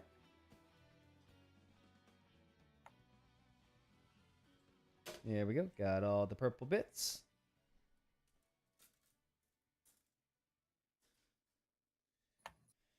And so I need. You can also take really nice pictures in the game. Okay, I'm honestly a big slut for like games that offer like a camera feature. Yes. And it's like the camera thing for this is like so crazy because not only can you like move the angles around, you can do different poses, but it has like the different lighting and stuff, and you can edit like every single piece of like lighting. Oh my god, I Like- love that. It kind of sounds like the camera mode in Final Fantasy 14. Mm. But also, there's like another game I've been seeing fly around. Is that what's it called? Love in Deep Space. I've heard of that. Oh, that I see stuff about that on Twitter. I do too, and I'm like, you know, I know nothing about it except for apparently it is very spicy. Yeah, one of my friends, Katsuna, they play it, and I'm like, you know, good on ya. Because I see, like, because they're like, oh, like, Grawl, this is, like, one of my new favorite games. And I'm, like, looking at it, it's like, oh, he's in bondage gear. That's nice.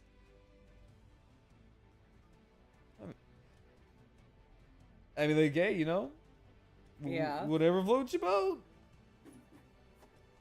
We need more, what is it called? Like, reverse, what's the term for a reverse harem?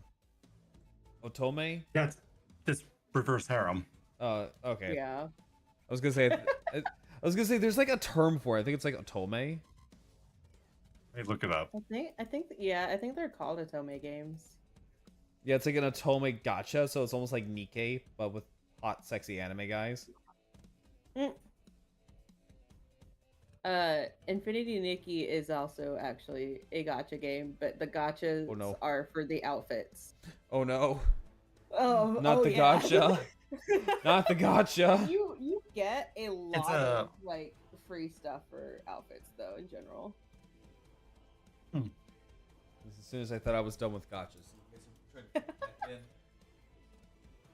like with Zenless. Yeah, I was like, when I started Zenless, I was specifically trying to get Jane Doe. You would love my friend Cardin. because she is a massive Jane Doe simp. Bro, same. I think a lot of people are. My chat won't let me live it down. Okay, whenever I was playing Zenless, I was like trying not to simp for her because it's like I know Cardin would kill me. Because she's like, that's my wife. Oh my god, dude. What if one of my chat members still posts random art of her in my server occasionally? And I'm I think recently the new one that just came out. Polkra. Polkra. Yeah. The cat. Yeah. I see a lot of people over her, but Jane Doe has my heart. I am a sucker for I'm not gonna lie. boss bitches. I'm not gonna lie. I'm Everyone kind of a sucker mouse for girl. Polkra. Yeah. Because, okay, I don't know if you guys saw my post. I'm like, I'm not a furry, not a furry, not a furry, not a furry. Okay, maybe a little bit. I'm like, okay, maybe a little bit. Just a little bit. Look, all I'm saying with Polkra, wood.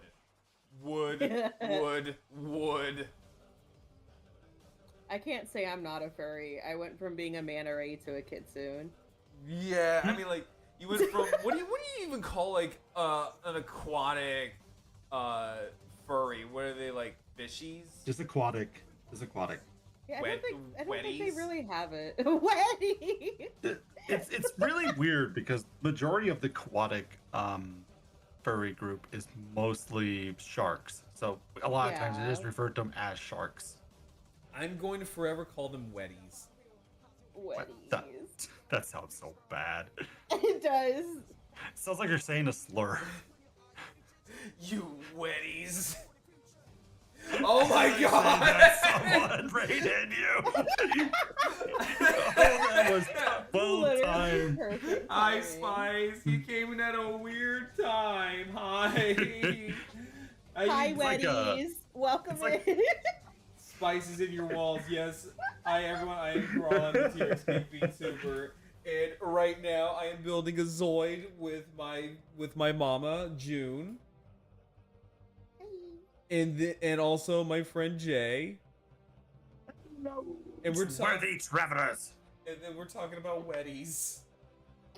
that is so funny. And you were playing Monster Hunter too? Oh, nice. What monster were you hunting? And if you and then also, Derpy, thank you so much for becoming a Parkist. Thank you. And also, guys, if you like a funny little demon VTuber, go follow Spice.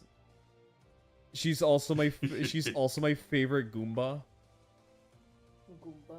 She is a Goomba. Spice is the demon of many things.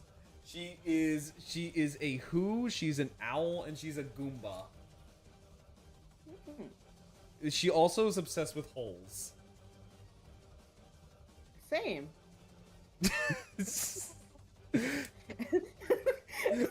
Just like yeah, no, Oh, I'm into holes too. Hey. Listen, I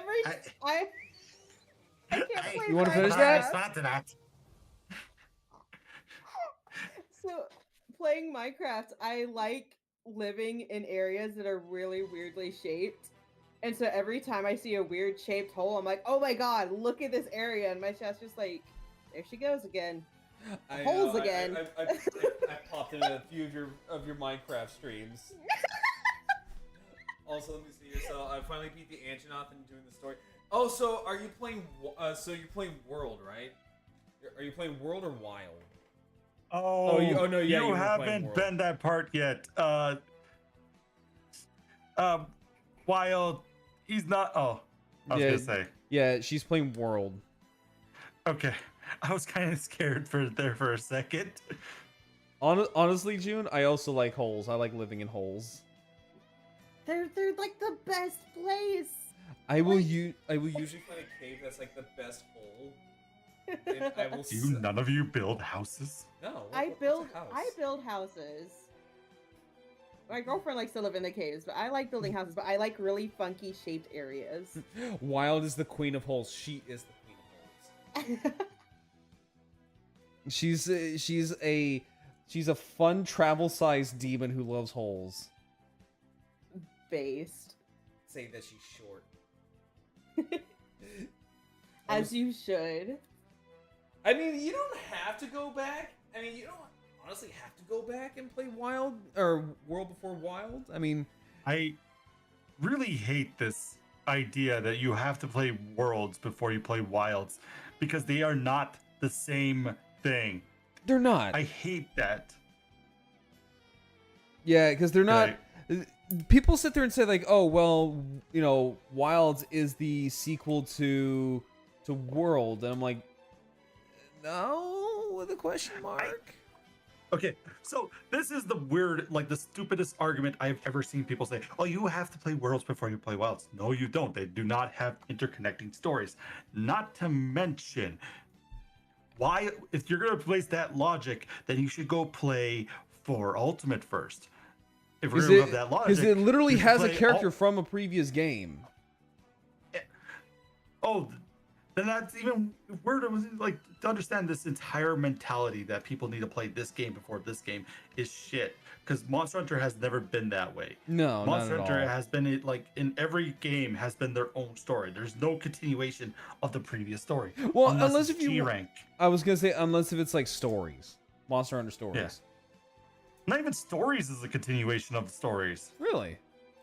No, they're two different types of like worlds. Like not worlds.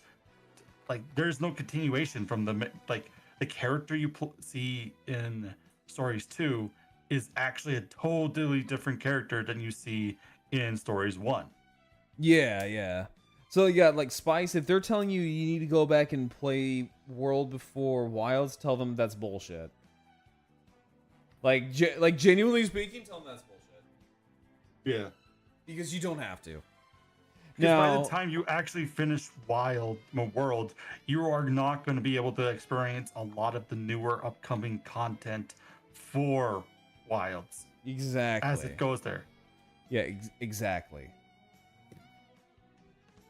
No, it's just like that just boils my ass. Sorry, Boils your ass. It This annoys me. Interesting. It boils my ass. Yes, not even grinds my gears. not even like slightly poached. My ass isn't slightly poached. It's just boiled. It's like Odin from One Piece. It's boiled. Now I'm sad. Sorry, I'm a little. I know I sound a little angry there, but I just don't like how people have been treating like Worlds as the beginning of Monster Hunter. Right. Which is not true. Like, and here's the thing: in terms of like Monster Hunter, World isn't necessarily the be all to end all. Yeah. And I really, really hate that mentality of like, oh well, like World is like on such a high pedestal. It's like, bro, it's not. It's a good Monster Hunter game, sure, but it's not like it needs to be like the standard. Oh, definitely. I mean, I think. What were you saying? I think most people are trying to say, "Oh, but Wilds was the one that brought so many people to Monster Hunter." Yes, so doesn't mean that it's the one you should play first. If you really want to play a Monster Hunter first, I would recommend Freedom United. That is actually a very fun game to play. Yeah, and is the starter point for a lot of newer Monster Hunter players. Yeah, no, I agree. There was like there was also like a Japanese Monster Hunter that was like had like online play and everything. Oh, Frontier.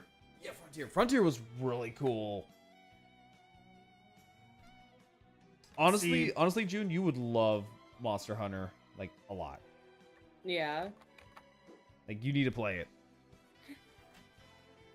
We can teach you. We can teach you, and what I mean by teach you, I mean by showing you the hard way, and what I mean by the hard way, I mean just throwing you out there with the monsters and saying good luck. Most of the time, that's like the best way to learn, though. It's like I'll make a hunter out of you. It's like what Gobber says from How to Train Your Dragon. I prefer learning on the job. I prefer learning on the job. Okay, here's the thing. Okay, do you guys like How to Train Your Dragon? Right? Yeah.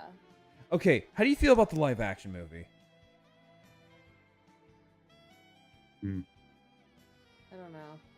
Like, okay, if they're gonna, so by the looks of it, it looks like they're doing like a shot by shot, right? Yeah. Here's the thing: if you're going to do that and go out of your way to make a shot-for-shot, remake of the first movie, you know what you should do instead? Just re-release the original movie out on theaters. It's not that hard. Yeah. See, this is the same reason why I don't like Disney doing these live action remakes of popular media. It's because they're basically trying to just resell the same thing over and over again. They are. At least with stories like Maleficent, it told a whole nother story than Sleeping Beauty. Even though it is essentially the same story, but just a longer plot. Now, the stuff don't get me wrong, I love Mufasa. Mufasa was actually a really good Disney movie. It was fun. It brought a lot of stuff that people have been wanting from Lion King to be around, is bring the story of Mufasa to light, how he became the king of the area he was at. Gotta stretch up my knee. Oh, All right, I'll wait for you. my knee's cramping because I'm old. You're not that old. You're not that old. I'm like I'm older than you. 32. Oh, never mind. You're older than me. I like how you were so sure of that. I'm older so than you. used to being the oldest in a lot of groups. Okay, let me be. I mean, look, it's fine. I'm as what the youngins say. I am hag maxing. Besides, we're the same age actually, Carl. Wait, what? We're the same age. Oh shit. What'd you say, I turned June? 32. Is it hag maxing? I guess so. Also, Jay, what'd you say? You turned 32 when? July. Okay. So yeah, we're about the same age. Yeah. What was I gonna say about the live action stuff? When There it you comes to the live action How Do You Train Your Dragon movie, I like the design, but I'm going to miss a lot of the character that I brought with this the animated stuff, because you could do so much with animation that you can't do with live action. Right. Relay motion's better. That's the one thing that animation does versus live action. Well, and so some of the dragons look fine in live action, except for Toothless, because they just reskinned the CGI model for the original movie. Oh no, for it's a whole new Toothless. model. Is it a whole new model? It is a whole new model. Because Because it looks out of place. the reason why it looks so off is because they gave him his iconic face. They still gave him the iconic face, Right, the cat-like features and everything. Right. It's a cartoony cat-like face on in a realistic environment. Yeah, Doesn't look right. they did change but it is a new model because Toothless before wasn't D-legged. Oh, digigrade? Yeah, he wasn't digigraded. The new the model they used for live action is. Actually, it's funny though. My model was originally supposed to be digigrade. Same. It's just no one I guess no one could do digidegrade, so I was just this is fine. That's like having the paws instead of the legs, right? It's the best way I can describe it's like bird legs. You're standing on your toes. Essentially, that's what digigraded is. Yeah. Yeah. Yeah. In fact, actually, June, you're the only one who made a model that I have that is digigrade. Oh. Which I was like, oh, that's actually surprising. I'm gonna show you something, Carrara, or I could just post this in VC.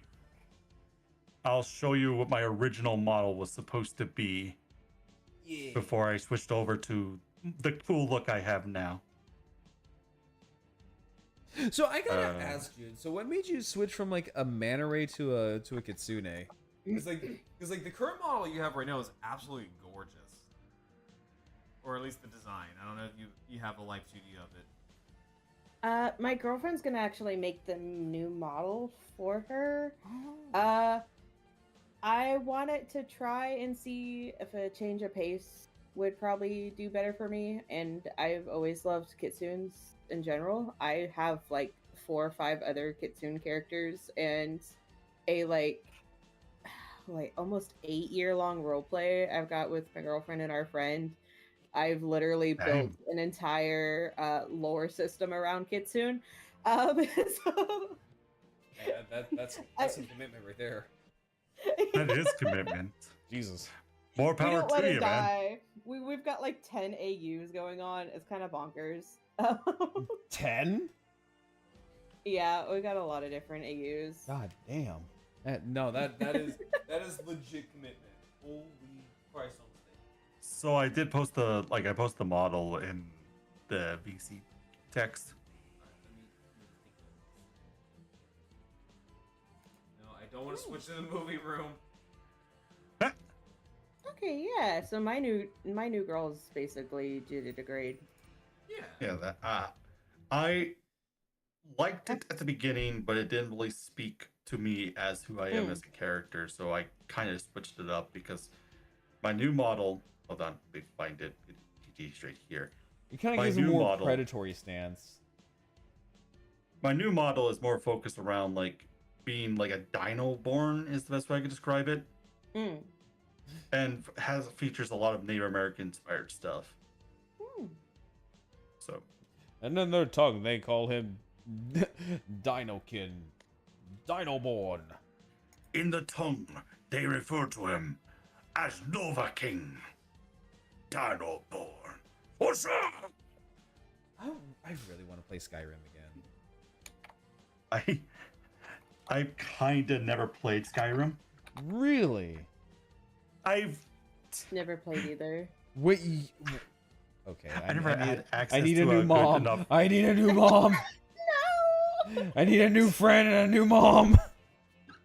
Man, no, okay. I played Elder Scrolls, but I never played Skyrim. Okay, that's fair. No, I'm just kidding, June.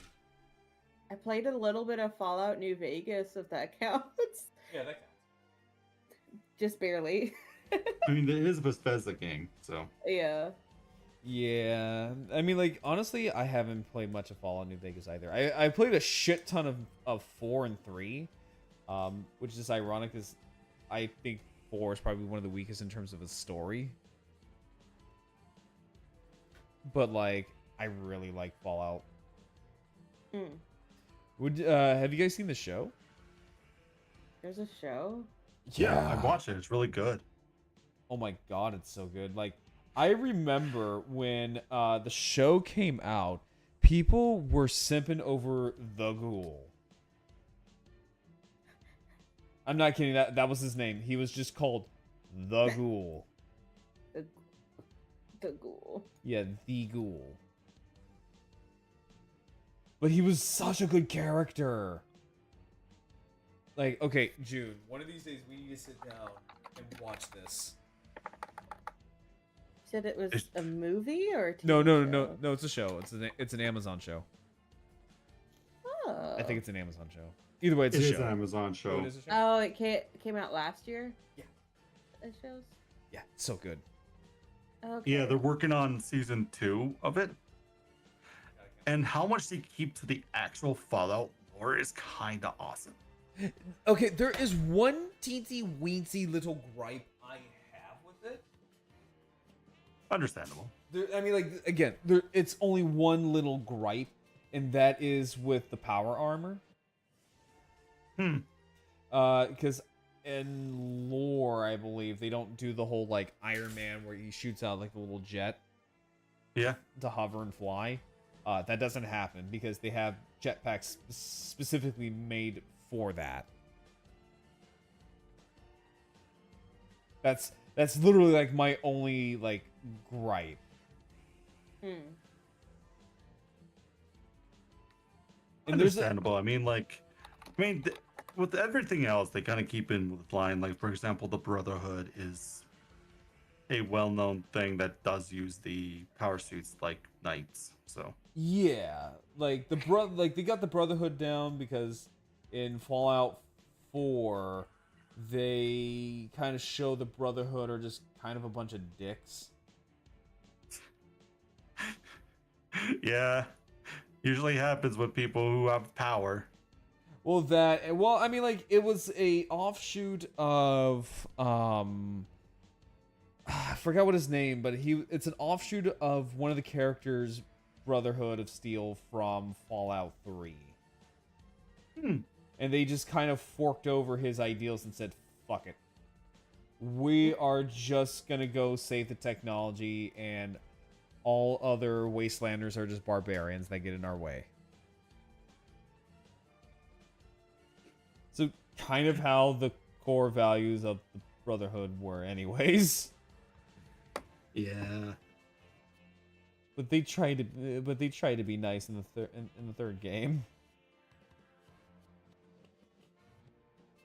But yeah, no, I can't wait to see it. Honestly, it gave me hope for video game adaptation shows. Yeah, because a lot of video game adaptations are just terrible. We don't speak of the Halo one. We do not speak of the Monster Hunter movie. We don't. What is the one? The excuse me, princess. Okay, so Please tell me you get that. no, I got it. No, Oh I got my it. god. And I hate that. But I got it. That's such an old reference. It is an old reference. It But is it's still a video game. It is a video game. Well, That was back in the day when Nintendo was trying to make a lot of princess. like cartoons for their APs. You know what's funny is that I can recite the entirety of the Philips CDI games by memory Oh boy. because I have watched so much YouTube poop back in the day. YouTube poop. My god. I can literally do that. I'll take the Triforce of Courage to protect me. If you don't hear me in a month, send dinner. I wonder what's for dinner. I used to watch a lot of anime crack back in the day. Anime crack was great. Anime crack. I used to We watch need to go back. We do. The internet needs to go back to the mid 2000s, please. We need anime crack and bad AMVs. We do, and Newgrounds. Oh my god, we need Newgrounds again. Like what Newgrounds happened? is still a thing. They are, You but know it's that, not right? in their prime.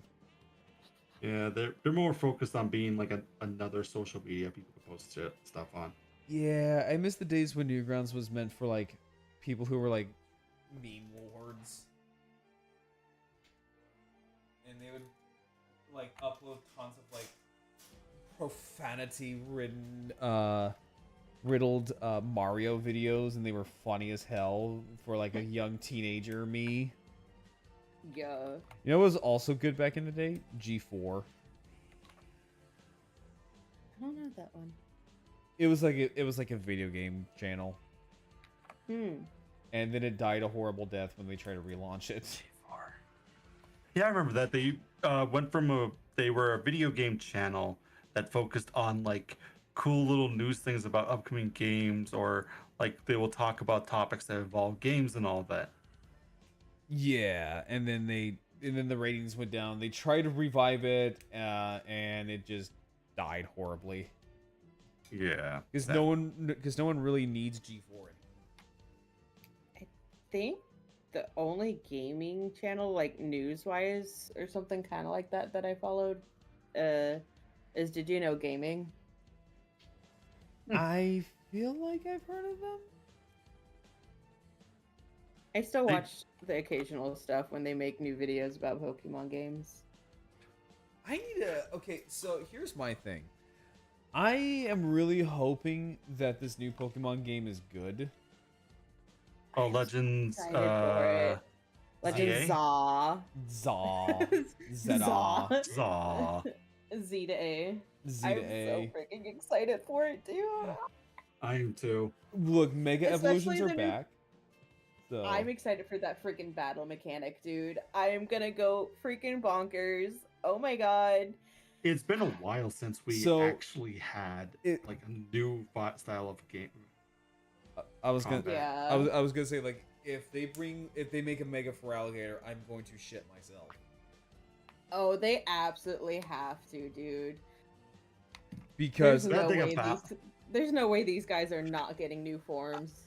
okay, I feel it's gonna be weird because of the the main drive is that if you're gonna give those 3 Mega Evolutions, you're gonna have to give Typhlosion one. But the problem is Typhlosion already has a Husonian form.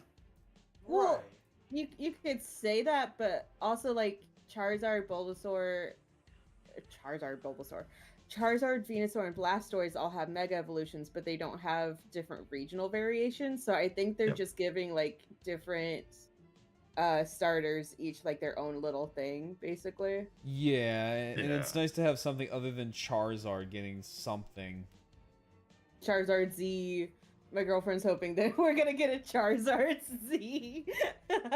If we get a Mega Because they have an X and Y. if we get a Mega Charizard Z, tell her I hate her. Look, I love Charizard, but please stop giving him new shit. He's not that good of a starter. Well, it's one of their first starters. That's kind of why they. And he is pretty popular among the people. That's Oh, why he they kinda absolutely give it. is. But I'm saying, like, Yeah. stat-wise, he's not the best. Oh, he's the weakest of all the starters. He's a fire flying type. That's 4 times weak to I don't rock. know. I don't know. There's Meganium. Abby, so for real, I don't choose Pokemon based off of strength or anything like that. I am based off of if they're really cute to me. Yeah, honestly, I am too. I usually go by like, oh, this one makes my brain go burr. I like it. I'm gonna choose it. Yes.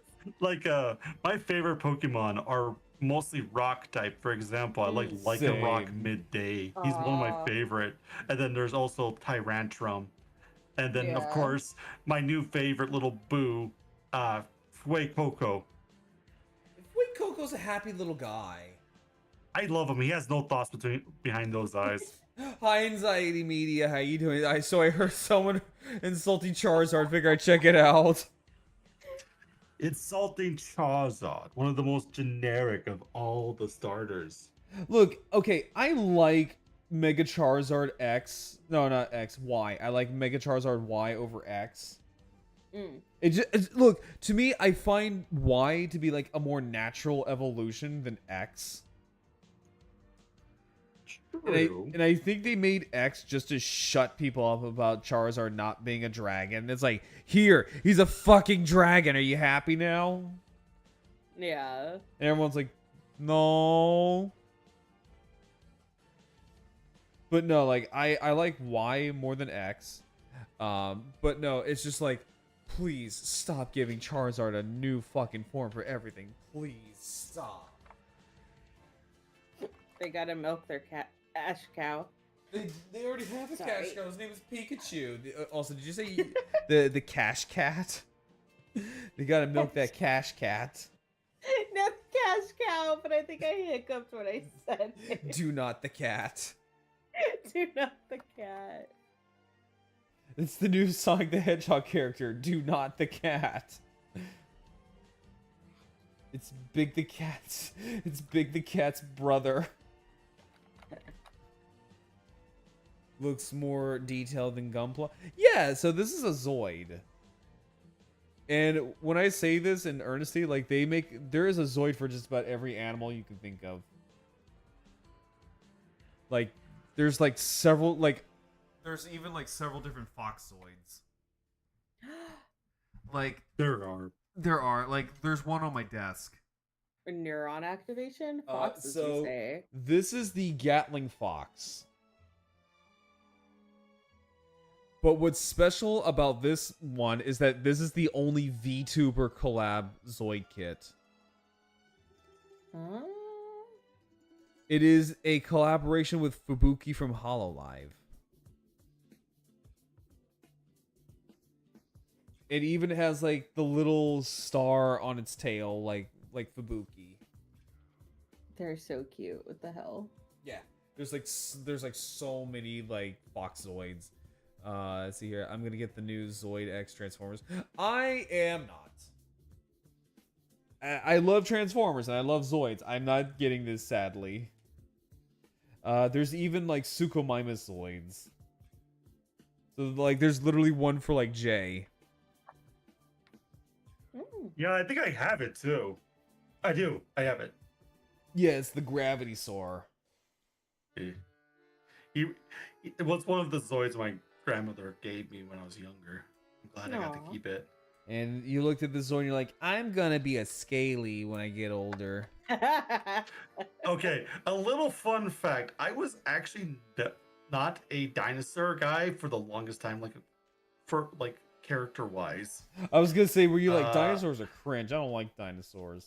No, I love dinosaurs all my life. Like I, when I was growing up, I loved Jurassic Park and all like that. That was one of my favorite franchises. I even had like a stuffed T-Rex from like the Lost World movie line.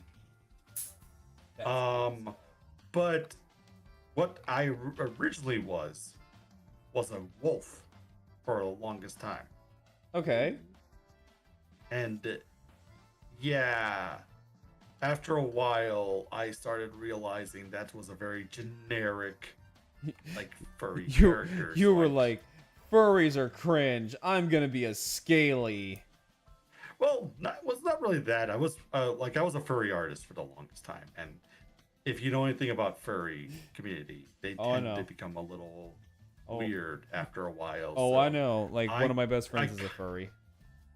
So I kind of started leaving the community. As I did, I started playing the Isle.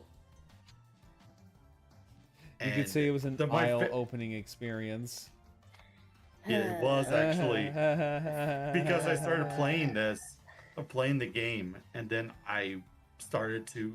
They did at the given time they actually brought out the remodel for the Suchomimus.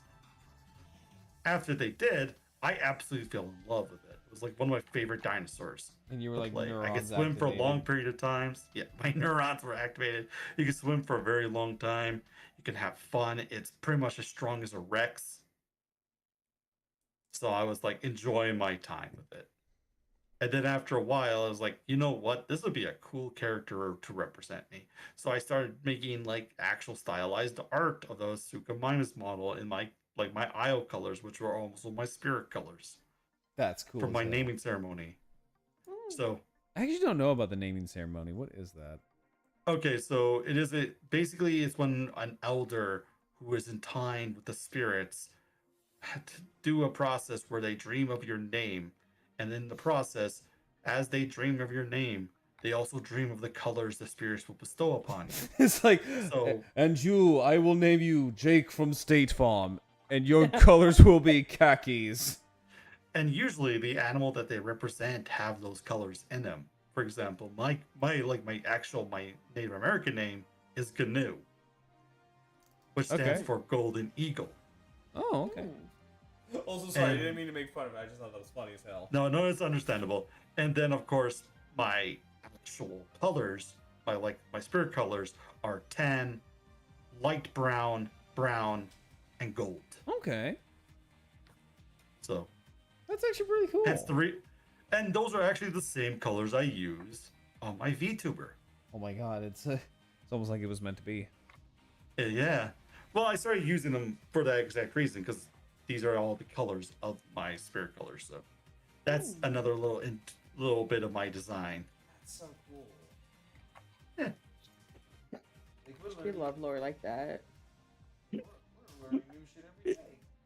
Yeah. See, I'm very proud to be a Native American, so I'm like always willing to like do anything that's associated with it. Yeah, no, as you should. Like that is something to be really proud of. Yeah, especially thinking of current events right now. Yeah. Yeah. So. But no, like that's still like a really, really cool thing. Thank you. Yeah. I think you're like the only other Native American I know of in my life. Tio. Is Tio Native American? He is. Oh shit. Okay, never mind.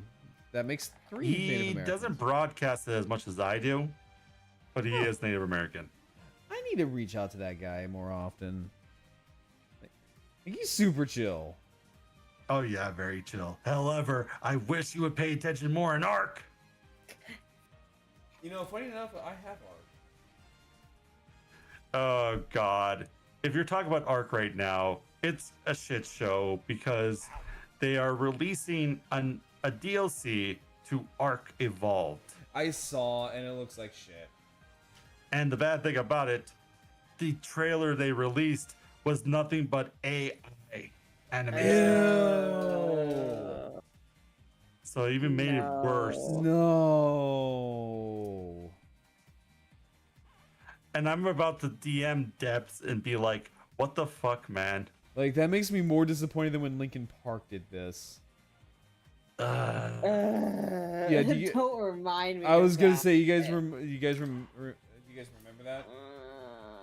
I don't want to remember that. I just want it to be forgotten and just be like, The song that they released with that music video is really good. Yeah.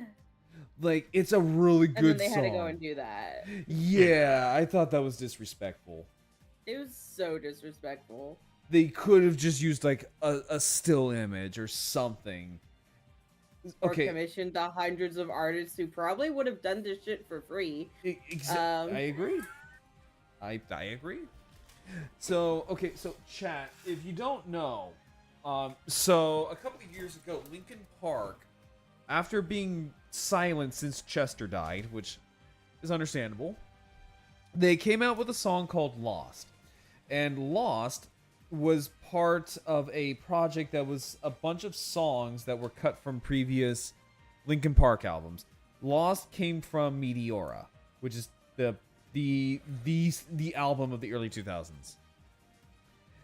And what they did is that they used not CGI, AI art throughout the entire video, and they used AI art over Chester's footage.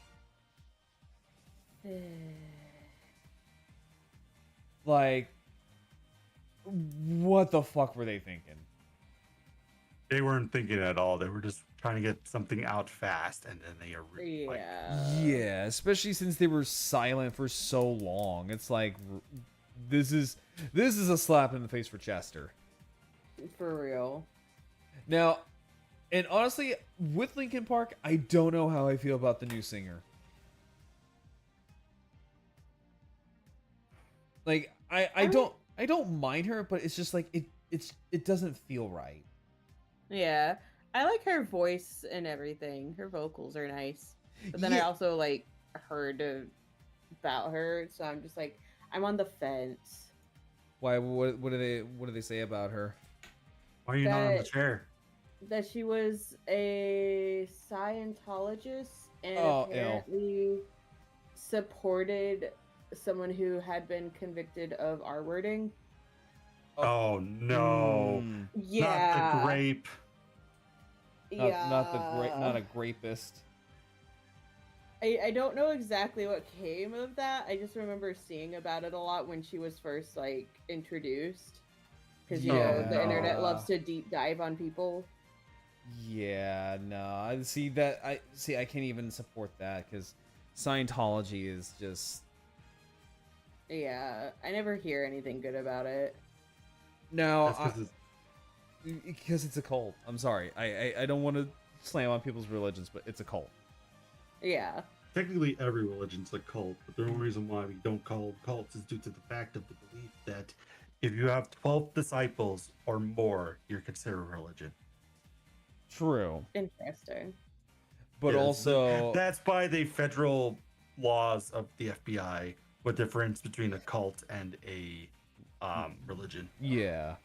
And then in Scientology, they're like, oh well, send us thousands of dollars and we'll see how much alien bullshit is inside of your body. Hmm. And if you try to leave, we'll kill you. Interesting.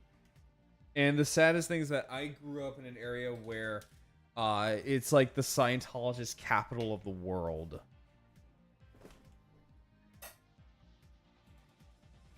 So Clearwater, Florida is like the place for Scientologists. Hmm. I feel so sorry for you. It's something you didn't realize until like you're older, but yeah, it's like ew. Yeah. To be fair, a lot of people are kind of like that when they get older. They realize a lot of like the things they believe, like saw around them, and that they actually are now socially aware of those. That it starts being noticeable. No, that's 100% true. Because when you're a kid and you saw all these actions of like people around you, you just thought them like, oh, they're just doing stuff. But then as you get older and you start being a little bit more like socially aware, you realize that a lot of the things you thought were normal as a kid are terrible in other parts of the world. Oh, absolutely. Oh shit, we're almost done with this. Yippee! Now I'm working on the feet. I'm gonna Okay, this is the judgment call. feet for free or no? Nah, make them pay for the only feats. The only feats. I saw this, speaking of like funny stuff like that, so there was a time where I'm like, I want to make an OnlyFans, but only show like, like actual like ceiling fans.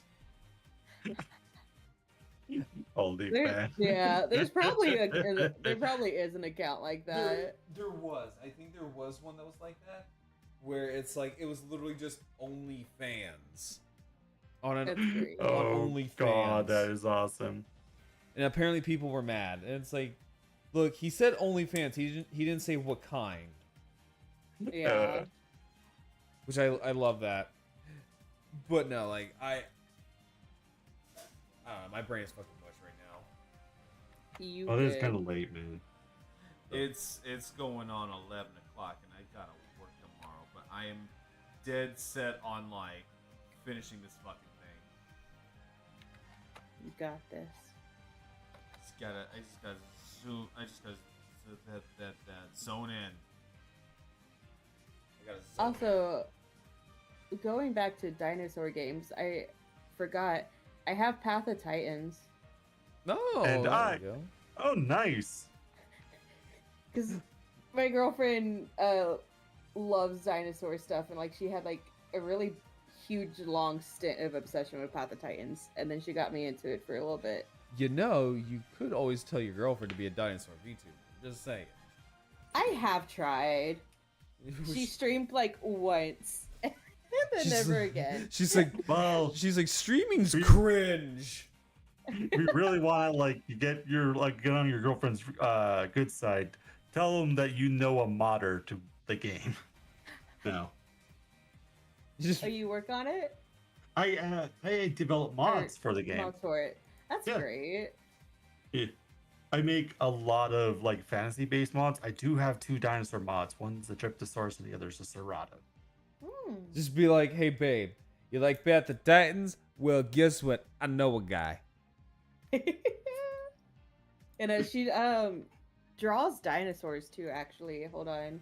Let me get her art, because for my last VTuber, she had made like a little dino form for her Oh, as that's well. cute.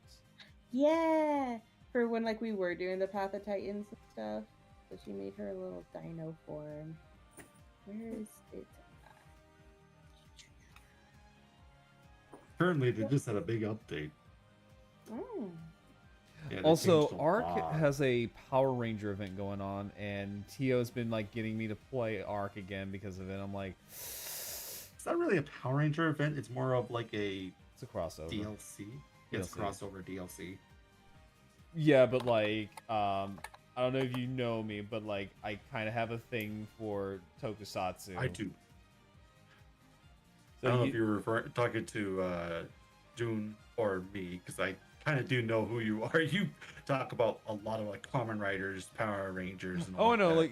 like June knows about this stuff too. So I'm just Okay, like, I don't know if you know about me, but like, I do like my Power Rangers.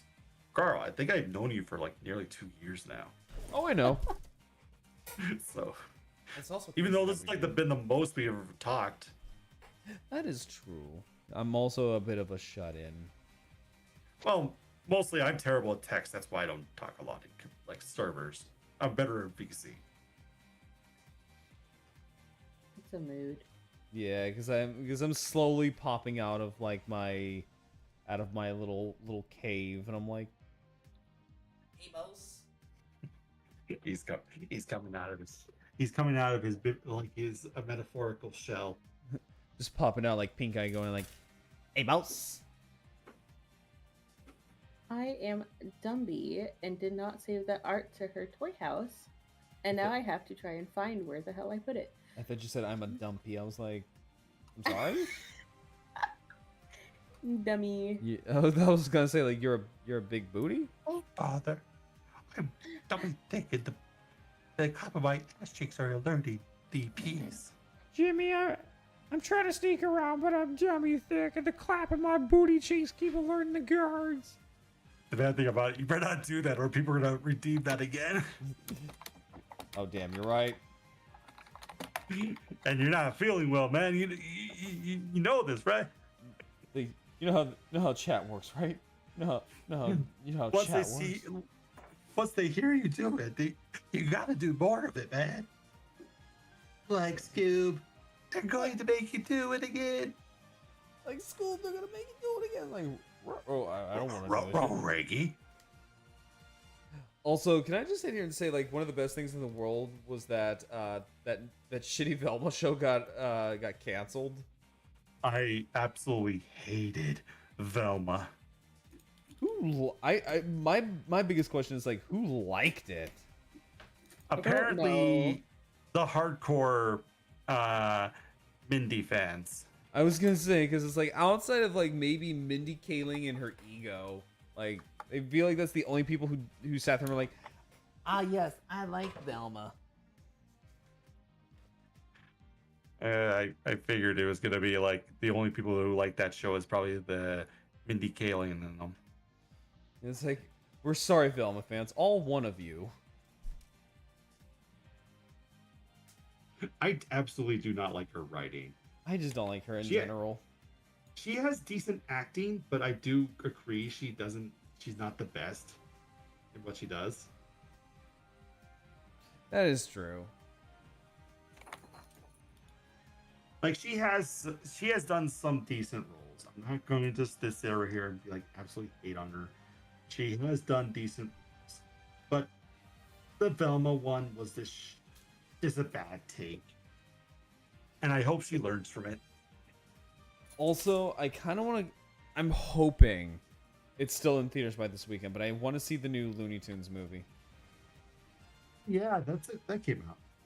Yeah, apparently it bombed pretty bad at the box office. Because it wasn't talked about. I only heard about it the day that it was put out into.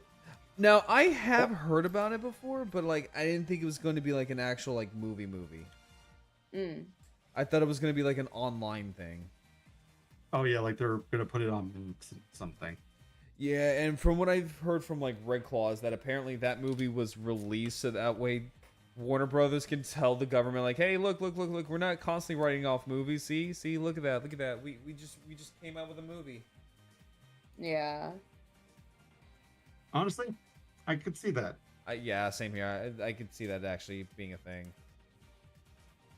Because they did that with the Wile E. Coyote movie that was supposed to happen. Yeah. Wile E. Coyote versus Acme. Or Acme.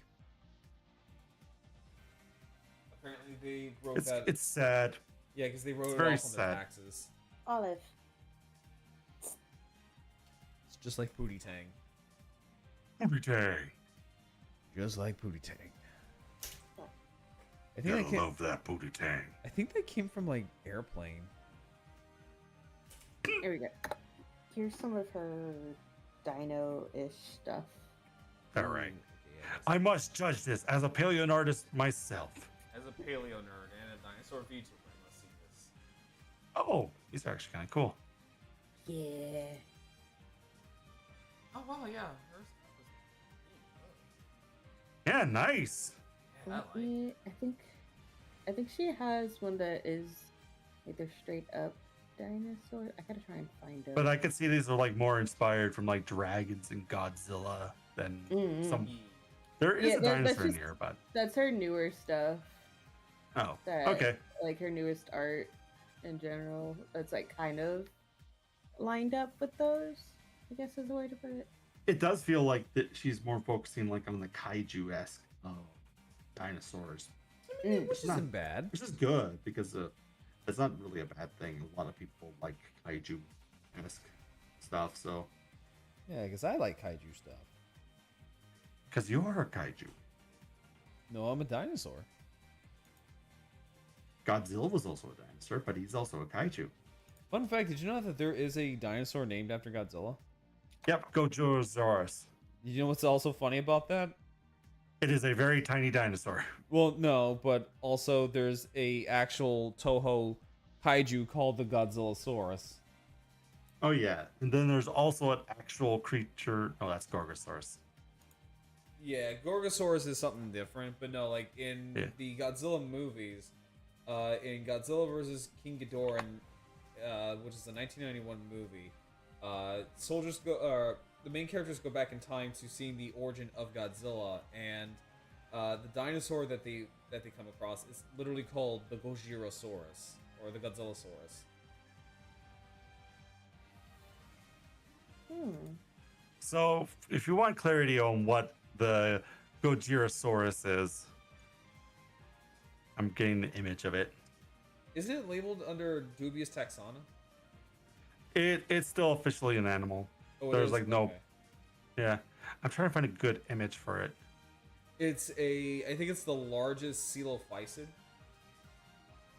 I guess that's true because Coelophysis was not that big of an animal, so.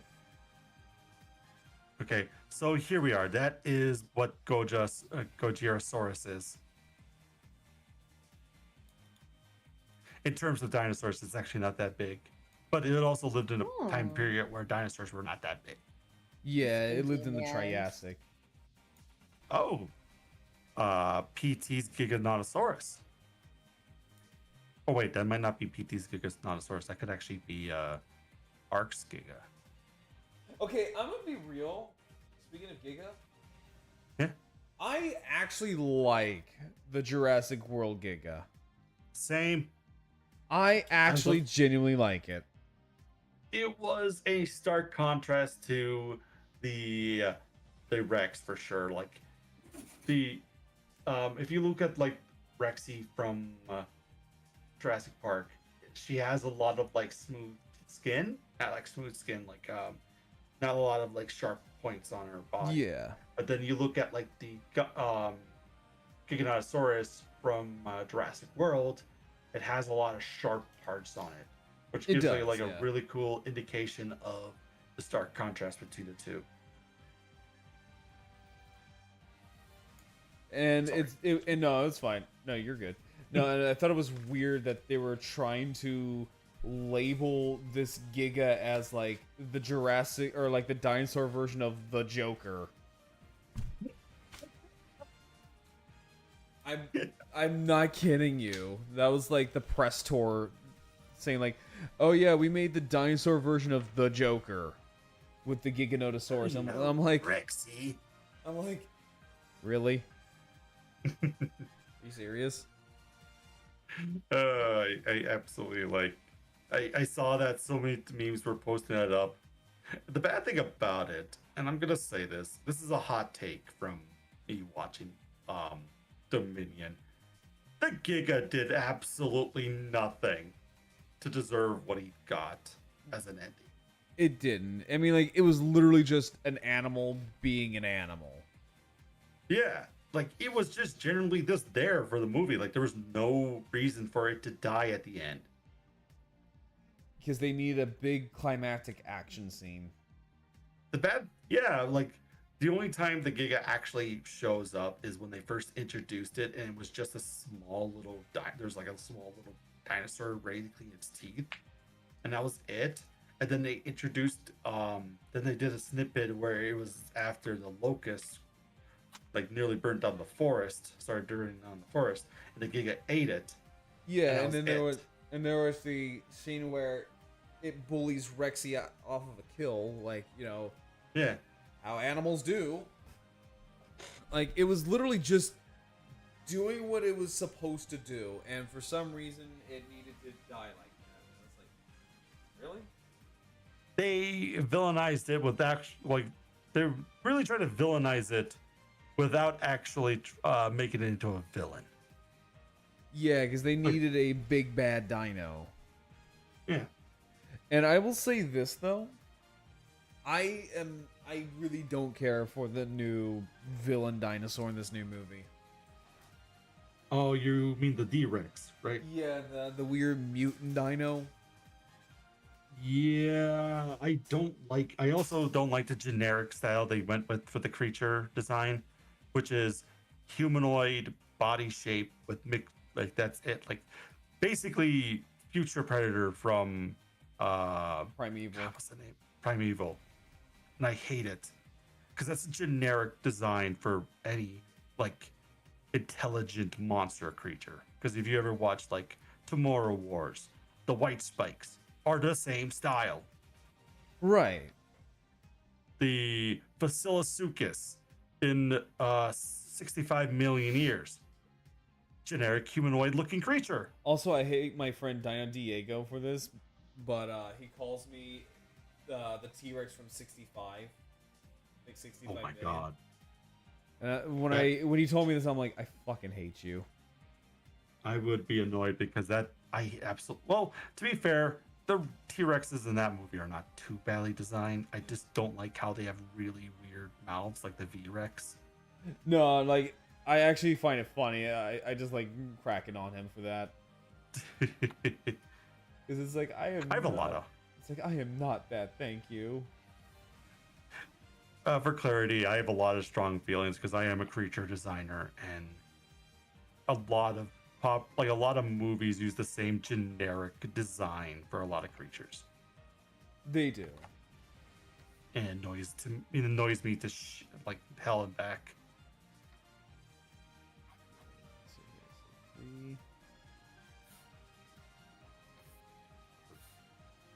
Oh, here we go. It's like, where the hell is this other piece? It's like, oh, it's right here. Alright, so... I guess right now we're on the final stretch, and we are building the legs. This model is actually looking really cool. Yeah, and I added a little bit of details. Tomorrow I might, because I'm not going to be streaming tomorrow, because I will be on another VTuber's channel for a VTuber interview. Ew. Yeah, I'm gonna be on someone named my brain is fried. Calamare. He is a Kraken VTuber. Ew. Yeah, Sounds fun. Yeah, I can't wait for this. This is gonna be fun. Like You're genuinely. gonna be cracking jokes. Boo. Okay, I like Don't her, Graro. boo I me. like her. Don't boo me. You were making puns earlier. Go to the corner, mother. He's just kidding around. Okay, go to the corner for that one. No! Leave me be, Graro. It's like, okay, now you definitely need to go to the corner for that one. I like puns, okay? Leave me be. Oh, no, I love puns too, don't get me wrong. No, I absolutely love puns. But I also love being a little shit too. Yes, you do. I love it, and for some reason people love it when I act like a little shit to them. Honestly, I'm gonna be very honest with you. I'm probably gonna more likely carry you over my shoulder if you're gonna act like a little like you're gonna do that to me. Okay, so that encourages me to be a little shit. Oh God. I used to carry calves. Okay, and you gonna carry a 200-pound army soldier on you? Yes, I actually can. Okay, this is. I Gonna can be carry fine. my brother, and he's weighs the same as you. Okay, this is gonna be fine. I don't see a downside here. Dude, my VTuber model is pretty much the same way I look in real life. Okay, and And I could carry a lot of shit. you can carry all this bullshit. Yeah. Oh, hang on. You know what?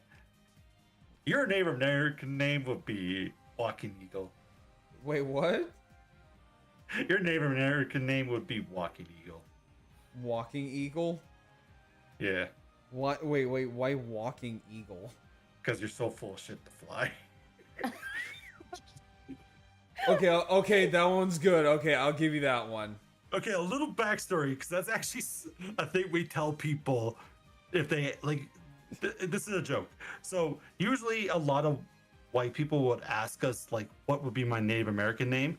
So we get annoyed when they ask us questions like that. So what we would do, we made a joke out of it.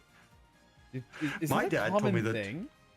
It is a very fucking common thing. Oh my god, that must be so fucking annoying. It's annoying. It's like getting the same question like, "Do you guys still live in teepees?" Okay, Jay, honestly, Bruh. I will take that name. I will take that name. It's like, this is my friend, Walking Eagle. Everyone's gonna start snickering. I'm like, I don't care.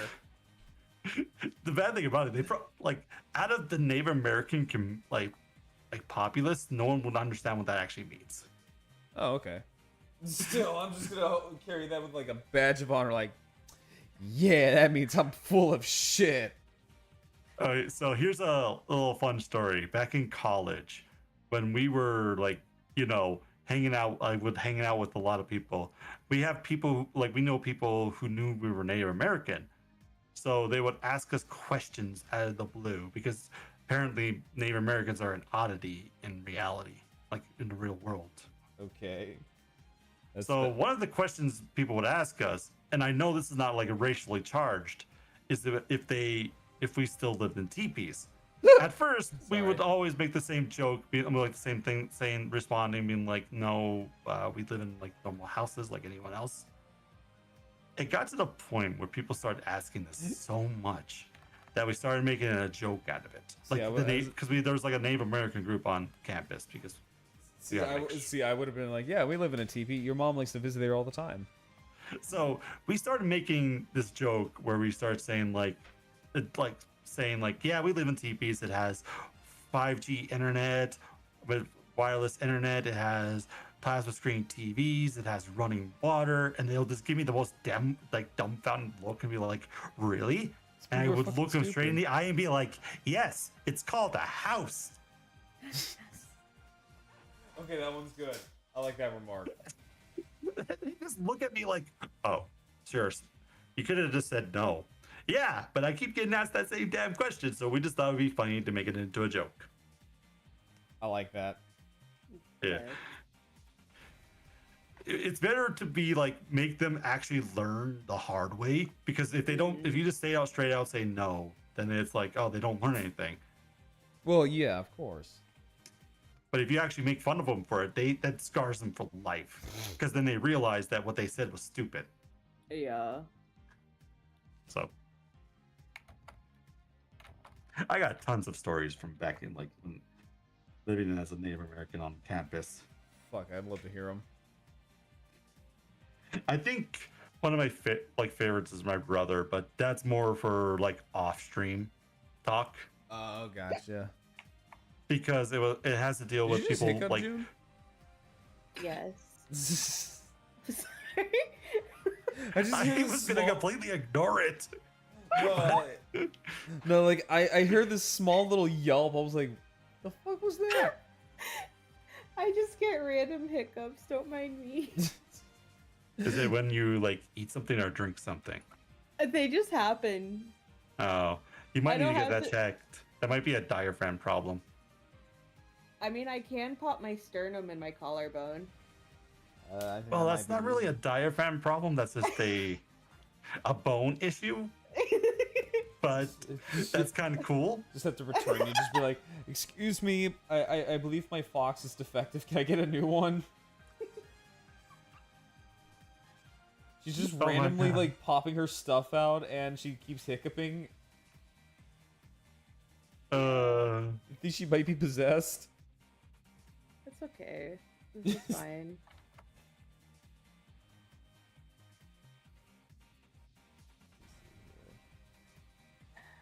I made a mistake on this art piece by wanting to draw cactus for it. Now I gotta draw the spines. Wait, what? Oh no. I'm working on an art piece right now, and it's got cactus on it, so I've got to draw the little spikies. Oh no. I was gonna say, is it like Mario kind of cactus, or is it just like a Like- regular cactus? Like regular cactus. Oh, that's If- boring. If you guys have seen the booba book trend that's been going around, Oh, Yes. yeah. so with my new VTuber, the flower she's based on is a cactus flower. So Pretty. Okay, I like where I'm- this is going. running with the joke that instead of a book, she's holding a cactus. Oh, Oh no. that's funny. Do it. And so that's what I'm working on right now. Perfect. Yeah. That's brilliant. Ooh my.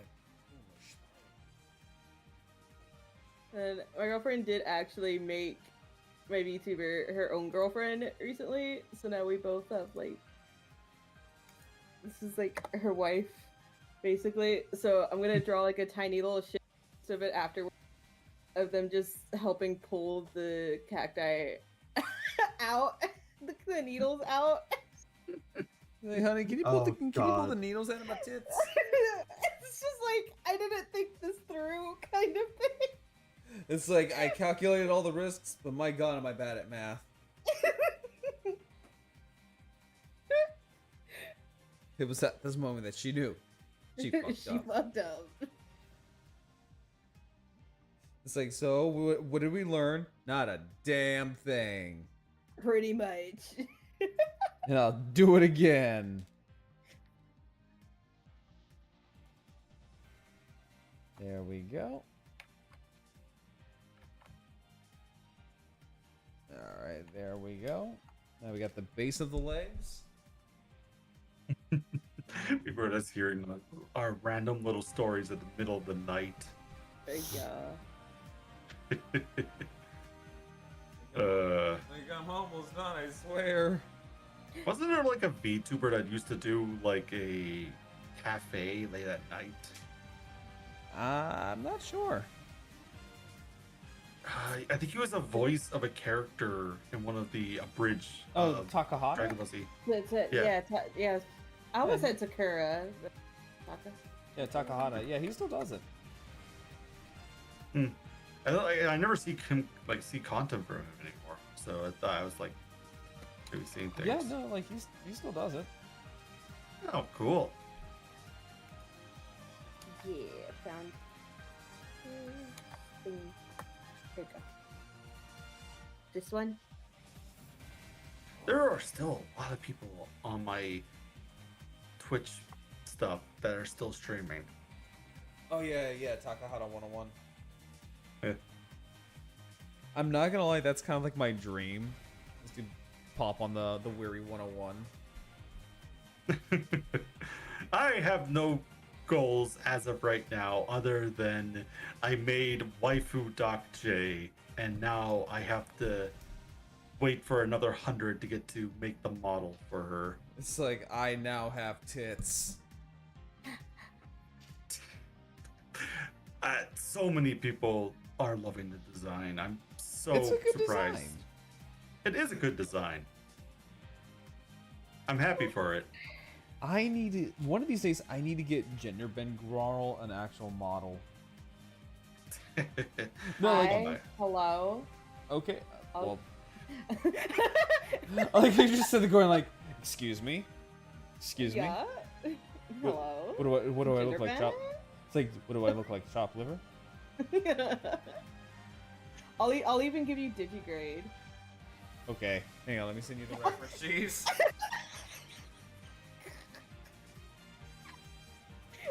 Oh my lord. All you had to say was that I will give you proper legs. It's like, arigatou gozaimasu. Like, I don't know why people would have trouble drawing that. Like, that's like- I don't think it's the big issue. I do know the reason why 3D modelers don't do digigrade legs for like VTubers because it's like there's some issues with the rigging from exporting and importing stuff, so I know that's one of the issues. Yeah. There you go. Yeah. I sent it both on here and on Twitter. I must see. I'm assuming you have the same outfit, so I could then Yes. say There is the in same fact- thing that you have. Yep, you There- have the the- slutty way stuff. There is under booba. There is in fact under booba. Eh. Oh, I was not worried about the under boobs. I'm not a boob guy. per You're se, like so. you're like I'm not a boob connoisseur, thank you. It's the hips, bro. It's the hips. The It's hips. all about the Headline. hips. It's all about them hips, baby. Yeah. And of course the stomach, but that's for another reason. Wait, hold on. I forgot. Does she have? Oh yeah, no, she could be a muscle mommy with abs. I just need her booba to be I a forgot little who bit bigger. did this art because I remember you said it the other day. Quobus. Okay. Yeah, Because I Quobus remember did the we were art. talking about this with Tier. Yeah, Tier. it was a joke. It was originally like a joke, and then people seemed to really like Femgrarl, so I'm like, well, one of these days I'll get a model of it. Say less. I need Say to less. practice more. I will. I need to practice more humanoid models. I will boobify you. That was one of my plans to do on stream was to make like What to individual what to- VTuber models. I was gonna say what to boobify. Oh no! What I was gonna do was that I was gonna make a bunch of VTuber models on stream that Oh, that'd to be use, cool. but with the agreement of the VTuber, if I do make it, that it becomes the background character for my just chatting thing. Okay. Because a little lore drip here. I am a multi-dimensional guild master. Okay, Ooh, okay. I love that. So the whole point of my entire being is that I run a guild that connects to multiple universes, and the main purpose is to connect people from different universes together. Love Ooh. that. Okay, I like this. I like this. So that was kind of the initial idea. I'm still going to try to do it, but I'm also trying to get a lot of stuff like going on my own first. No, I think you got it. And that was the main idea I was gonna do with like having like different VTuber models myself, is that every world I visit I have a different form. That makes Oh. sense. Yeah. Yeah. So for example, I have like my base mod, that's one of my forms. The other is finished this a couple weeks ago, if it will let me upload it. Like here's my other form. Ah, little guy. Oh my god. And it's based on the Suffer. game Amber Eye Isle. Piper. Yeah. So He's just a little man. he's just a little man. Okay. And he is a VTuber model, like he's an actual working VTuber model. Hmm. So I'm happy for that. Right now, I am suffering, Piper. I am suffering. 'Cause right Oh, now. it's Piper. Hi, Piper. Oh, hi, Piper. What? No, I was just I gotta- quoting, I was just quoting The Room, D- the masterpiece that is The Room, directed by Tommy Wiseau, starring Tommy Wiseau. I have never watched that movie, so I have no idea what you're talking about. yeah. The Room is like one of those movies where it's like it is so awful that it's good. Oh wait, isn't that one where he's just like the guy says, "Hi, Mark." Yep. Which that- I did not hit her. Yep, Okay, that- I did that- watch it. that is I the did movie. watch it. Yeah, it's like no, Okay. it's bullshit. I did not hit her. I did not. Oh, hi, Mark. Yeah. Oh, hi, Mark. Just I think that was all in one take. It was just really, really bad. It's bad. It's so bad that it's good. Yeah, like okay, June. It's one of those movies where it's just like it's so monumentally awful that it just boomerangs back around into being actually good. Yeah. It is an experience, basically.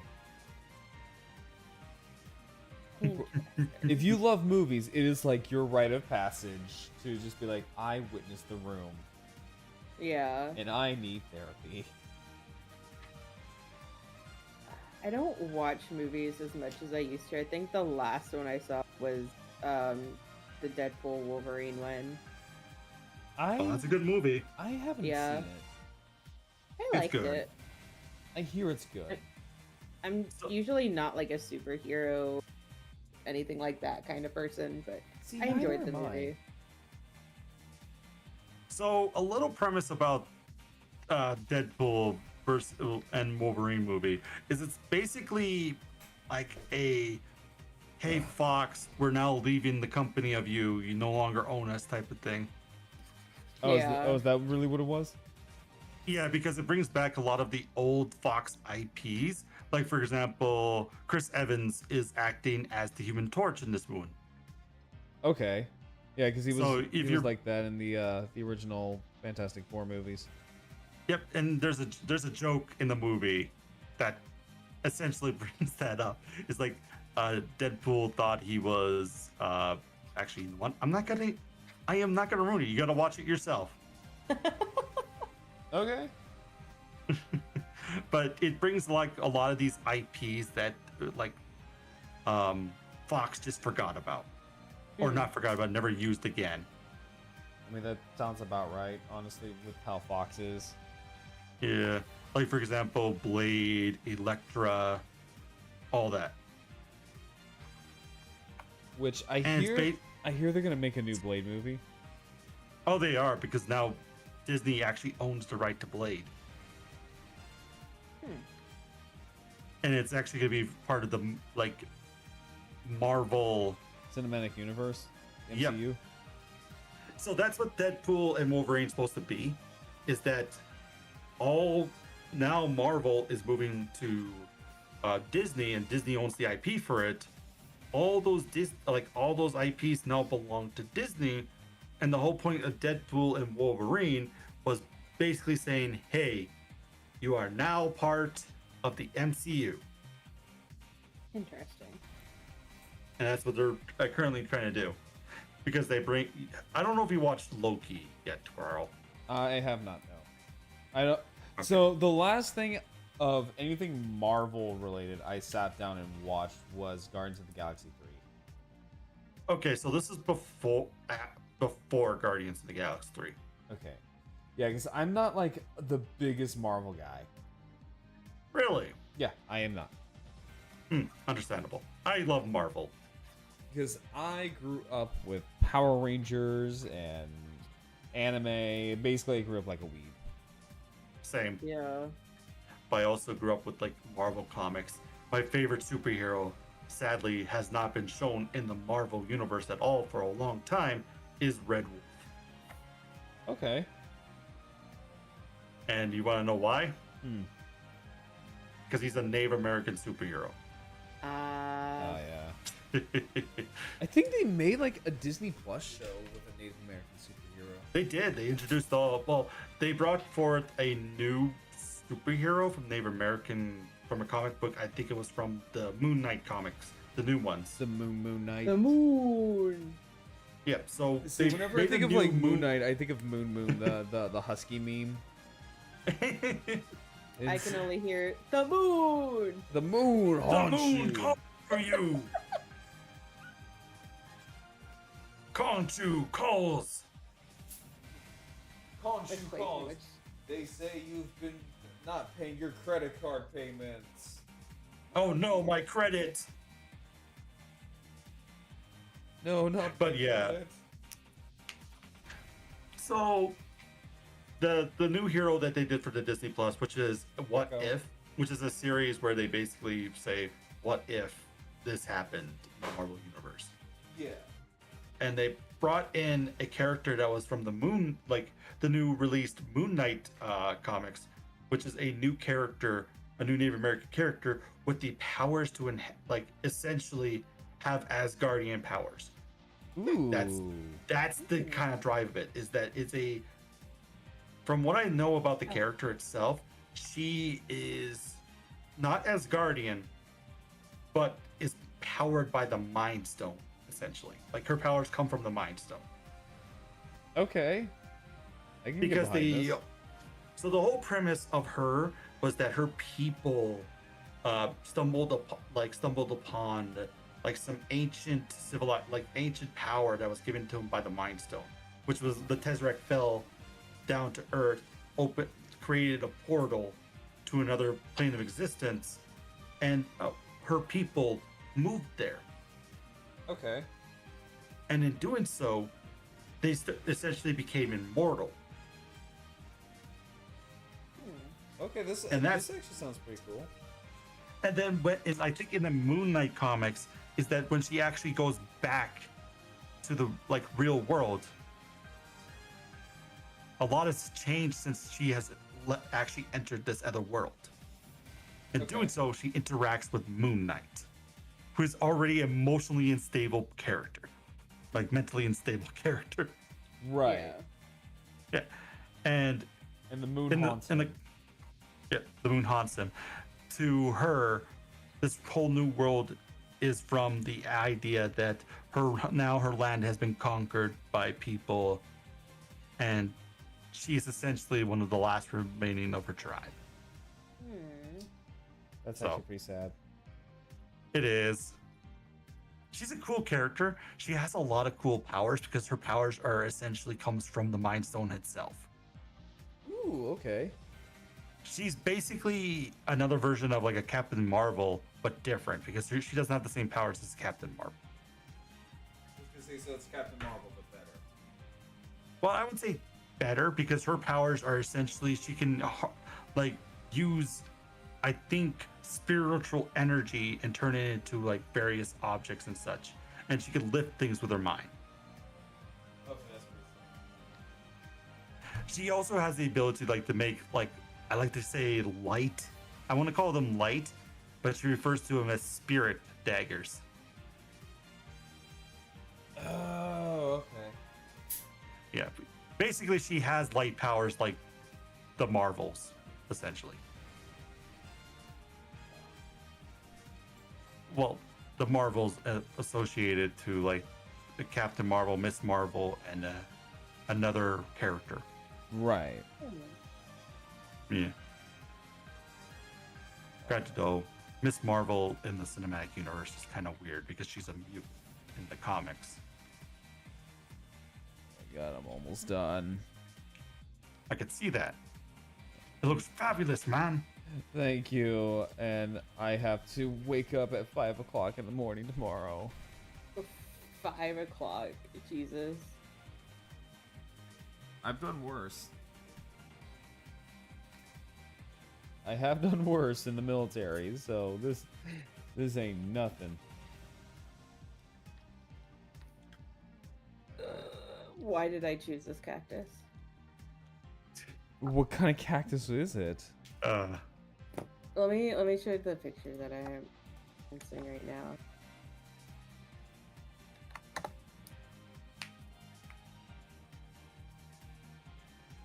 Dots. Oh. Millions of dots. All Yeah, of the dots. I'm like, to be fair, I was like, cactuses don't have that a lot of needles unless it's a specific type of cactus species. And I just realized you picked that specific type of cactus species. I did. Also because it's flat, which made it easier to like kind of pass it off for why she's using it instead of a book. Yeah. Good luck with that. I feel like giving cactus needles had to get hits. Imagine someone like just coming up behind you like a giant pair of tweezers. Yeah. Oh, and I forgot a piece.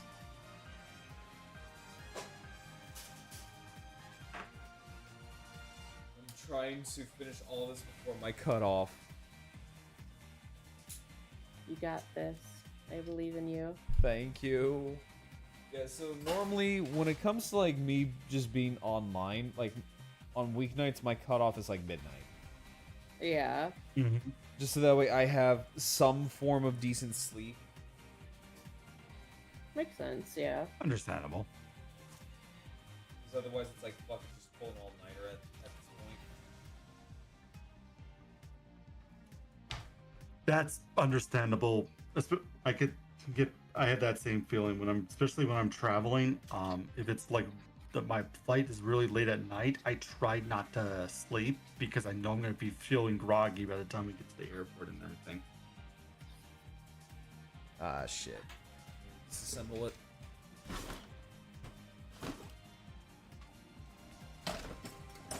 Luckily, I have a part separator.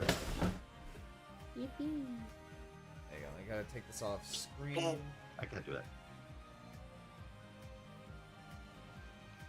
That doesn't matter. I'm gonna be sitting here anyways drawing shit. So. Alright, so. Hang on. That's gonna go. So. Yeah, because I forgot the actual joint of the leg.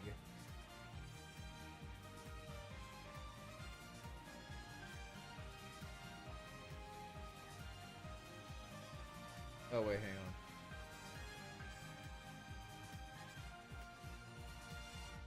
It's the other side.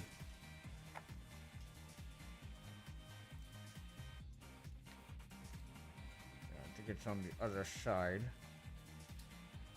Luckily, this plastic is not as brittle as the HMM Genosauruer.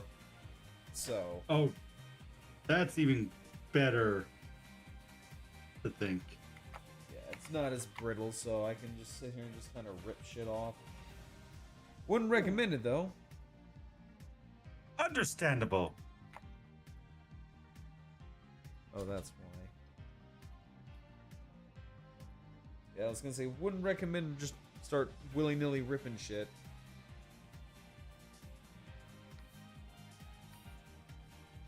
There we go. And that should go in. So, but it does not want to go in. There we go. Okay. There we go. 1,000 problems just got solved. Yippee. Yay! Yeah, sorry I had to take that off screen just because.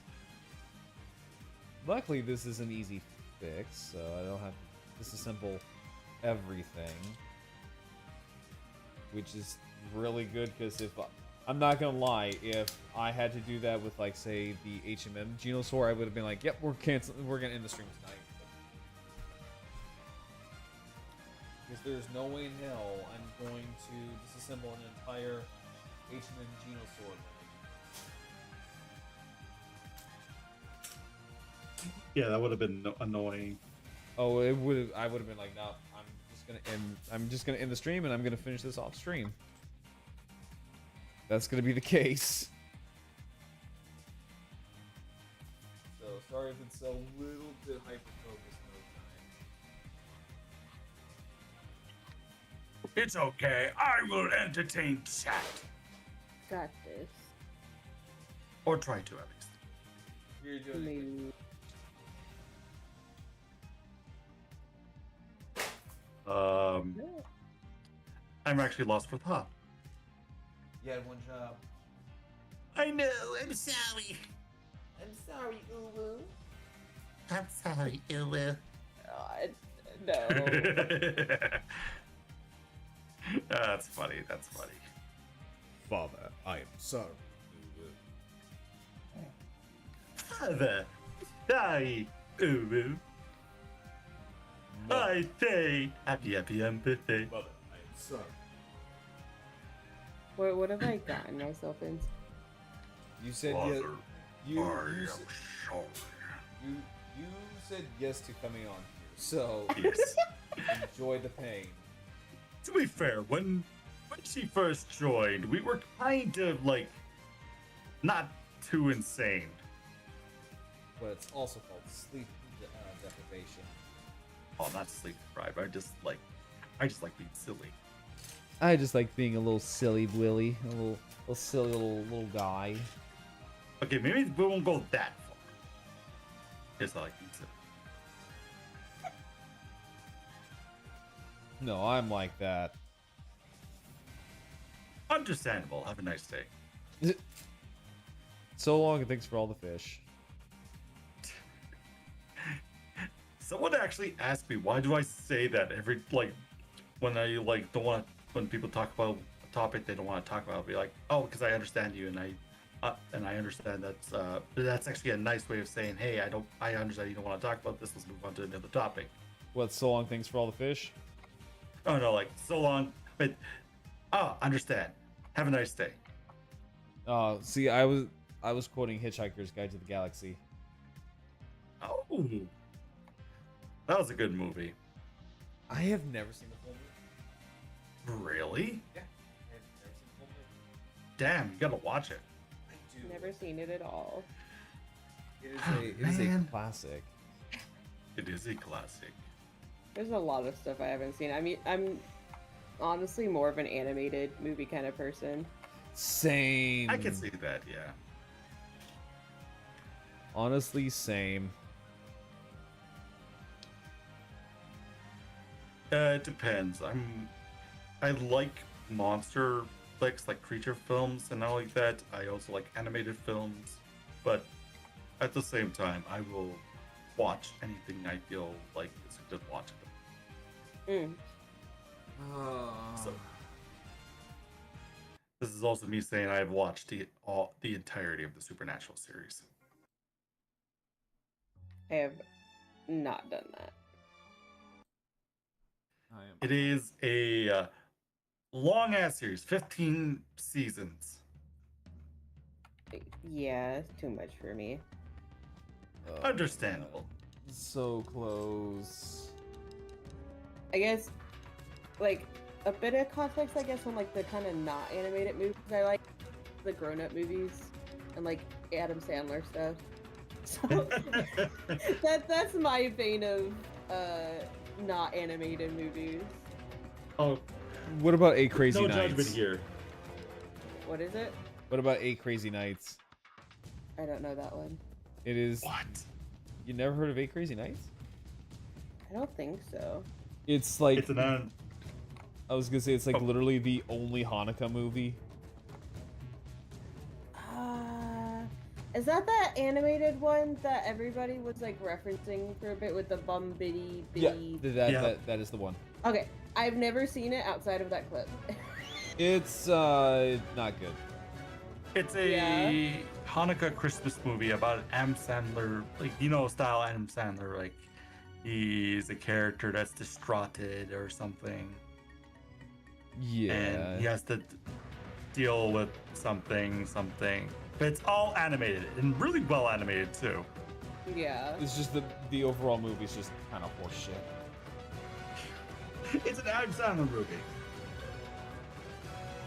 My a favorite Adam Sandler movie is Little Nicky. Oh, I love Little Nicky. Yeah. I still have it on VHS. good. Father, are you okay? Stop. That's so good. I'm I love gonna it. save you, Father. I love the fucking I will eat your heart. I will eat your heart. Yeah, a little creepy. I love it. I still have it So- on VHS, dude. I love Little Nicky. It's like one of my favorite movies to watch when I just want to have like a good laugh because there's so many funny things there. So It's so stupid. a picture this, Guerrero. Okay. There is a scene where there's as a torture to one of the demons in the movie, they put boobs on his head. Yeah. Okay, that's pretty funny. And as like a little joke, because they the little nipple twirl things, right? Like they put on like nipples, like strippers put them on their nipples to do a little You mean the pasties? pasties, but they have like the little twirly things at the end of them, Tassels. Yeah, the tassels and everything they can spin. So they put them on that guy's head. Okay, that's pretty funny. It's got really good CGI too, for the time. I will say that. 'Cause Yeah. it's an old movie, but it's funny. See, I was more of like the Jim Carrey kid growing up. I mean, Jim Carrey's good too. I love Jim Carrey. Yeah, I'm kind of glad that he's been enjoying the Sonic series. Oh my god, he is. That man is eating that shit up. Because he kind of, after a while, decided I no longer want to be part of Hollywood. I'm done and everything. And it was so not like it was so cool that they brought like he said yes to being Being Dr. Eggman? Robotnik. Yeah. Yeah. Because he's living the role. Like he actually enjoys playing as the character. Oh, he does. I think it's like the same reason why he loved playing the Grinch. You could just he could just generally be a silly character. Yeah. Yeah, he could just be a silly, goofy goober. Because a lot of the movies he's been in were kind of trying to make him as like a calm as possible. I was gonna say dramatic. Yeah, well, dramatic and calm, which is weird. It Because is considering that he's like he's like a chameleon when it comes to his face and his Yeah. facial expressions. Like he's a living cartoon character. That's all I gotta say about him. No, that's about right. Because he could contort his face in such a way that makes it look like he's an entirely different person. Yeah, it's almost like his face is like made out of rubber. Yeah. And it baffles me every time I like watch him in like his older films. For example, like Me, Myself, and Irene. How is able he had to play two different type of characters. Well, same body, different personalities. Right.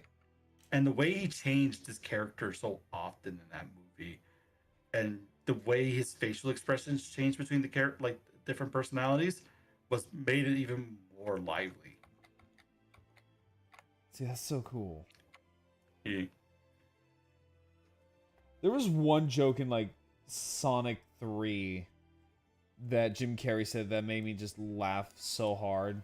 Is it the one like say it was as if we're like the same person? Yeah, it was like it's almost as if we're played by the same person in a movie. And they love look to the that. camera and I'm like, "Oh my god." Cuz I you love know when it does that. cuz you know that was not in the script. Yeah, he was having fun with it. Yeah, cuz a lot of the times Jim Carrey will just improv. Yeah, But he's just so damn good at it. he is. He was designed to play out of pocket characters all the time. Also, why do I got a ping from?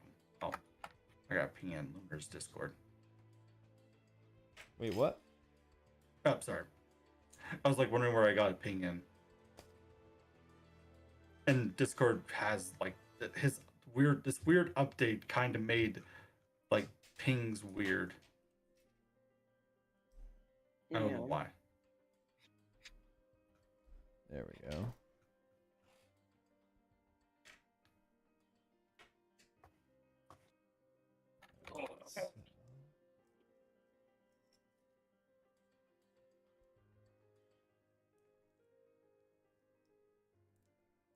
Ah, shit.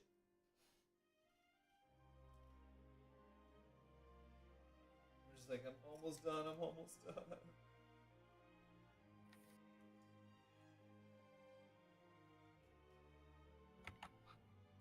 Ah, son of a bitch.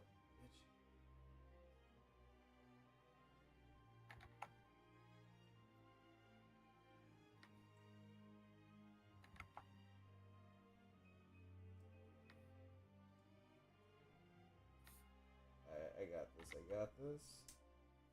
Got this. You Yes. got this. You got this, bro. Thank you. I believe in you. Thank you. Come on, Simone. Believe in the me that believes in you. Believes in the me that believes in you, believes in me, kind of believes in me. That's like my favorite line to tell people. because it's very inspirational. I mean, it really is. Like, if you really want to think about it. All right, Because we got 'cause you one gotta leg think- fully completed. So you gotta think of it like this. Be like, Simone, you don't have to believe in yourself. Just believe in me that believes in you.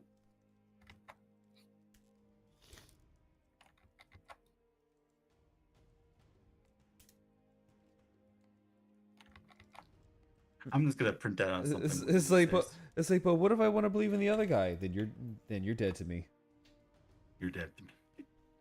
That was such a good anime. Even though it had like a lot of fan service, it was still a good anime. No, like Gurren Lagann is a absolute classic. Yeah. I think I can't remember who did the stuff for Gurren Lagann. Trigger. So, yeah, I was gonna figure that feels like a lot a Trigger thing because I don't think it's based on like an actual manga. No, it's usually they usually do like in-house original stuff. Yeah. So I was like saying that feels like something they would do and have like a lot of fun with it. Same with like Stocking and Panty. Yeah, I'm so glad we're getting a second season. After 10 years. Yeah, that is insane. Yeah, we're I mean, it's better than most other animes. Yeah, I'm still waiting for High School of the Dead season 2. Oh wait, no, that's not gonna happen because the guy who created the manga died. I'm waiting for the ending of Hunter x Hunter. Well, I can tell you what happens. I actually have never watched Hunter x Hunter. I've maybe watched for like 10 episodes. I can tell you what happens. The weird clown guy gets arrested by Chris Henson because he says, "Would you like to have a seat?"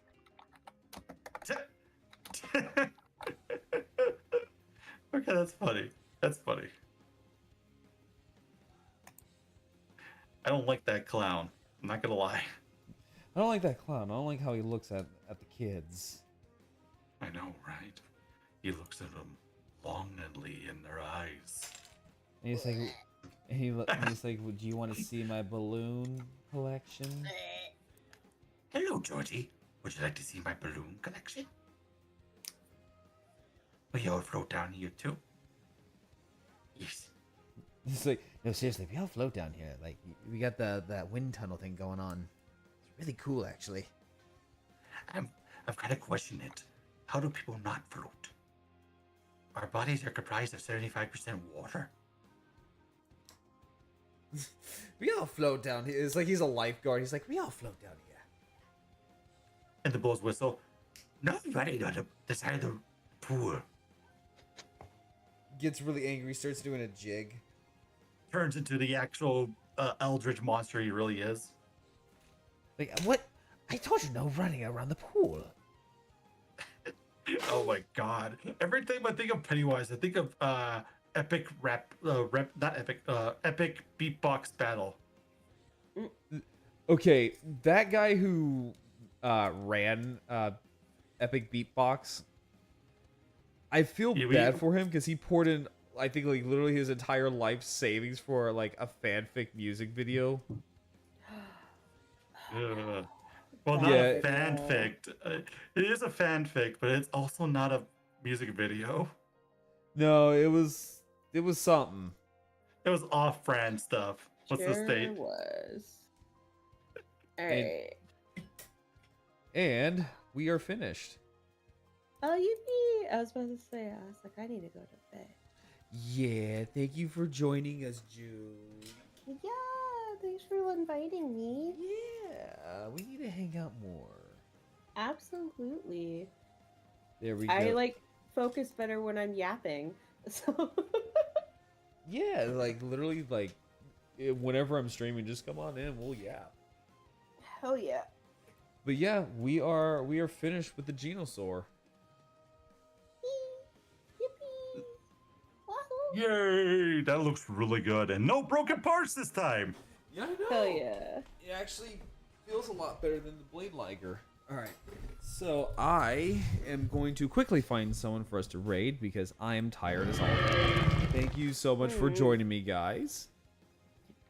Yeah, have a good night. Yeah. Let's see. Let me see. Who do I want to raid? Fuck, I have a headache. Who My who God. is streaming right now? I don't know. Actually, Normally, I could recommend someone. hang on. Let me see real quick. I was gonna say if Damien is streaming tonight, then we will raid him because he's usually up this late. Mm.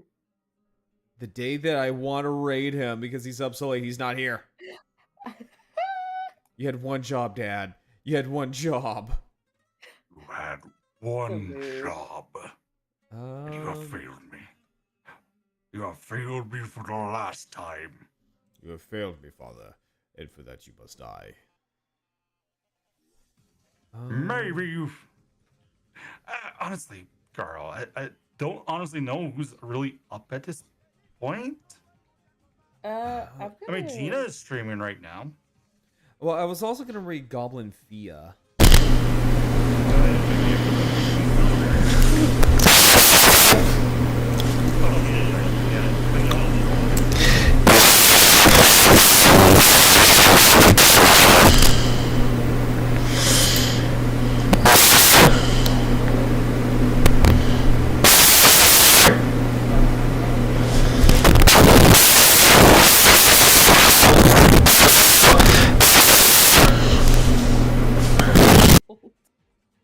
I hope he's okay. You could, bro. I'm actually worried. I'm thinking about calling a wellness check on him.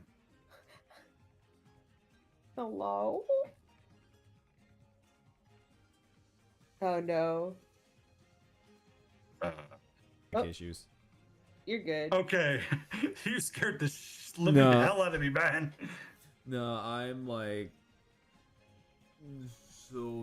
so tired. Yeah. Understandable. So You were streaming for 5 hours. yes, building a Zoid. So or I might not even just raid. I know like that's a faux pas, but I'm like I also am just tired as hell. I'm just probably gonna end the stream here and then go to bed. Yeah. Good night. Yeah. Good night, everybody. I'm sorry for no raids tonight. Yeah. Get yourself some good rest. I'm going.